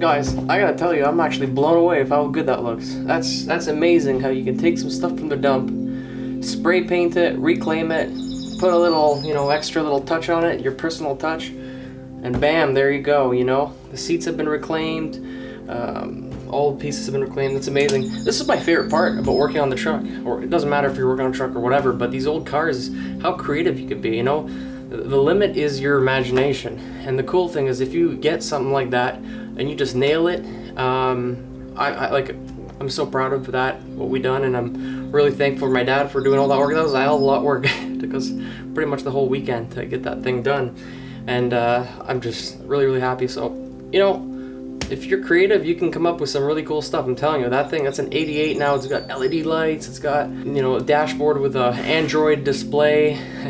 It's got, new speakers and seats, front seats, back seats. It's just a really, really cool setup. So last thing I gotta do is fire it up just to see if it's still running, because I haven't turned it on in about a couple months. So let's take a look.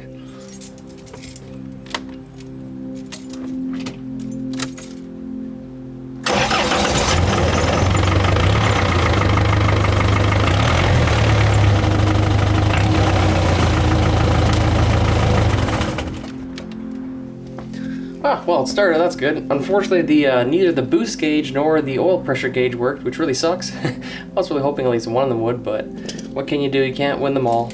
I can always fix that later, but at least they look complete. So I think the last thing I want to just do, see how the lights look at night. It's now the end of the 11th stage of rebuilding this thing. Next time we're going to be working on the end, the last part, the rear bumper, fuel tank, and tire carrier. But look who it is. It's my baby. Come take a look, other side. Do this one first. You gotta press the button. There you go. Check it out. Oh, What do you think? it's so cool. Hit that switch in the middle. Look on the ground. Whoa. Oh, you put red. Yeah. Nice. Cool. Look at the ceiling. I know, it's freaking nice. You like it? Yeah. Yes.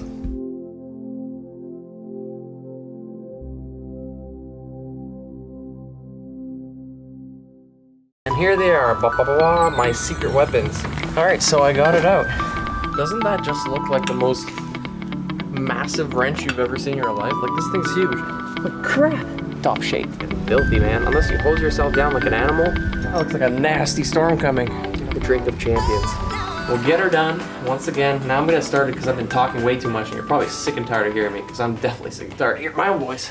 Alright, so it's been 3 years, but we're just about finished this truck. We're finally on the final stage, the back end. So we just finished putting it back together. Now we're gonna take it all apart again. So the back end, what we wanted to do was to put on a new bumper as well as a tire carrier, because I don't actually have an area for the spare tire, so I wanted to have a safe area so it doesn't have to be inside. Wow, that song is very strong today. Whew. At the same time, I have another problem. The gas tank actually rotted out from the inside, and it keeps clogging my fuel filter every time I drive, so gotta change that up because it was sitting for so many years.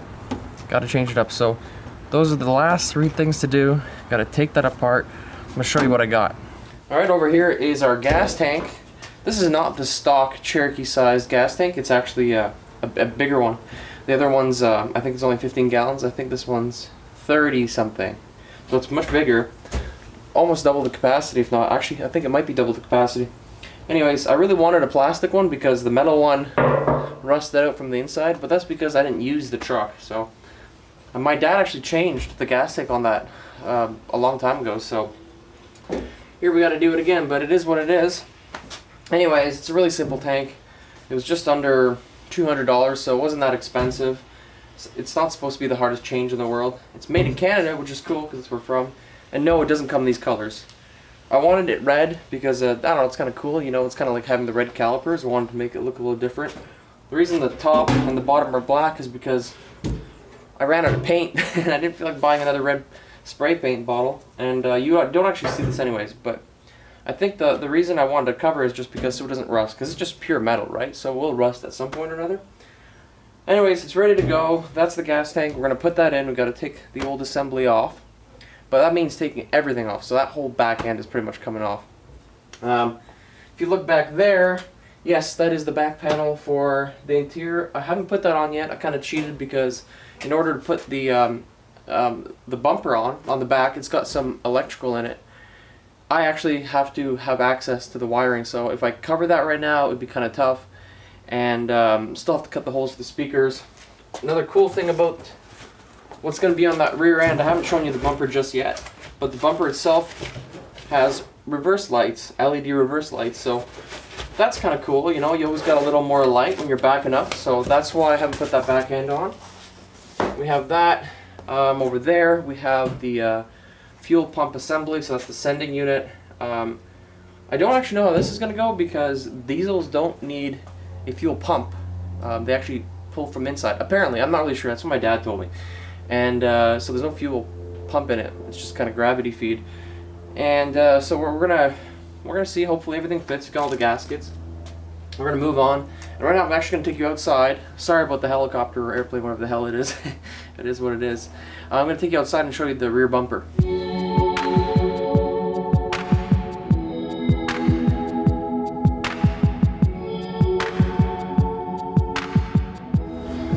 And here they are, my secret weapons, and also the most expensive parts in this truck fix. Now I'm all about saving old parts. I would love to save that rear bumper. However, the biggest problem I have right now is I have nowhere to put the spare tire. Now in the past I've had it on roof rack, but I welded that roof rack myself, and I don't know, I just don't feel that comfortable having it up there. So what I really want to do is get a tire carrier. Now to have a tire carrier, you actually have to have a special bumper, or usually they come either in one big piece or two separate pieces. So that's what I did. I actually got a JCR off-road bumper and the tire carrier. Now this is actually the high-end design. I looked at a bunch of different ones. I looked at a Smitty built one, but honestly that one's from China and this one's from the United States. Now I'm Canadian and I'm all about, you know, trying to support, doesn't matter if it's from Canada or the United States, I'm trying to support, you know, North American markets. Basically I would love to, you know, buy parts that are locally produced. I don't want everything coming from China. Plus this is just better quality. I know it costs double the price, you know, that was the hard part, but when I read the reviews on the other one, they said, oh, the holes don't line up or the thing sags. This one just had everything good, and this thing is freaking heavy, you know, like this is really, really solid stuff. I know I could tow a lot with that. I checked that. You put the tire on here, it's not going anywhere. So this is about safety. You know, I really don't want the tire on anywhere, just heaven forbid something happen, it go flying, kill somebody inside. I'd rather put it on the outside, secure it to the vehicle, and that's just a safety precaution. Plus, the front of it looks so sweet, why not make the back a little bit better too? So this is going to be a lot of work. I'm a little intimidated of this. I've never done something like this big before, but hey, it's just a bunch of bolts, right? So let's get at her. Now I just want to mention one thing. I'm not sponsored by anybody, you know, I bought all these parts myself. In fact, this thing actually, the bumper actually got stuck at customs because it had the word tire in it, but it was tire carrier, and they didn't get the carrier and it was just tire. So as soon as it does that, it gets pulled over to the side, and you need a special invoice for that. So it was put aside, and then I had to pay the brokerage fees to clear that, so another $200. So this whole thing was rather expensive. But I'll tell you this, I wanted to do a little shout out to two companies. One is JCR themselves. When I was ordering this, their communication was great. You know, they were really cool about it, and this is during the COVID thing. I ordered this a while ago, and they had great staff, and this is something that I like about when you pay a little more, you know, you pay a local company rather somewhere way out in China, you actually get, you know, humans talking to you, which is really nice. And you know you're supporting families, and not that there's not families in China, but you know what I mean, like local families doing their own business and stuff, not a big machine, and people are living off that, and I think that's really cool. So we were able to do that, and JCR Off-Road were great. Like I said, they didn't sponsor this video or anything, it's just me doing it, but I want to give them a shout out. Second, I want to get a shout out to a guy from FedEx. His name's Raj. Raj works in FedEx. He's probably one of those guys that doesn't get much praise for what he does because he has to deal with, you know, people's packages not making and this stuff.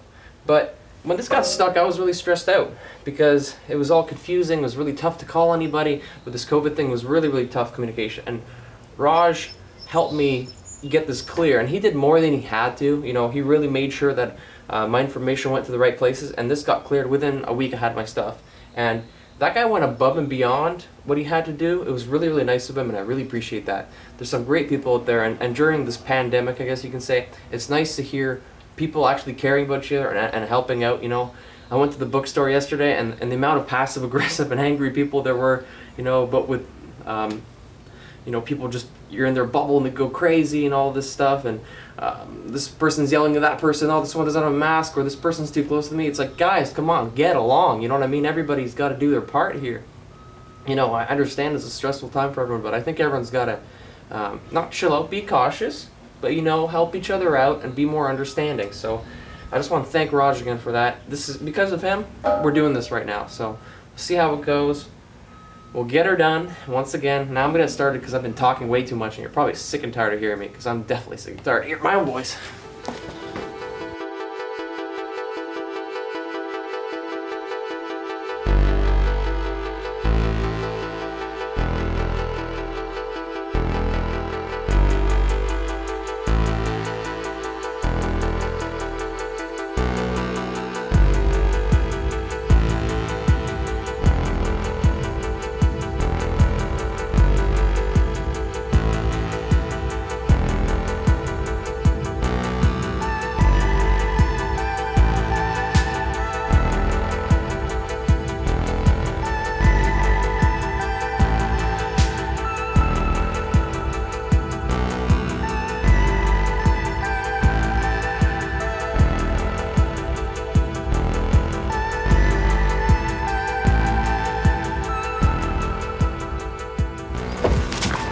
Alright, so I got it out.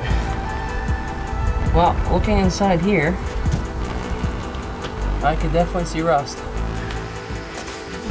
There seems to be a lot more fuel in here than I thought. I thought I had used it almost all. I guess not. Let's see what we got.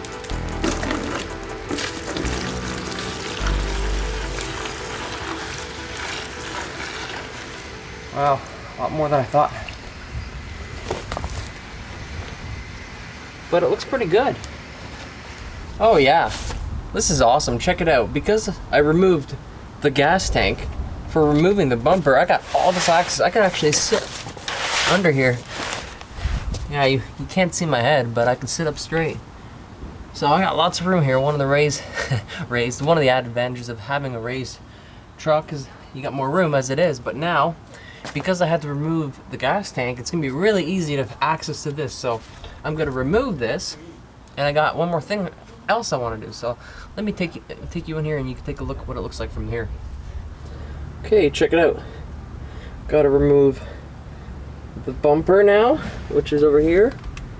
Goes all the way up. It's got an extension someone added, but if you look here, because I got all this access now, I actually have an opportunity to restore this part, which is really awesome. So I'm gonna do some painting here once I remove everything. It just gives you one more layer of protection. Alright, so I'm gonna start removing this thing. I'm gonna take off the hitch too, because I want to keep the hitch for sure, and we'll go from there. This is actually pretty cool. Now, as fun as it was hand cranking those never-ending nuts underneath the gas tank, here I need a little more vehicle, you know? Hank Hill would say, a little more horsepower. So what we're gonna do is we're gonna use impact gun because I don't have all day, and we're gonna just make it easier on ourselves, so this will be cool. At the same time, here we go. Here's the new sending unit for the fuel pump, and yeah, brand new. Just all I gotta do is put that sucker inside, and then I move the whole gas tank, and it'd be much more difficult to replace this underneath, but since it's all new, I just gotta put it in first and then put it in. But I'm not actually gonna put the gas tank in yet. I'm gonna actually do the whole bumper underneath first because it's just so much easier access, so we'll go from there. But first, we still gotta remove everything before we can start putting stuff in. Like removing these things is just not always that easy. Ah. All right, let's do it.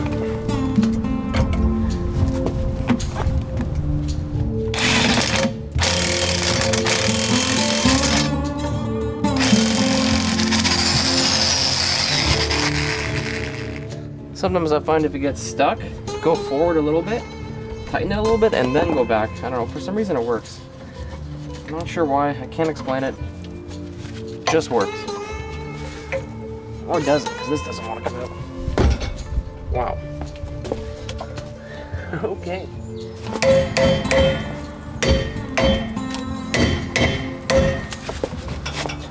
Holy crap! Okay, I think that's actually welded in there. Like legit, I think somebody welded that hitch in, or it welded itself in after all these years. I can't take that out. That's not going anywhere.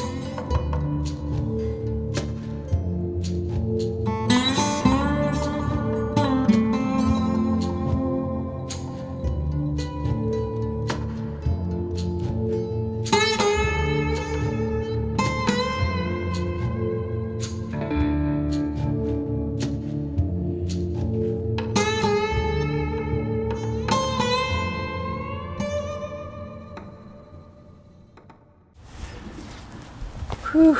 Well, that was a lot of work, as you can see. The back is finally off. I think what I'm gonna do now is just clean it up, do a little bit of painting before I start putting anything on, just so it's in, you know, top shape. Whew. Yeah, I'm taking a break, I know.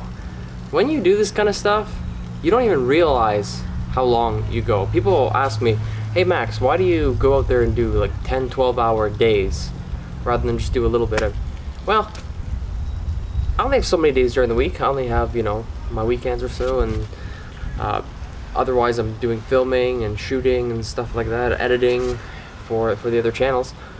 So I don't really have that much time. That's kind of my primary reason. But the thing is, when you're doing that kind of stuff, like I just took the bumper off and all the debris and dirt fell on me. Look at me, I'm pretty much filthy right now. You go and take a shower right now, your bathroom is freaking filthy, man. Unless you hose yourself down like an animal, you know, your bathroom's always dirty. So me, I like to go, I'll do the long days. I don't even notice, you know, like I haven't even ate lunch yet, but yeah, you know, I'll take a drink break because, you know, you gotta stay hydrated. But you know, I'll just keep going and going and going, and I know people that do this kind of stuff appreciate that because you just don't want to be all dirty all the time. So I just want to get the dirty stuff done, you know, and I can start putting stuff on again. But you know, it's just really cool this day, and you know, gas tank off, my hitches off, bumpers off. Now it's just about cleaning it up, doing a little painting. It dries quick, and putting stuff back on. So, you know, in about half a day, we've already done all the removal. So that's pretty good.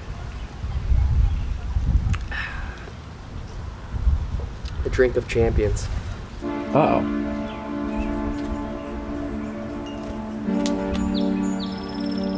Uh-oh. Well, I should have known that was a real possibility. That looks like a nasty storm coming. You know, it's kind of funny because doing these videos, I have had so many storms and rainstorms and tornadoes and everything you can imagine, but that looks pretty bad. We got rain, Michael.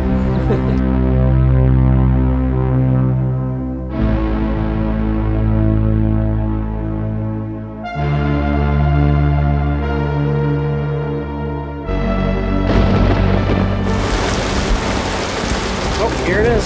It's not if it was gonna come, when it's gonna come.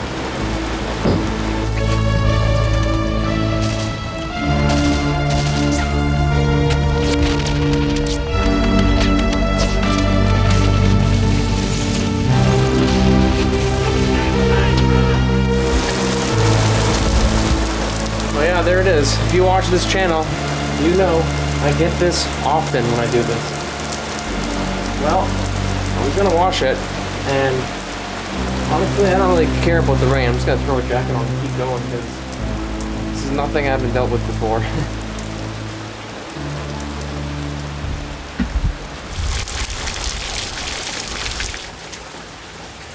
All right, well, it looks like the rain has calmed down. Doesn't look like it was too big of a storm. It's getting pretty clear over there. We're just gonna keep going. Hopefully we can get this done. If we don't have one big storm during one of these videos, it just wouldn't feel right. So, all right, let's get back to it.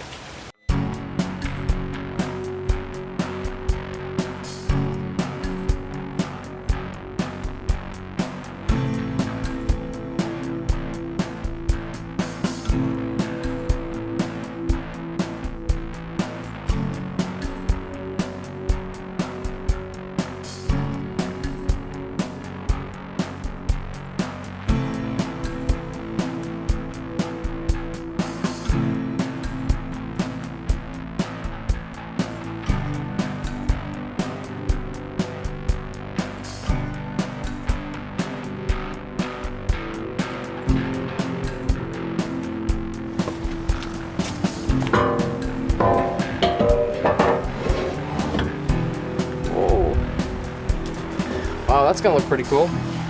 Only problem is there's two brackets that are missing. They're meant for towing.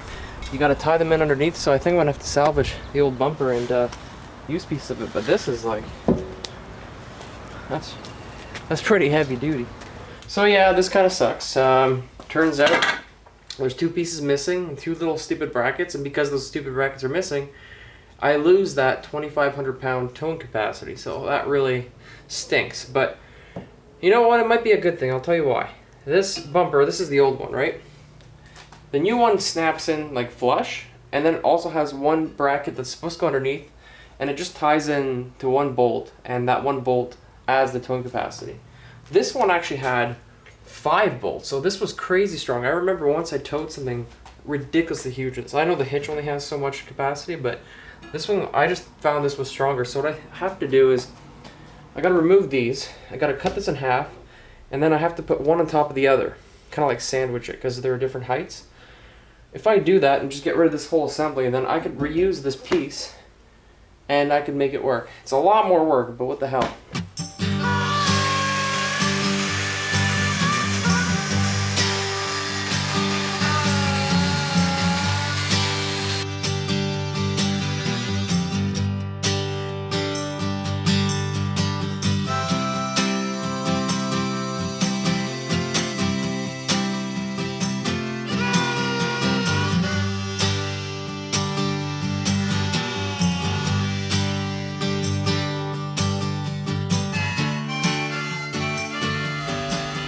That is some dirty work, man. Not what I was expecting. It's funny, I was just gonna say, after working on this thing for a couple of years, I've had to do so much creative problem solving. I was like, well, this has been going nice, you know, just removing everything, no creative problem solving. But here we are, right? They didn't send us the bracket for the towing, now we have to make our own. Essentially, their bracket is one on top of the other. It's like this. It's much smaller, and basically it's just welded together, and you put a bolt here and a bolt here.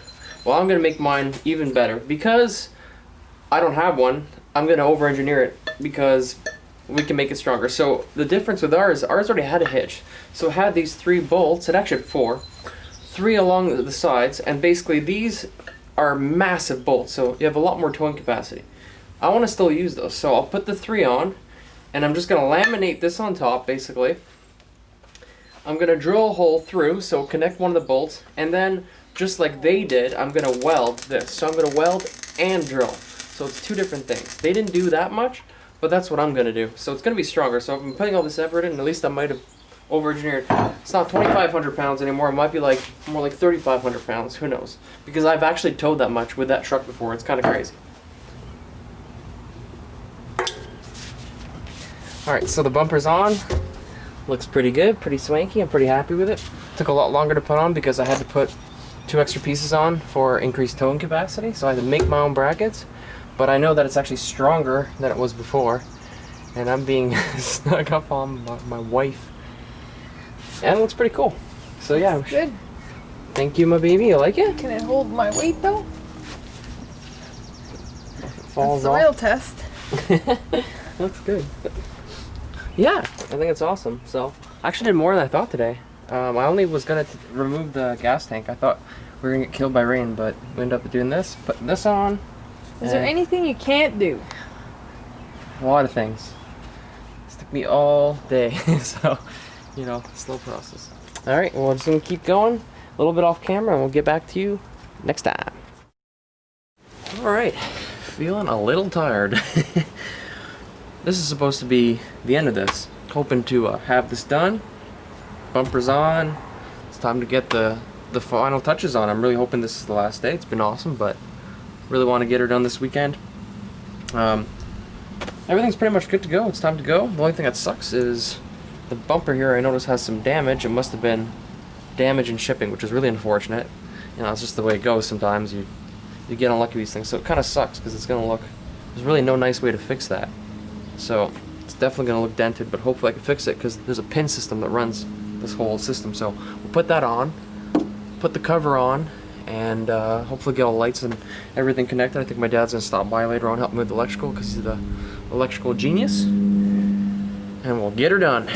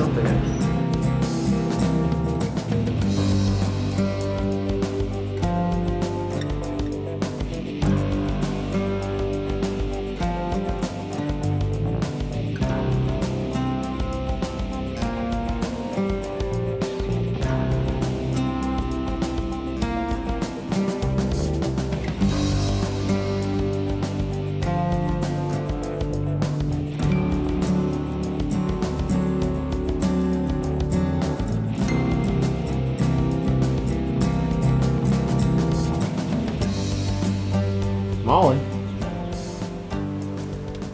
Okay, so I admit I was a little bit pissed off earlier because of that assembly. And by the way, that's a hell of a difficult assembly. Not the easiest thing to put on in the world. Still have to tighten her roll up. I had to just run out and get a adapter for that. Right now I'm just having lunch with the Shih Tzu. So we'll try to get this going and get it all finished off.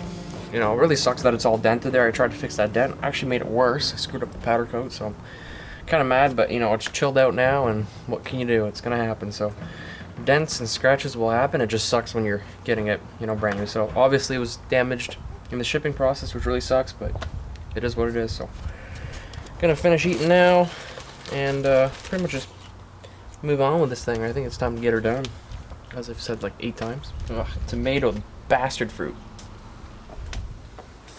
Alright, so enough screwing around. Next thing I gotta do is I gotta tighten this nut even more. You actually need a 1.5 inch socket, which is huge. There it is.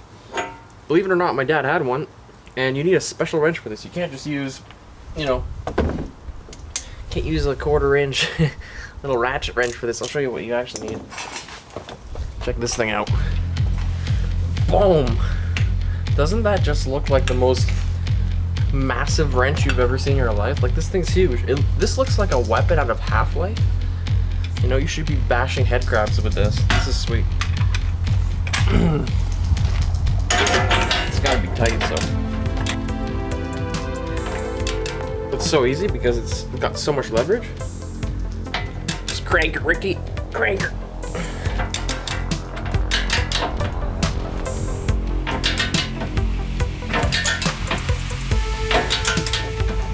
I feel like Schwarzenegger in The Running Man right now. Just working on that iron.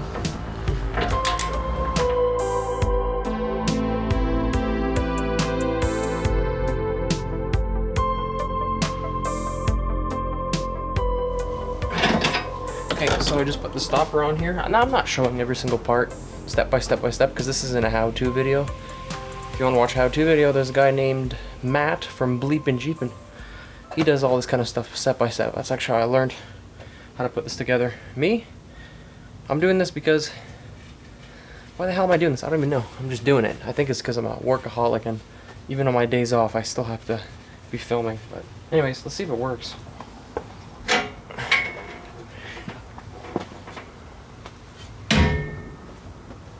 Nope.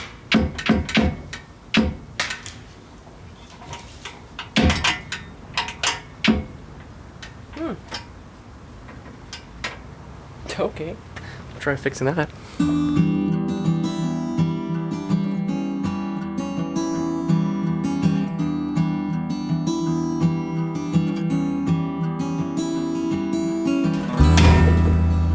Okay, so I think I got it. Now, that was a lot harder than I thought. Now that guy in the Bleep and Jip videos, either he's very lucky, he doesn't put his mistakes in, or I'm just really bad at this because this is way tougher than I thought it would be. I can't even tighten that thing all the way. That's about how tight it's gonna be. It's very secure, it's not moving, but it's definitely not as easy as he says it is.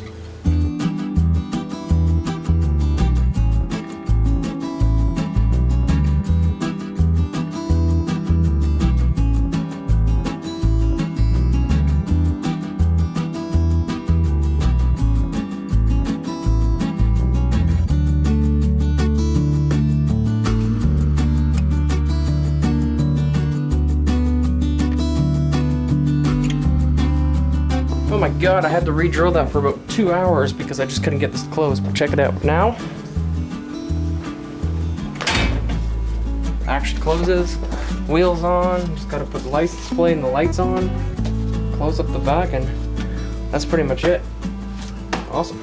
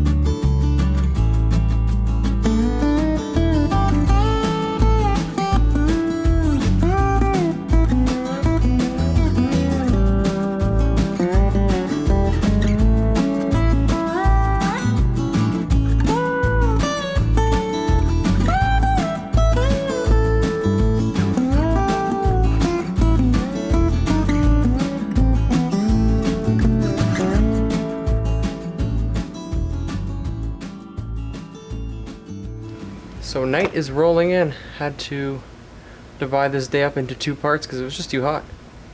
But check it out. It's on. hard to believe. I'm actually not really believing that this is done right now because it's been so long, but here we go. It looks great. Turned out really good. Really, really happy with it. It was a lot harder and a lot more work than I expected. My dad came up, wired everything up. Everything's good to go. I think she's ready to rock.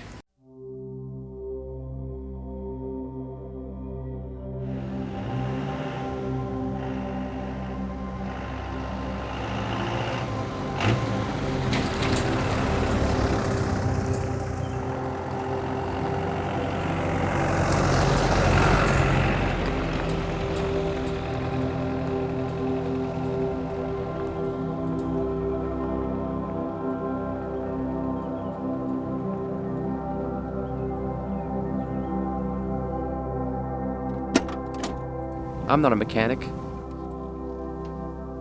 I'm not a handyman. I'm not even a Jeep guy. I'm just a guy who decided to take on a project with no experience. I'm a cameraman. That's my job. So welcome to beautiful Peacher Island. This is my favorite place for coming getting sunrise, and I've been coming here for the last 10 years, getting beautiful sunrises just like this one. You know, as a filmmaker, this is one of my favorite places on the earth. But this year, I told myself, I can't actually come here until I get the Jeep project done. I know that's a pretty big thing to ask for myself, but that's what I did. And now it's been a couple more months that I normally would come here, but here we are, watching this beautiful sunrise. You know, this is my reward for all the hard work and all the effort that's gone. You know, as a filmmaker, this is one of my favorite places on earth. And if you told me 3 years ago that I'd be sitting here talking to you about a Jeep project, of taking that project, starting it, finishing it, with almost no experience, I probably wouldn't have believed you. Because you know what? Like I said, I'm not a mechanic, I'm just a filmmaker. But you know what? I think that goes to show you what you can accomplish if you really put your mind to it. I know it sounds kind of cheesy. It's pretty much the same line as Back to the Future, George McFly, but it's really true. You know, if there's one thing I wanted to teach from this video series, and I still really don't know why I made it, to be honest with you, other than my wife telling me it was a good idea and wanting to show my dad, is to teach people, you know, if you got a project, even if you're uncomfortable doing it or something completely new, like give it a shot, right? Look at this, we were able to restore a truck as old as I am, and I've had that thing for half my lifetime. I know I'm really proud of it. My family's really proud of it. My dad's super proud of it because he bought it for me all those years ago. And look, here it is now. I know it's just a materialistic, stupid thing, but I think it's the mindset that you get from doing projects like this that's really worth doing. So hey, this is pretty much, you know, it's not a lost art, but it's definitely disappearing as cars get more technologically advanced and, you know, time moves on. So I think it's really cool to, you know, work on these kind of skills and stuff. So I hope I was able to inspire at least one person in the world to do something, you know, out of their comfort zone and, you know, just get her done. What a beautiful place. But, you know, as an amazing journey as it was, I won't soon forget what I had to go through to get that thing done.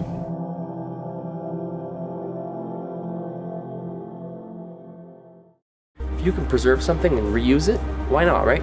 Doesn't that just look like the most massive wrench you've ever seen in your life? Filthy, man. Unless you hose yourself down like an animal. What crap. Well, this has been going nice, you know, just removing everything. No creative problem solving.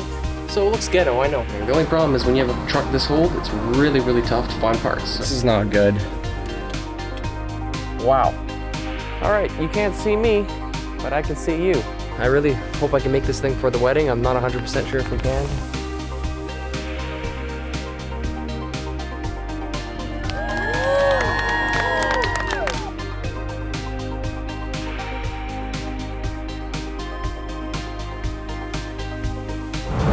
It's a little shaky. As you can see, this thing really needs to get replaced. Yeah, so it seems like my fear has come to pass. These are different brakes than the ones in the back. So. Holy shit, it fits. Dude from carsuck.com, I love you, dude. I love you. Holy shit, it works. Look at that, that is fucking nice. All right, so there's the easy way of doing things, and then there's the way you actually have to do it. Love you. She don't love me. Okay, I know on camera it probably doesn't look all that impressive, but trust me, a lot of time and effort went into cleaning this thing up. So my dad's rewiring everything after That is awesome. Very, very cool looking. They're pretty hardcore. I'm very excited. I'm kind of in a mad rush to get this thing done because the wedding's coming. Oh, I really messed up. The drill bit broke and it went right into my hand. Big wound. I don't think I can get that, but you'll see how much blood there is here. I'm gonna sit down. I just gotta chill out for a bit because I'm pretty dizzy right now. Oh, this is not good. Oh. Yeah. Damn it. I'm gonna get it cleaned up, and I'm gonna continue going. Oh man. Looks like the noise and the injury aren't my only problems. Look at that over there. That's a hell of a storm coming. This is gonna be tough to get this done. Holy cow, look at that. That is coming down hard. That looks like a nasty storm coming. Well, yeah, there it is. It seems that it always turns into apocalypse. Every time it comes. It's blowing. Oh man, not again.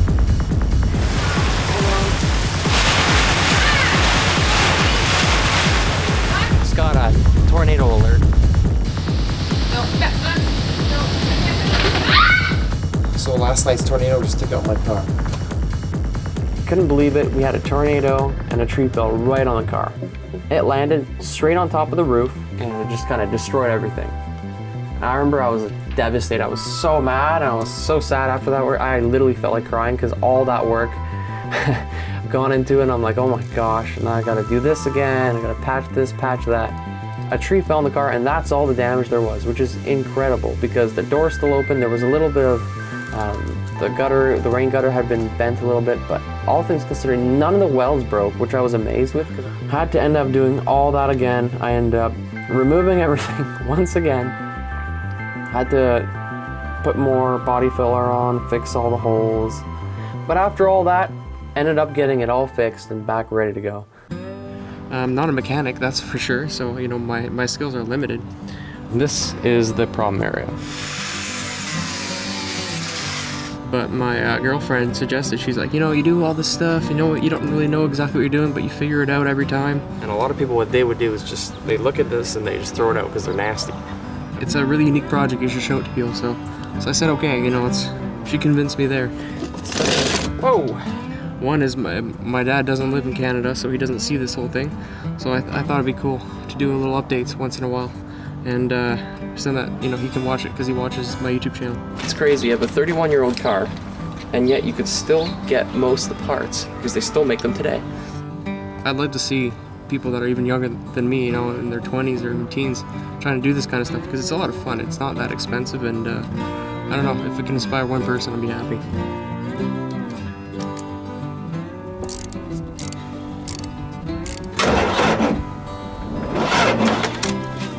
I know what you're thinking.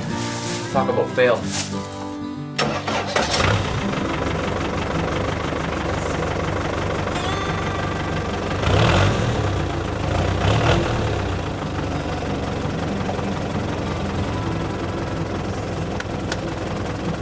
Jeep Cherokee with a 4-liter diesel Isuzu engine in it. Probably should check under the hood before I do anything. Who knows, there might be nests in there.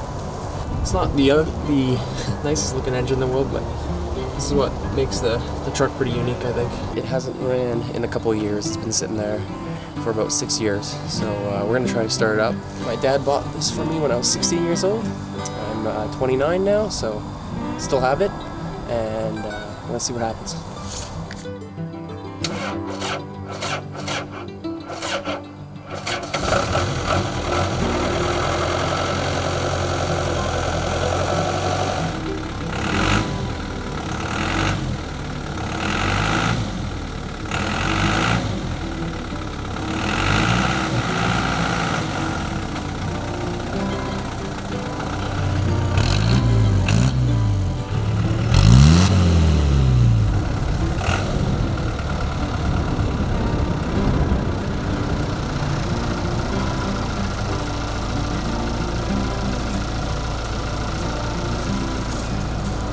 Well, it's got almost no brakes, but it runs, so there you go. 1988, forever.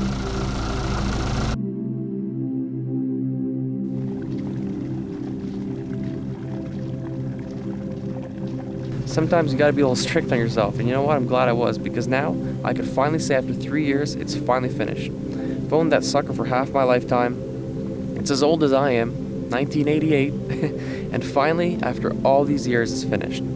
It's always been a really cool vehicle, but it took many, many years to finally get it to the glory it deserves. And it means a lot, not just for me, but also means a lot for my dad, the guy who bought it 16 years ago. Pretty amazing. I can't believe that all these years later, not only do I still have it, but it looks like that. You know, like I said, I'm not a mechanic, I'm just a camera guy. But if there's one thing I wanted to teach people, it's you can teach yourself pretty much anything if you really put your mind to it. And here we are. Oh, and one more thing. When I was a kid, I always wanted that truck from Back to the Future. Remember that Toyota Marty McFly had? Well, this may not be it, but I think it's a whole hell of a lot cooler. Make sure to check out some of our other videos, as well as our short film entitled Ottawa, in which we integrated the Jeep restoration process into the movie.